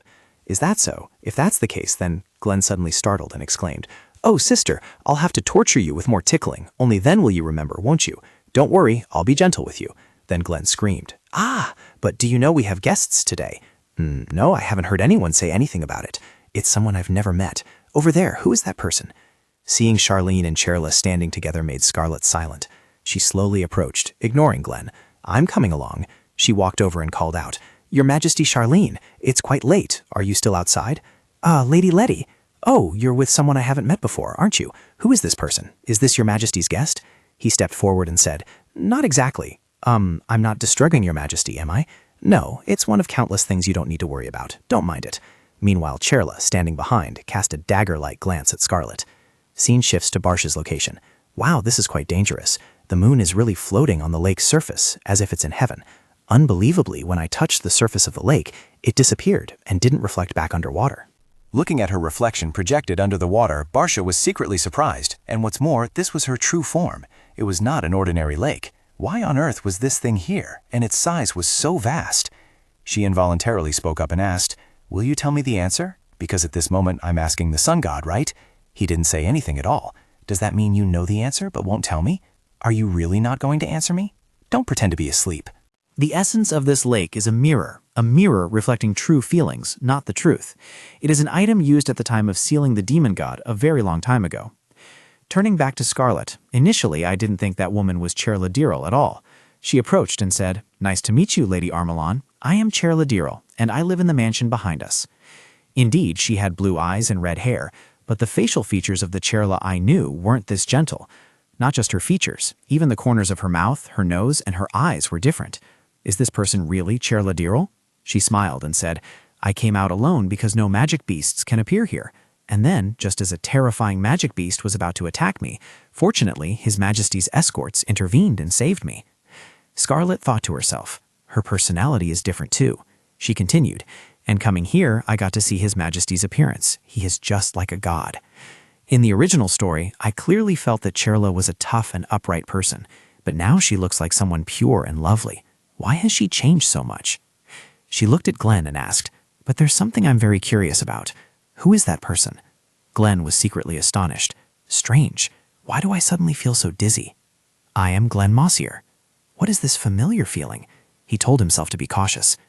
Scarlet suddenly observed Glenn and noticed his strangeness when he saw the Diril mansion. I suspect Chair Ladiril is connected to the Dark Wizard. Indeed, Glenn looked very focused, so he probably really doesn't know who that person is. Although Glenn knows nothing about Chairla, I thought it might be different if they met in person, but I guessed wrong. At this moment, the Prime Minister came out and asked, "It's so late, what are you all doing out here?" "Clover, are you asleep?" The Prime Minister replied wearily. "Yes, but hearing the noise outside, I couldn't sleep deeply. Perhaps the young lady doesn't know, but normally we must sleep very deeply at night. Only then can one maintain a good state the next day." Scarlet thought to herself that he seemed to be criticizing her indirectly. The Prime Minister continued, "So, that's enough talk. Everyone head inside. Sleeping early is very good for your skin." Charlene merely frowned without answering, and Scarlet replied with an awkward smile, "All right." The Prime Minister turned to glance at her and continued, "Also, Lady Diril, you may return to your residence now. Although it's nighttime, the mansion is right before your eyes. A lady certainly cannot sleep in a place like this." "Oh, I'm fine." The Prime Minister gritted his teeth and retorted, "What do you mean, fine? That gloomy wind blowing even a single strand of your hair is already bad luck. I don't think Lady Diril is suited for this place. You should cherish your hair, lady." She replied blankly, "Yes, everything's done, isn't it? Let's disperse, immediately." After returning to the room, Scarlet asked, "Your Majesty, do you remember what we talked about in the forest?" "Of course I remember," he replied. "Wasn't it what we just discussed? Why?" She secretly thought with disappointment that he wasn't cautious at all. "Oh well, forget it. It looks like I'm just jealous." Thinking this, she replied, "Nothing. Lately you've been like this, not finishing your sentences." "Have I, Your Majesty?" "Ah, but Your Majesty, can those people change their faces?" "Are you talking about dark mages?" he asked. "They can, but I would recognize it immediately if they used magic. That face is real." "In that case, isn't Lady Diril a dark mage? So without using magic, one cannot change their face?" "Probably." She lowered her face, thinking that their deep digging had turned out to be useless. Suddenly, Charlene remembered and said, "If it's a disguise spell, one can still change their face without using magic. But why are you asking about this?" "Well, it's because Lady Diril is a little different from what I know." If what you say is true, then it's quite suspicious." Suddenly, Scarlet gasped and cried out, Your Majesty, what is that? It's not a magical beast, is it? It looks like a bird. Look, it's just a normal bird." "Normal, but it's glowing." Suddenly, the bird looked at her, then hopped onto her shoulder and rubbed against her very intimately. Charlene saw that and told herself this bird was a mass of magic, perhaps sent by Basha. Can something like that really be done? This feeling. I heard Basha's magic is pink, but this little one is blue, Your Majesty. Look.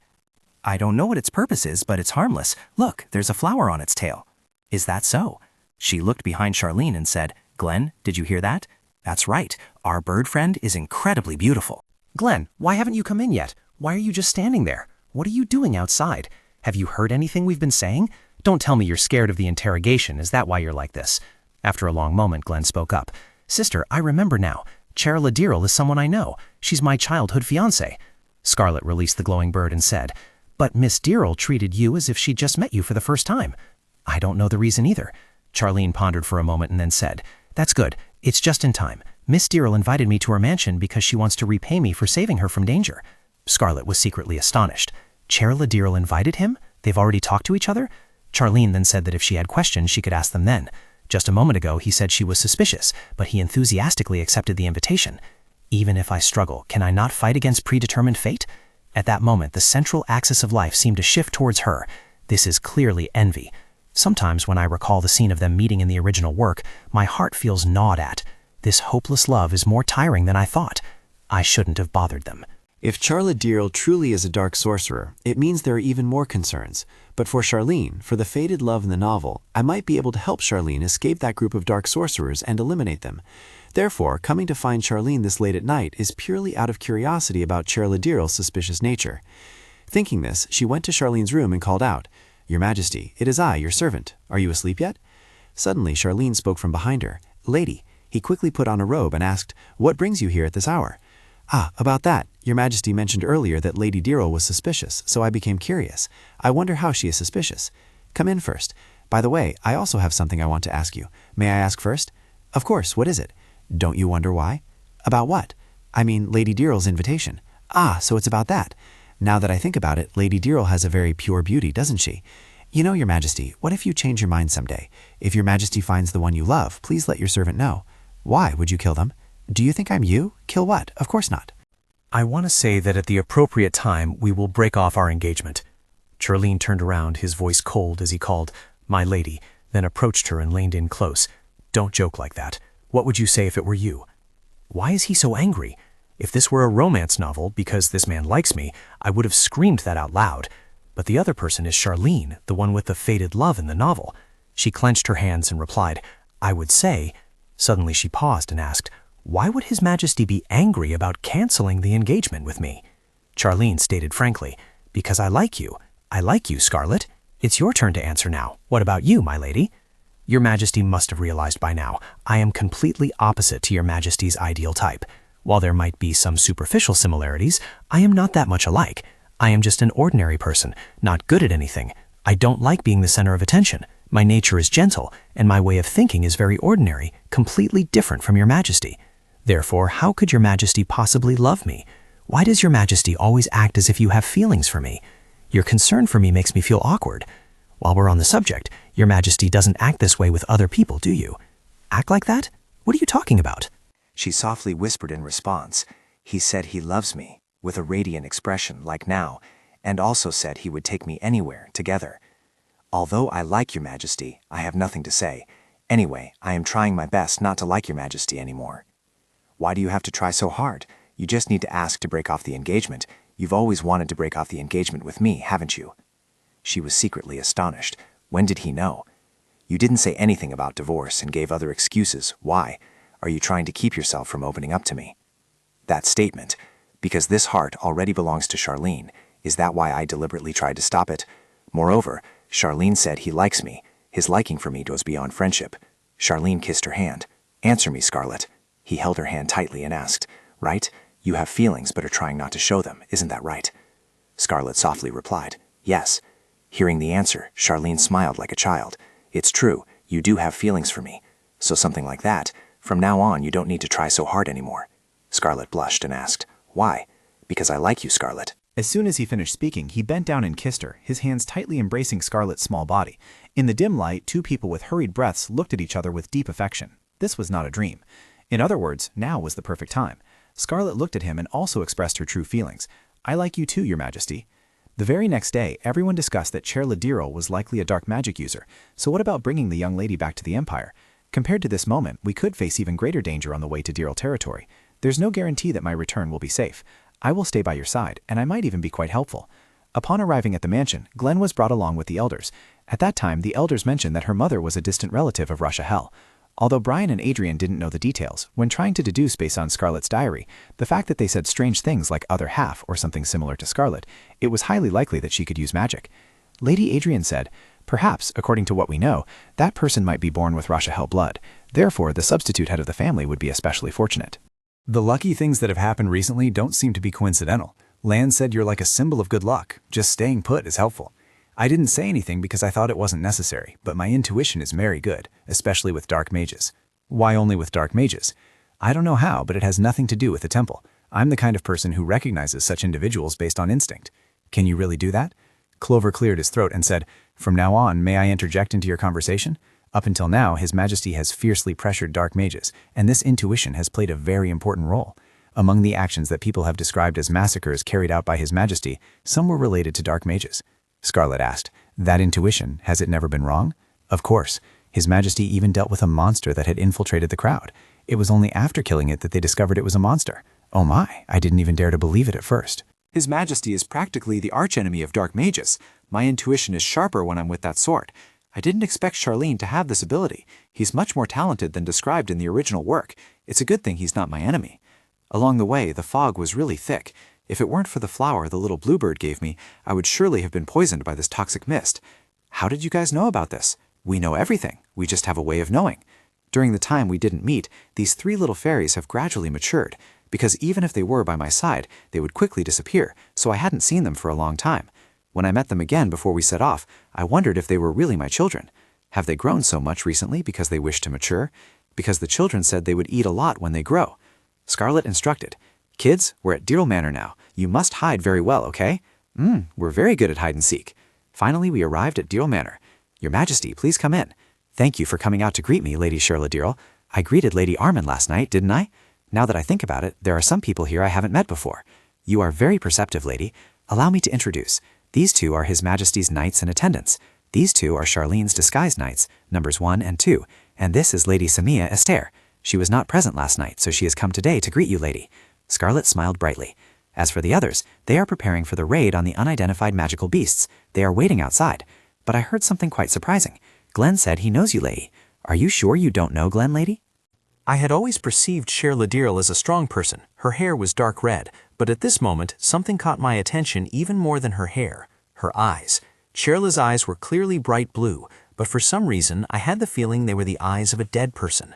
Shirla, looking surprised, said, "Oh my, now that I think about it, my memory is quite vague. Although I've never met him, my father told me that I've had a fiancé since I was young. Speaking of which, I knew a little about him when I was a child." The young lady didn't ask about that boy's age, did she? "Oh, about that. If it's about young Master Messire, I have heard about him. Is that so? It's her first time seeing her fiancé, yet the young lady seems very calm." If you feel surprised, then that would truly be my disrespectful behavior. I see. Speaking of which, young Master Messire is no different from Miss Laty's younger brother. Therefore, your status is also lower than Miss Laty's, and you can be considered her younger sister. Yes, as your Majesty said. Given that, from now on I want you to have an appropriate attitude towards Miss Laty. Yes, I shall do that. Churla secretly cursed. Callior, that good-for-nothing, dared to be insolent with me. I will definitely eliminate you with my own hands. She then said, "You treat me so intimately, I truly don't know what to do. Thank you, your Majesty. So let's save our heart-to-heart talk for later, shall we? You must be tired from your long journey here. I will lead you to your resting place." Although it's unknown whether Churla Deerle is involved with dark magic, Glenn was dazed, which was not good at all. It might also be because she seemed suspicious that I felt this way. At least when he was with us, Glenn didn't look like this. At the same time, what trick was Shirla Deerle pulling? Even so, could she really exert such a strong influence on him in such a short time? If that woman is truly the high-ranking dark sorceress who kidnapped Glenn, what should I do? Moreover, though it was quite faint just now, I had a strangely familiar feeling. It's unsettling. Entering Charla's room in anger, the actions of the Prime Minister and the guards were gradually irritating me. The Tyrant didn't react to my enchantments, not even a little. And then there's Scarlet Armand, and this strange feeling. Since when did my cheerful mood disappear when I saw Scarlet Armand? What is this indescribable feeling of unease? Anyway, seeing her going around Messire like that, it seems their relationship is quite close. To pursue him all the way here, that's truly commendable. But exploiting Messire has become much easier than before. Callior and Armand, 2 who dug their own graves. I will make you regret it. The need for a sacrifice remains unchanged. Whenever Glenn Messire dies, I will no longer be involved. As for those trivial matters, after I retrieve the sacrifice, I will properly confront you all, little by little. The next day, somewhere, Barsha thought the work was progressing faster than expected. I wondered if Scarlet had encountered a dark wizard, but to enter the central area connected to their headquarters, fortunately no one is there right now. At least their leader isn't there temporarily, so she won't be in any serious danger and is capable enough to handle it. The problem is Glenn Messire. Although I've never spoken to him directly, I know exactly who Glenn Messire is. Not as skilled as the Armand brothers, but born a perfect sacrifice. Unfortunately, Glen Messire will die this time. This is the second time. Even Rashi Hell's luck won't be able to save him. But why would they want to kill Glen Messire? The Dark Wizards themselves aren't foolish. The idea of killing Rashi Hell's people in that situation isn't easy. Callior, Armand, Rashi Hell. To obtain the power of these three families, first, kill everyone in the family. Second, absorb the abundant source of power and kill the one born.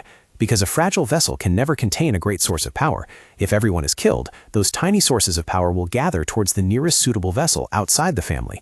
On the other hand, if the abundant source of power is absorbed and the one born is killed, the power will not go to the fragile vessel within the family, but to a suitable vessel outside the family. At this point, there will be no power left for the people of the other two families. The Dark Mages caused Rashahel's downfall through the first method, while Callior had intended to absorb it through the second. Therefore, of the two current options, the situation leans towards the first. Furthermore, if Glen Messire were to be killed now, that power would primarily go to Scarlet Armin, who possesses her family's powerful abilities. If that were the case, from the Dark Mages' perspective, this would only benefit Scarlet. If the Dark Mages were rational, they wouldn't choose to kill him there. Could it be that they are completely unaware that Scarlet has received Rashahel's bloodline? No, with the abilities of the Dark Mage group's leader, they would have discerned it from prior investigations. Then this side is merely a discarded pawn. The Dark Mages of Dyrel territory are being exploited, but there's no reason to waste the remaining Dark Mages. This is luck created by Rashahel. Should this be considered the fault of the Dark Mages? While searching the entire mansion, I didn't see any Dark Mages attacking. If so, could they have attacked Glen? We must go to Glen immediately. Charlene called out, Guard 1, Guard 3. In fact, I tried to connect using the communication orb just now, but it failed. As expected, we have to go look for them ourselves. As soon as she finished speaking, Scarlet saw a pool of blood, with Glen lying in the middle of it. Scarlet cried out, Glen? Scarlet ran over, and was immediately attacked by a large amount of dark magic. She clutched her chest, struggling to breathe. Charlene called out, Scarlet, my lady, are you all right? Why here? He was surprised. This is the power protecting the head of the household, so that thing is dark magic. When I woke up, my mind was astonishingly clear. Scarlet, are you awake? Charlene's face looked at her, full of worry. Scarlet slowly opened her eyes and called out, Your Majesty? Are you all right? Yes, I feel very refreshed. That's good. Even so, don't overexert yourself. I'm fine. On the contrary, my body is more energetic than before. If by any chance you feel unwell, you must tell me immediately. I understand. Her eyes widened in surprise when she saw the people nearby. When did everyone get here? Have I been unconscious for that long? Not long, just unconscious for a bit. A knight reported, My lord, the young lady has also safely regained consciousness. I will now report the incident. Apparently, when I accompanied young Master Messire to his room this afternoon, he showed no unusual signs whatsoever. About an hour later, before dinner, the butler announced he had brought a servant along, but after they left, the young master's condition gradually became strange. Strange, you say? Yes, my lady. Clearly, they were ordinary people, but the young master seemed as if hypnotized. Then at that moment, the young master suddenly pulled out a knife and stabbed himself directly in the heart. At that very moment, the only thought in our minds was to pursue the dark sorcerer, but the two of us made a mistake by leaving the young master. Even during the pursuit, we didn't know what had happened. We couldn't sense any traces of magic or dark magic at all. Information transmission was also interrupted, so we couldn't report this. Amidst all that, we didn't think the young master would disappear. In short, to be able to deceive you all to that extent, it must be someone capable of amplifying dark magic, yes, or a shadow knight exploited after death. If not, then it seems to be a dark sorcerer so powerful that we couldn't sense them. No matter who it is, the fact that there is the strongest dark mage among all the foes we've ever faced remains unchanged. The strongest dark mage, you say? That means a single attack won't be enough to kill that dark mage. Scarlet thought to herself, so 2 attacks would kill the dark mage, right? She didn't understand, as she felt no fear. She must be imagining something strange again. Anyway, it's a relief that everyone is safe and sound. What about Glen? Young lady, please don't worry, as the young master's injuries are not fatal. Is that so? Yes, we just need to hand the young master over to the fairies like this. Charlene asked, but Scarlet, you seem a little different. Huh? What? Oh, that's right. I'm not nervous anymore because I found the symbol of the family head. The symbol of the household head is not something with a specific shape, but rather refers to inner strength. Before arriving at the D mansion, Izar contacted me through the orb. Scarlet asked, so how do we draw out that strength? He wasn't sure. Scarlet smirked. When we get back, we must show it off in front of that old baron. I feel a bit sad. Scarlet looked bewildered and asked, Sad? Sad about what? Because every time I look at you, I feel a flutter, but you don't. Huh? Is that not the case? No, not that kind of flutter. Earlier you were scared. But now you, he interrupted. I know. Do you really know? What's with that expression? Scarlet quickly turned and kissed his cheek. Now you know, don't you? My heart is racing wildly. It's not just a simple thumping. Charlene also lifted her chin and said, I understand. As they were sharing a sweet kiss, the little sprites called out, Letty, Letty, we've made a little brother. Stop smooching. Hurry up, hurry up, hurry up, Letty. Scarlet, urged by them, let go of Charlene. Shall we go over there? Charlene's face darkened as he replied, I suppose so. Letty, we did a great job, didn't we? He's the baby brother. It turns out that Rashahel's resemblance to a fairy is true, so this is the infancy of a fairy. Everyone looked at the baby in their arms in surprise. Oh, Glenn! The baby slowly sat up, rubbed its eyes, and called out, Sister. Scarlet's heart felt pierced as she exclaimed, Oh, how adorable! It seems to have retained its memories. An ordinary person has transformed into a great fairy. The situation seems to be resolved. Let's go now. Scarlet turned back and said, Not yet. Before we go, I have something to do. What do you have to do? Did you see a prophecy when you fainted? Not that, but the divine artifact of the bonfire goddess. It's a wonderful divine artifact with healing abilities, even the power of resurrection. If it's me right now, carrying the power of the family head within me? As she spoke, she turned her back and walked away. Charlene warned, Scarlet, don't do anything dangerous. It's okay. A strong, warm current surged from her heart. A brilliant golden power gathered at her fingertips. I'll concentrate the power at my fingertips and bring it close to that spot.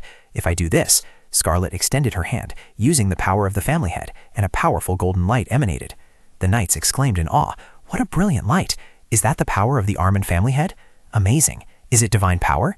It doesn't seem like it. It's more than divine power. After a moment, Scarlet stood up and said, It's done. A vibrant green appeared before their eyes. Letty, that's amazing. The grass isn't dead. It's lush and green. If it were divine power, it could be considered reversing the object's time. There's no way the grass could be this lush otherwise. Clover wondered, what exactly is this power? Charlene said, It's truly miraculous. It's not divine power. This phenomenon is truly unbelievable. If it feels much warmer than other places, it's like purification, isn't it? That's right. And just now, when I used the power, I felt a resonance with my divine artifact. I don't know exactly what Your Majesty's divine artifact's power is, but the fact that the moon god doesn't exist in this world is not normal at all. Assuming these divine artifacts are connected to the power of the three clans, the events that have occurred so far might not be coincidental. Charlene, you are using the sword Offer, which holds the power of the Kalior clan, and I have now awakened the power of the head of the Armon clan.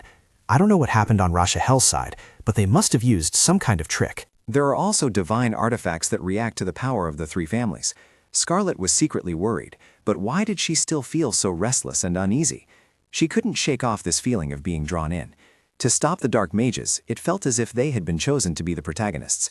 Anyway, we must go to the main family. Scene changed to Armon Manor. Thank you, Venerable Elders, for your assistance. Although we received contact from His Majesty the Emperor's close associates, there is still no evidence that Dark Mages will attack the manor. What needs to be done now is probably just to check around the manor. We hope for everyone's assistance. Young Master, someone says, actually, we came here intending to report the situation verbally. Izar turned and said, A report? A few days ago, I decided to modify the golems and turn them into guards for the entire territory, didn't I? The modifications were completed early, but the problem is, someone who isn't a researcher interfered with our research institute. Initially, during my golem research, I took great care to ensure their obedience. However, some golems spiraled out of control, so I launched an investigation. The culprit turned out to be someone other than the researcher. That individual had murdered the previous researcher and donned his skin. I had suspected Dark Mages were behind this, but to act so directly, so openly. Dark Mages cannot endure long in the Armin domain, yet that person drank holy water. Holy water? Does this imply Dark Mages in the temple are in league? And there's more. The river flooding, which caused hardship for the domain's people, might also have been their doing. Could this have been accomplished without dark magic? I believe it's not solely dark magic, but this isn't a natural phenomenon either. In fact, I consulted the Elfine. On my way here, I heard their answer. What did they say?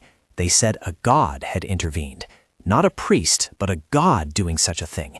It can only be a demon god. Only Elder Alphine remembers the demon god because this deity has been sealed for a very long time. What if the Dark Mages, the Divine Temple, and even the sealed demon god are all in cahoots? Although the young master has no basis to believe that the Dark Mages will attack this place, my thoughts are a bit different. If I were them, I would move to the Divine Temple first. Even though the Divine Temple's power has weakened, they might have contingency plans ready. Are they the ones who preach heresy? The divine temple is a place of worship for all gods. Although corrupt and financially weak, they can still exert a powerful spiritual influence over the people across the continent. If they directly attack the royal family and the Armand family, not only would they face dark magic, but if they also had to face the divine temple, the situation would completely change. Scene changed to Charlene's side. Your Majesty, is it all right if everyone returns first? What about them? No matter how you look at it, they attacked and cornered us here, just like a trick of a dark mage. Scarlet said, I didn't see Chair Ladia use dark magic, but her story about being chased by magic beasts seems like an act, if she's capable of such acting. She definitely knows how to deal with magical beasts. For now, according to the seers, the path back will be unobstructed. But you don't need to worry so much, Scarlet. They've already reached the Imperial Palace. Scarlet asked, startled. Really? This means their goal isn't simply to kill people. Perhaps they won't pursue because there's a temple in the capital. If so, wouldn't that be a big deal? Let's see, Charlene, what's the answer? I'm dying of curiosity. He smirked. It's fine, because preparing to deal with the threats posed by dark mages in the temple is their duty. The capital is also the Imperial family's territory, so you don't need to worry. Has His Majesty collected all the evidence related to dark magic? That's right, but whether there is or isn't, it makes no difference. But if there's evidence, we won't have to listen to such nonsense anymore. Like during the Messire family massacre, Charlene won't have to bear responsibility for the dark mage's wicked deeds anymore. Even if someone intentionally publicizes the reason for killing someone now, I don't mean to justify what happened, but at least from now on, a legitimate reason should be considered. Among all those who have been killed so far, excluding the dark mages who absolutely had to be killed, Your Majesty's ill repute will be greatly reduced, so listen carefully. Well, he looked at her intently and replied, Even if only a few people could actually kill that group, those who want to punish them must be the overwhelming majority. Your Majesty, please don't become everyone's common enemy, because I'll be worried. You're worried? Her cheeks flushed as she replied, Of course. I don't like those who don't understand anything about Your Majesty going around speaking ill of you. After saying that, she thought to herself, Why is he suddenly so quiet? Did I overstep my bounds and make him angry? Suddenly, his hand moved quickly to grasp hers. Scarlet's mind immediately raced. Could it be that at this moment, the image of them kissing before reappeared? Could it be? Scarlet closed her eyes, waiting for a kiss from him. Seeing this, Charlene burst out laughing. Scarlet opened her eyes wide. What is it? Why are you laughing? Charlene's body trembled as he replied, Nothing? Why are you laughing? I want to laugh too. Hearing this, Charlene stopped laughing. He gave her a deep, affectionate look and said, I love you. I suddenly wanted to say this to you. The next morning, Izar contacted Scarlet. Izar, what's wrong so early in the morning? It's urgent. There are rumors now that the temple will act. It's likely the heretics. The heretics, they're probably planning to use the temple's inherent authority to announce to the entire continent that our family and the royal family are heretics, because only then can they easily control the capital. To prevent dangerous situations from occurring, we have elders like Adrian, Brian, Elphine, and Freya here. How fortunate. Thank them for helping you. Although nothing has happened yet, I'm telling you this so you're aware. You just need to finish what you're doing and return safely. I understand. Scarlet thought to herself, even if it's just an hour, I must hurry. I must meet Barsha. Somewhere, Barsha said. The mirror's seal inspection is complete. Shall we depart? Which way should we go? Towards the capital and towards the war zone. If something happens in both directions, joining Scarlet would be better. The god of death, progenitor of the three families. Because the story of the ancestor is widely spread across the continent, the temple cannot openly oppose the three families. The temple here worships the god with the highest status, but it is also a place of worship for other gods, so the temple has no other choice. Currently, they are sleeping gods without divine power. It seems that all those who possessed divine power there have been expelled. I thought Barsha was one of them. It seems that's not all. We need to investigate more thoroughly. Charlene looked at Scarlet, thinking. Her face always looked strange when she thought about something unusual. Suddenly, her eyes lit up. He looked at her and said, Your expression looks quite amused. Oh, really? Not at all. So what were you thinking? Nothing special. Now that I think about it, the temple is currently considered to be confronting the descendants of the god of death, right? If so, before the temple conspires to rebel by declaring heresy, what if we make the temple lose its honor first? Fearing that their honor would be diminished, they wouldn't be able to carry out their intention of declaring heresy. That's what I mean. And restoring the honor of priests like Barsha would also be a good thing. The next day, we finally arrived at the moon-reflecting lake that Barsha had once visited. But, Your Majesty, young lady, why have you two stopped? Scarlet looked at the lake surface, thinking to herself, Barsha Bracco, what is this person truly doing? This place is overflowing with Barsha's divine power. In other words, the energy of the god Barsha worships covers the entire lake as if hiding something. A human could never do this. If it were said to be the work of a god, it would be believable. On Chelicota's side, he wondered, why did it turn out like this? The original plan was to use Glenmat's death to cause nightmares and cast a curse upon Callior and Armin, but even in my dreams I couldn't have imagined it ending in just a few hours. Why did that woman suddenly faint? Did she see the body, panic, and then faint? But Scarlet Armin isn't that weak, so what exactly happened? From one thing to another, why do you always mess things up, Scarlet Armin? On Charlian's side, his sword also stirred. Offer suddenly called out, Scarlet. Yes, father. Offer said, the world is about to reach a state of completion. A complete world once had both gods and humans. Such a world was split in two because there was no other way to seal the gods. Offer said that, and Scarlet stared blankly at the sword. The sword not only resonated, but also spoke. If the Holy Temple knew about this, the situation would surely be reversed. Clover said, if the god that was sealed back then is the god you're referring to, the one the dark mages are currently trying to unseal, originally he wasn't called the demon god, but rather the chief god. The chief god, your majesty, means the god of gods. But isn't the current god the sun god? It is said that the current sun god was the deity who led the sealing of the chief god in the past. This tale has been passed down through many generations. To seal a god of the chief god's caliber, what could be the reason? The demon god was sealed because he wanted to steal humanity's free will. To stop him, the other gods allied. But people say that because they couldn't casually diminish the chief god's status, they chose to sacrifice themselves. The sealing was successful. In return, all the gods fell into a deep slumber, so that humans wouldn't have to sacrifice themselves in the gods' battle. The three representatives of Callior, Armon, and Rashahel also perished. But how did that sword know these things? Charlene pondered for a moment, then raised the sword and said, my benefactor, who helped me become a sword, said so. Hold on, that benefactor, could it be? Surely not Barsha, right? Charlian said, all I know is that he's a high priest with pink hair and pink eyes. No matter how I look at it, he resembles Barsha. How old is that person? I don't know, but I'm sure if I meet him again, I won't let him off easy.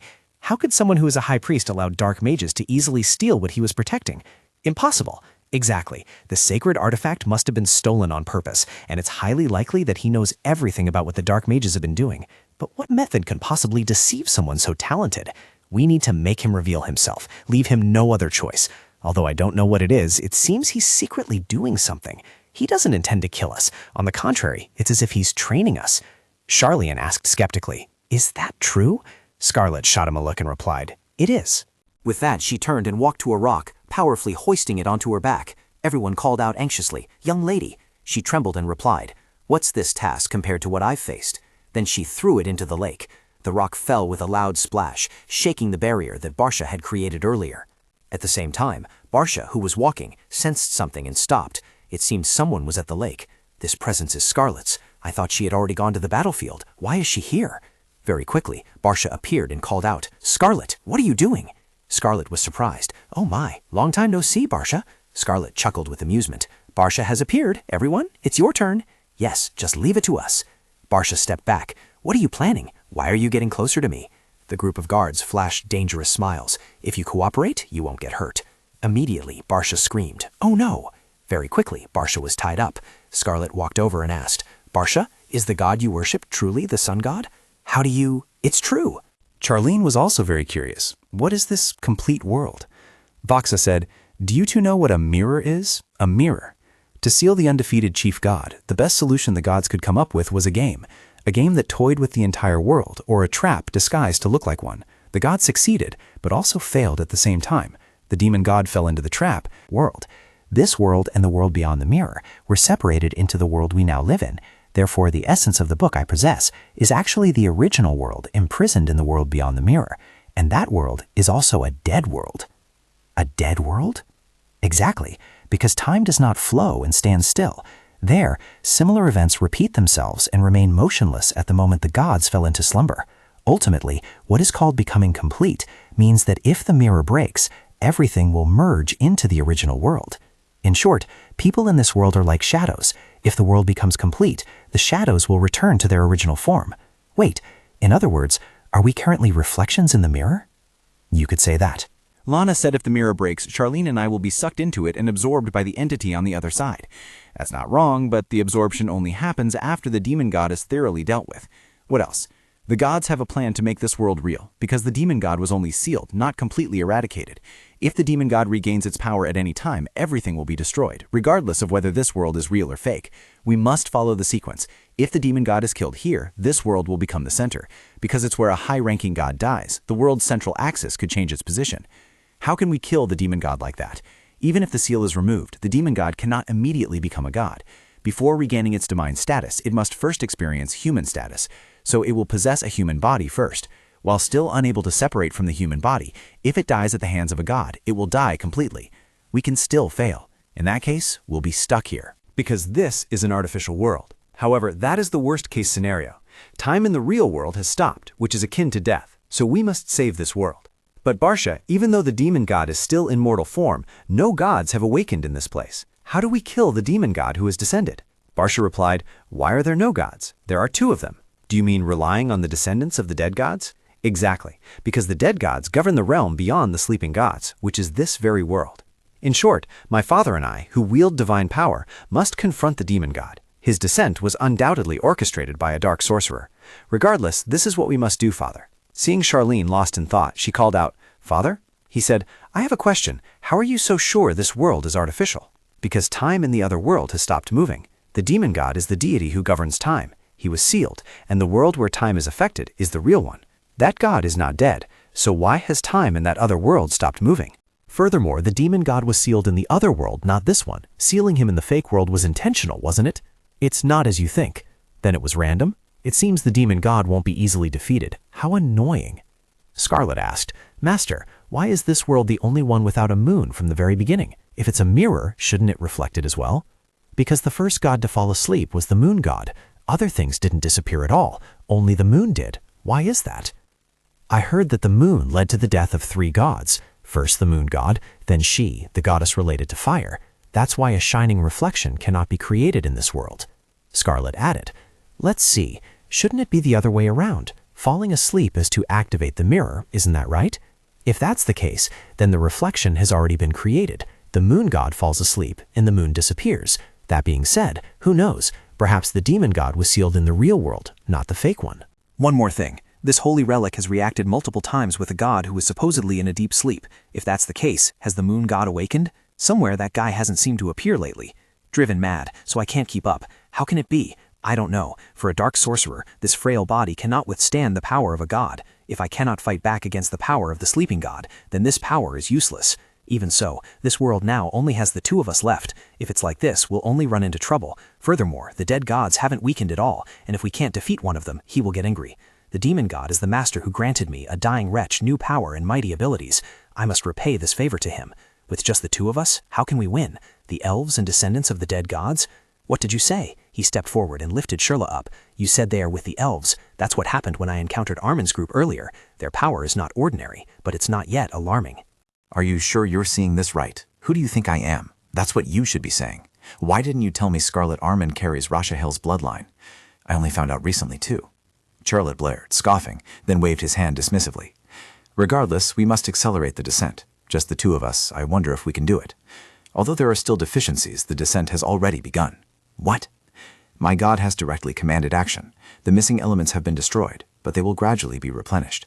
Therefore, Cherla, go forth loyally, and now fulfill your duty. Meanwhile, on Scarlet's side, I always thought this side was fake, but it turns out the other side was the fake one. No wonder the gods have been in such a deep sleep for so long. All this time, the gods have been trapped in a false world. I was very worried when it dragged on for so long, but when the divine artifact appeared in this world, it became clear they were gradually waking up. If that's the case, the power of the descending demon god will be stronger than expected. With just the power of the 2 of them, they cannot confront him. Nor can we keep preventing the seal from being broken indefinitely. I've wandered for years, binding my life to the gods, only to be deceived. The path to completely eradicate the demon god is still too far off. Charlene annoyed. It's too noisy. Do you need my help to clear your head? Scarlet gave a wry smile. Bear with it for a bit. He's probably very shocked. In short, the gods are fighting each other. In that war of gods, temples, and dark mages, everything has been linked together. I really want to throw them to the other side of the mirror so they can fight among themselves. Otherwise, bring all the divine artifacts here. Scarlet, bewildered. Bring all the divine artifacts? Charlene asked. Is that okay? Of course. Barsha, listen. Assuming this world is real, if we bring back all the divine artifacts and find their masters, can we deal with the demon god who has just descended? That's a brilliant idea. It might work. Just in time, Fairy is here. If we combine our strengths, we can do it. What a clever child. Barsha was untied immediately after. Scarlet, I'll go look for books or divine artifacts and follow behind. If we can't meet on the way back, you just need to go to the temple. Why the temple? It seems the god being worshipped in the temple is a demon god. Now we can openly destroy it. A few days later, on the way back to the capital, fortunately, Barsha hadn't been gone long before he found the book, so he immediately joined us. The two gods had disappeared. Clover asked, "How can you carry a book containing divine artifacts so easily? What's going on?" "Besides the divine artifacts, I can sense the presence of sleeping gods. But before that, the book was stolen by two dark mages, and now I can no longer sense their divine artifact aura. Divine artifacts are the last vestiges of the gods. The sleeping gods can awaken when divine artifacts are used, but the divine artifact aura has vanished. When I went to retrieve the book, what was the situation with the dark mages who stole it?" Barsha replied nonchalantly, "None." Scarlet asked suspiciously, "What? So where and how did you get that book?" "Retrieving it was very simple. When the thieves weren't present, the book would automatically return to where I summoned it, so there was no problem. No wonder I found it so quickly. So what was that none about? I could only summon it when I was near the book, so when I approached the book, I tried my best not to be detected by the dark mages. I had memorized the magical energy of the one who stole it, and if I encountered danger, I would immediately retreat. But no matter how much I looked, I couldn't sense any trace of the dark mages who had stolen the divine artifacts. It seems no one has touched the book recently."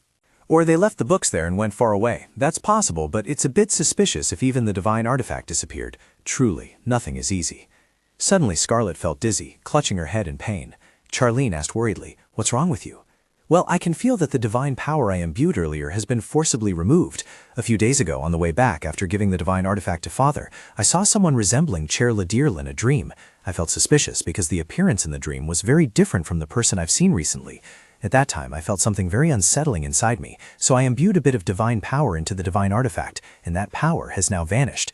At that time, it must have been Chair Ladirl. If so, it means the entire plot of the original story was Chair Ladirl, the dark sorceress, intentionally approaching Charlene. Barsha, can you sense Chair Ladirl's magic? She's not nearby, so it will take about a day, but I'll try. Also, I can no longer sense the enchanting divine artifact that dark sorceress was carrying. So, Chair Ladirl. Later, upon arriving in the capital, I realized that the divine artifact had become 2 sacrifices for the descent of the demon god. To kill a god, sacrifice is needed. Just as it was long ago, when 3 gods had to die to seal the demon god. If this place were the real world, even if the number of people possessing divine artifacts increased, a sacrifice would still be necessary. Kalior wields the power of the East Wind and Judgment, while Armin carries the power of luck and prophecy thanks to Rushahel's strength. One of them would have to sacrifice themselves, and that person would undoubtedly be Armin. Kalior's power to eradicate evil must certainly remain. Somewhere, the demon god had awakened, and he said, "It's not yet complete, but it's not bad either. This is thanks to the 2 divine artifacts my subordinates brought. If they had brought the sacrificial offerings from the families of the deceased gods, perhaps they wouldn't have lost their lives. Unfortunately, to complete the full descent process, I must acquire the sacrificial offerings within 3 days. Charlene Kalior, Izar Armin, and Scarlet Armin." The soul had once been split into 2 and then rejoined as one. One of the separated parts had vanished, yet somehow it had returned and merged. But I must make it a sacrificial offering. That night, as Scarlet slept, she heard a voice calling, my child, the sun god and I, residing within your body, have tried to calculate, but the demon god's aura is fluctuating abnormally, so we cannot find any other method." Scarlet wondered, "This is the voice of the fire god." Has he awakened from his deep slumber? That voice echoed again. "You and Kalior. This time, one of you will have to make the sacrifice, so make your choice. Should you choose to sacrifice yourself, I can return your soul to the place you once lived." Scarlet clenched her fists. "What are you saying? I was split in 2, and my mother sent me to another place. Your soul inherently belongs to this world, and this is your true home, child of Armin. I can only discern the traces, but even with that much, I can take you to the place your mother sent you. The moon god and I will help you. I will help you directly plunge your sword into that incarnate body, and the moment that incarnate body dies, I will return you. The important thing is that before doing this, you must annul the contract by breaking off the engagement. Only then will Kalior's child remain unharmed. There isn't much time left for a decision, but call me when you make your choice." Scarlet sprang up, yelling, "Despicable! Gods cause problems and then force humans to clean up their mess." "You think I'll just do as you say?" The next morning, Scarlet sat in front of the mirror. She felt lucky. Even after staying up all night, her face was still bright and fresh. The magical contract that humans wrote upon engagement, even in death, remained in effect. First, she had to annul the engagement. She didn't know what to say to Charlene. She called out, Fire God." A voice rang out, "Have you made your decision?" "Not yet, but there's something I want to ask. You said that it takes the death of a god to kill a god, didn't you?" "Indeed, but at present only the descendants of deceased gods can take action." "But how did you awaken?" "Because I have come into contact with you, a descendant of the deceased gods. Furthermore, someone named Boxabraco used the last power of the sun god to stay. Since he was a subordinate of the sun god, that deity also awakened early. So if I touch them, all could awaken? In the past few days, you and Callier's child have touched hands, awakening many gods. If you use mine, you will be able to awaken all of them. You mean exchanging divine artifacts, correct? Don't worry about that. Once the gods have awakened, they will find the suitable person themselves. If possible, try to use the power of the moon god and get close to those dear to you. Is that so? Regularly using divine artifacts will make you a subordinate to the gods, so you must be careful, but right now it's very useful. Thank you. The results obtained exceeded expectations. All of it is useful information. What's more, there's one thing that needs to be done immediately. Make Charlene kick me. Later at the meeting, they said bad rumors about the temple led to negative public opinion, so they tightened security more than before. Therefore, I will open a dog hole, not a new entrance on this side. Suddenly seeing Charlene silent, Clover asked, "Your Majesty, is something wrong?" Charlene replied, "Offer has something to convey. It is warning that the incarnated body is inside the temple. Therefore, we must be more careful than ever. If so, isn't this a big deal? We no longer have time to exchange and use divine artifacts." Scarlet spoke up. "Focus on the matter at hand. Barsha, go to the temple immediately and search for the whereabouts of the incarnated body. If there is a barrier around the incarnated being, safely dispel it. In the meantime, we should stay away from the priests." After planning and quickly setting off for the temple, I spoke the words I had delayed earlier. Scarlet said, "Father, our engagement, let's call it off." Finally, I was cast aside by my tyrant, Charlene. At the same time, Barsha Braca was searching for the place where the incarnated being might manifest. Barsha asked, "So if we lock this door, the escape route will disappear, right?" "That's right. The demon god itself will not be able to escape. It will only be able to remain inside this temple. Although it has been occupied by the demon god's subordinates, this building has long been the residence of the priests. Despite undergoing numerous renovations, its critical mechanisms from before still remain. Even a demon god would be powerless." "Are you sure this time? What if it's like last time? Didn't I say I would help with everything? Trust me, if I still feel something is wrong this time, even if I die, I will no longer believe in gods."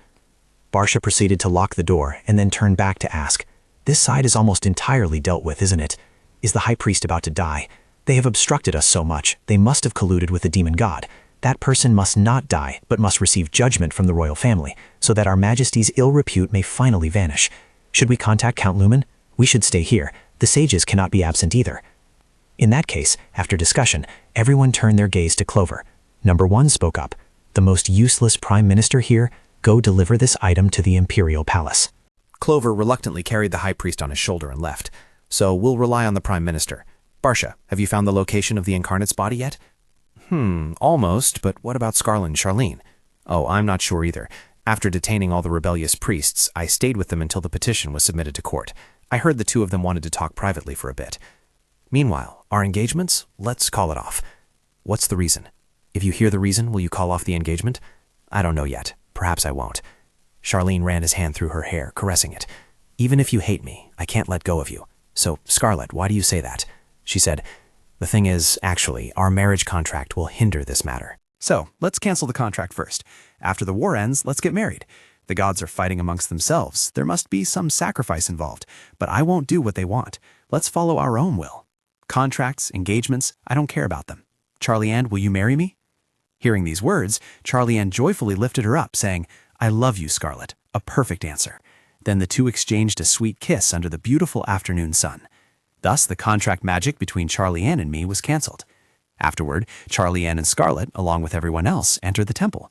"Everyone's here. Shall we go in?"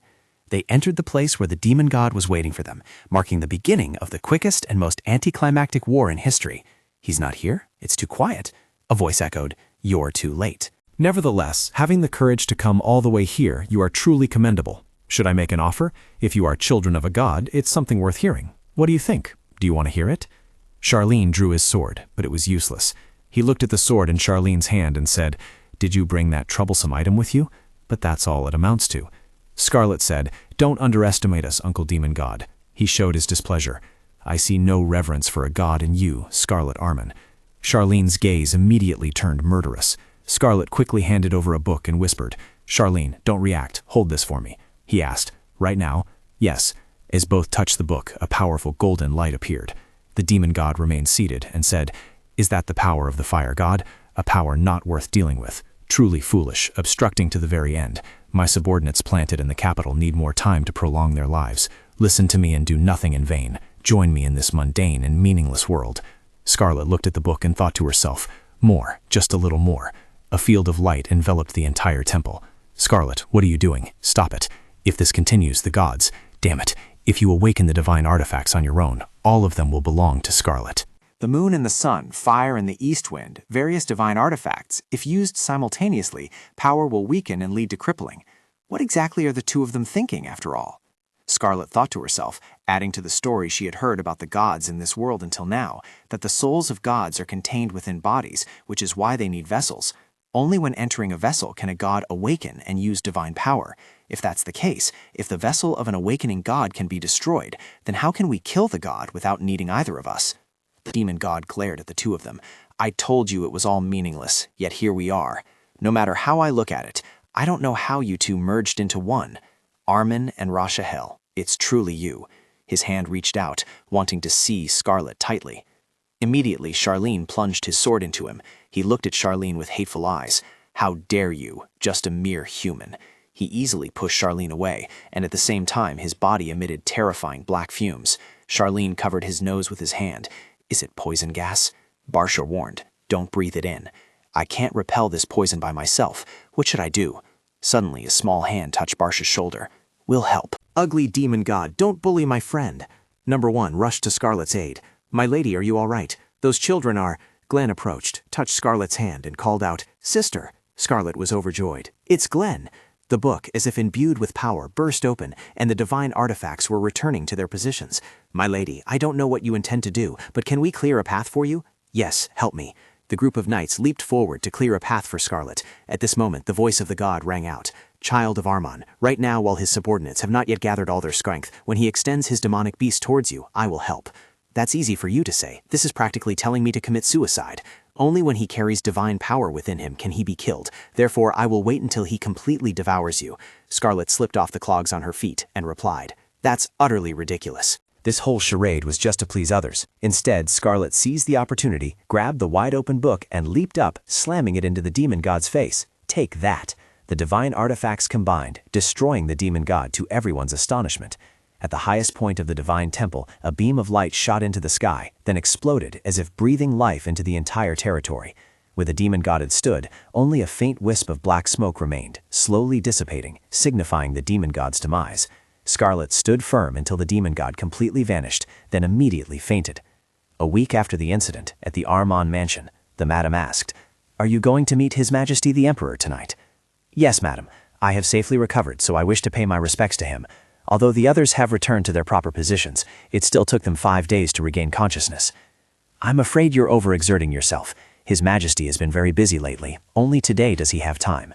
Scarlet, you are the head of the Armon family. Only if you are healthy will the family be strong. Have you already forgotten? In any case, now that you have the family head seal, it's fine. You found the family head seal? You didn't tell me? When you confronted the demon god's incarnated body, you almost died. I'm only alive thanks to it. Moreover, it's also thanks to the little fairies who unconsciously linked with me. It was quite a shock when they suddenly grew up. My little ones are royalty, aren't they? I'm sure they'll grow up to be fine.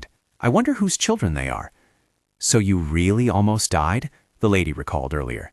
I promised to teach you things that only I could teach, but you haven't had much time lately, so I couldn't teach you anything. But now you have time, don't you? Yes.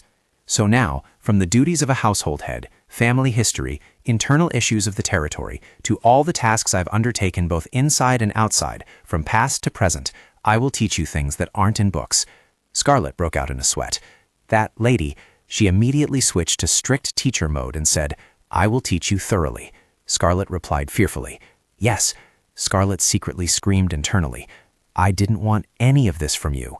That evening, in a flower garden, Scarlet walked in and called out, Charlene. Hearing her voice, he turned his head to look.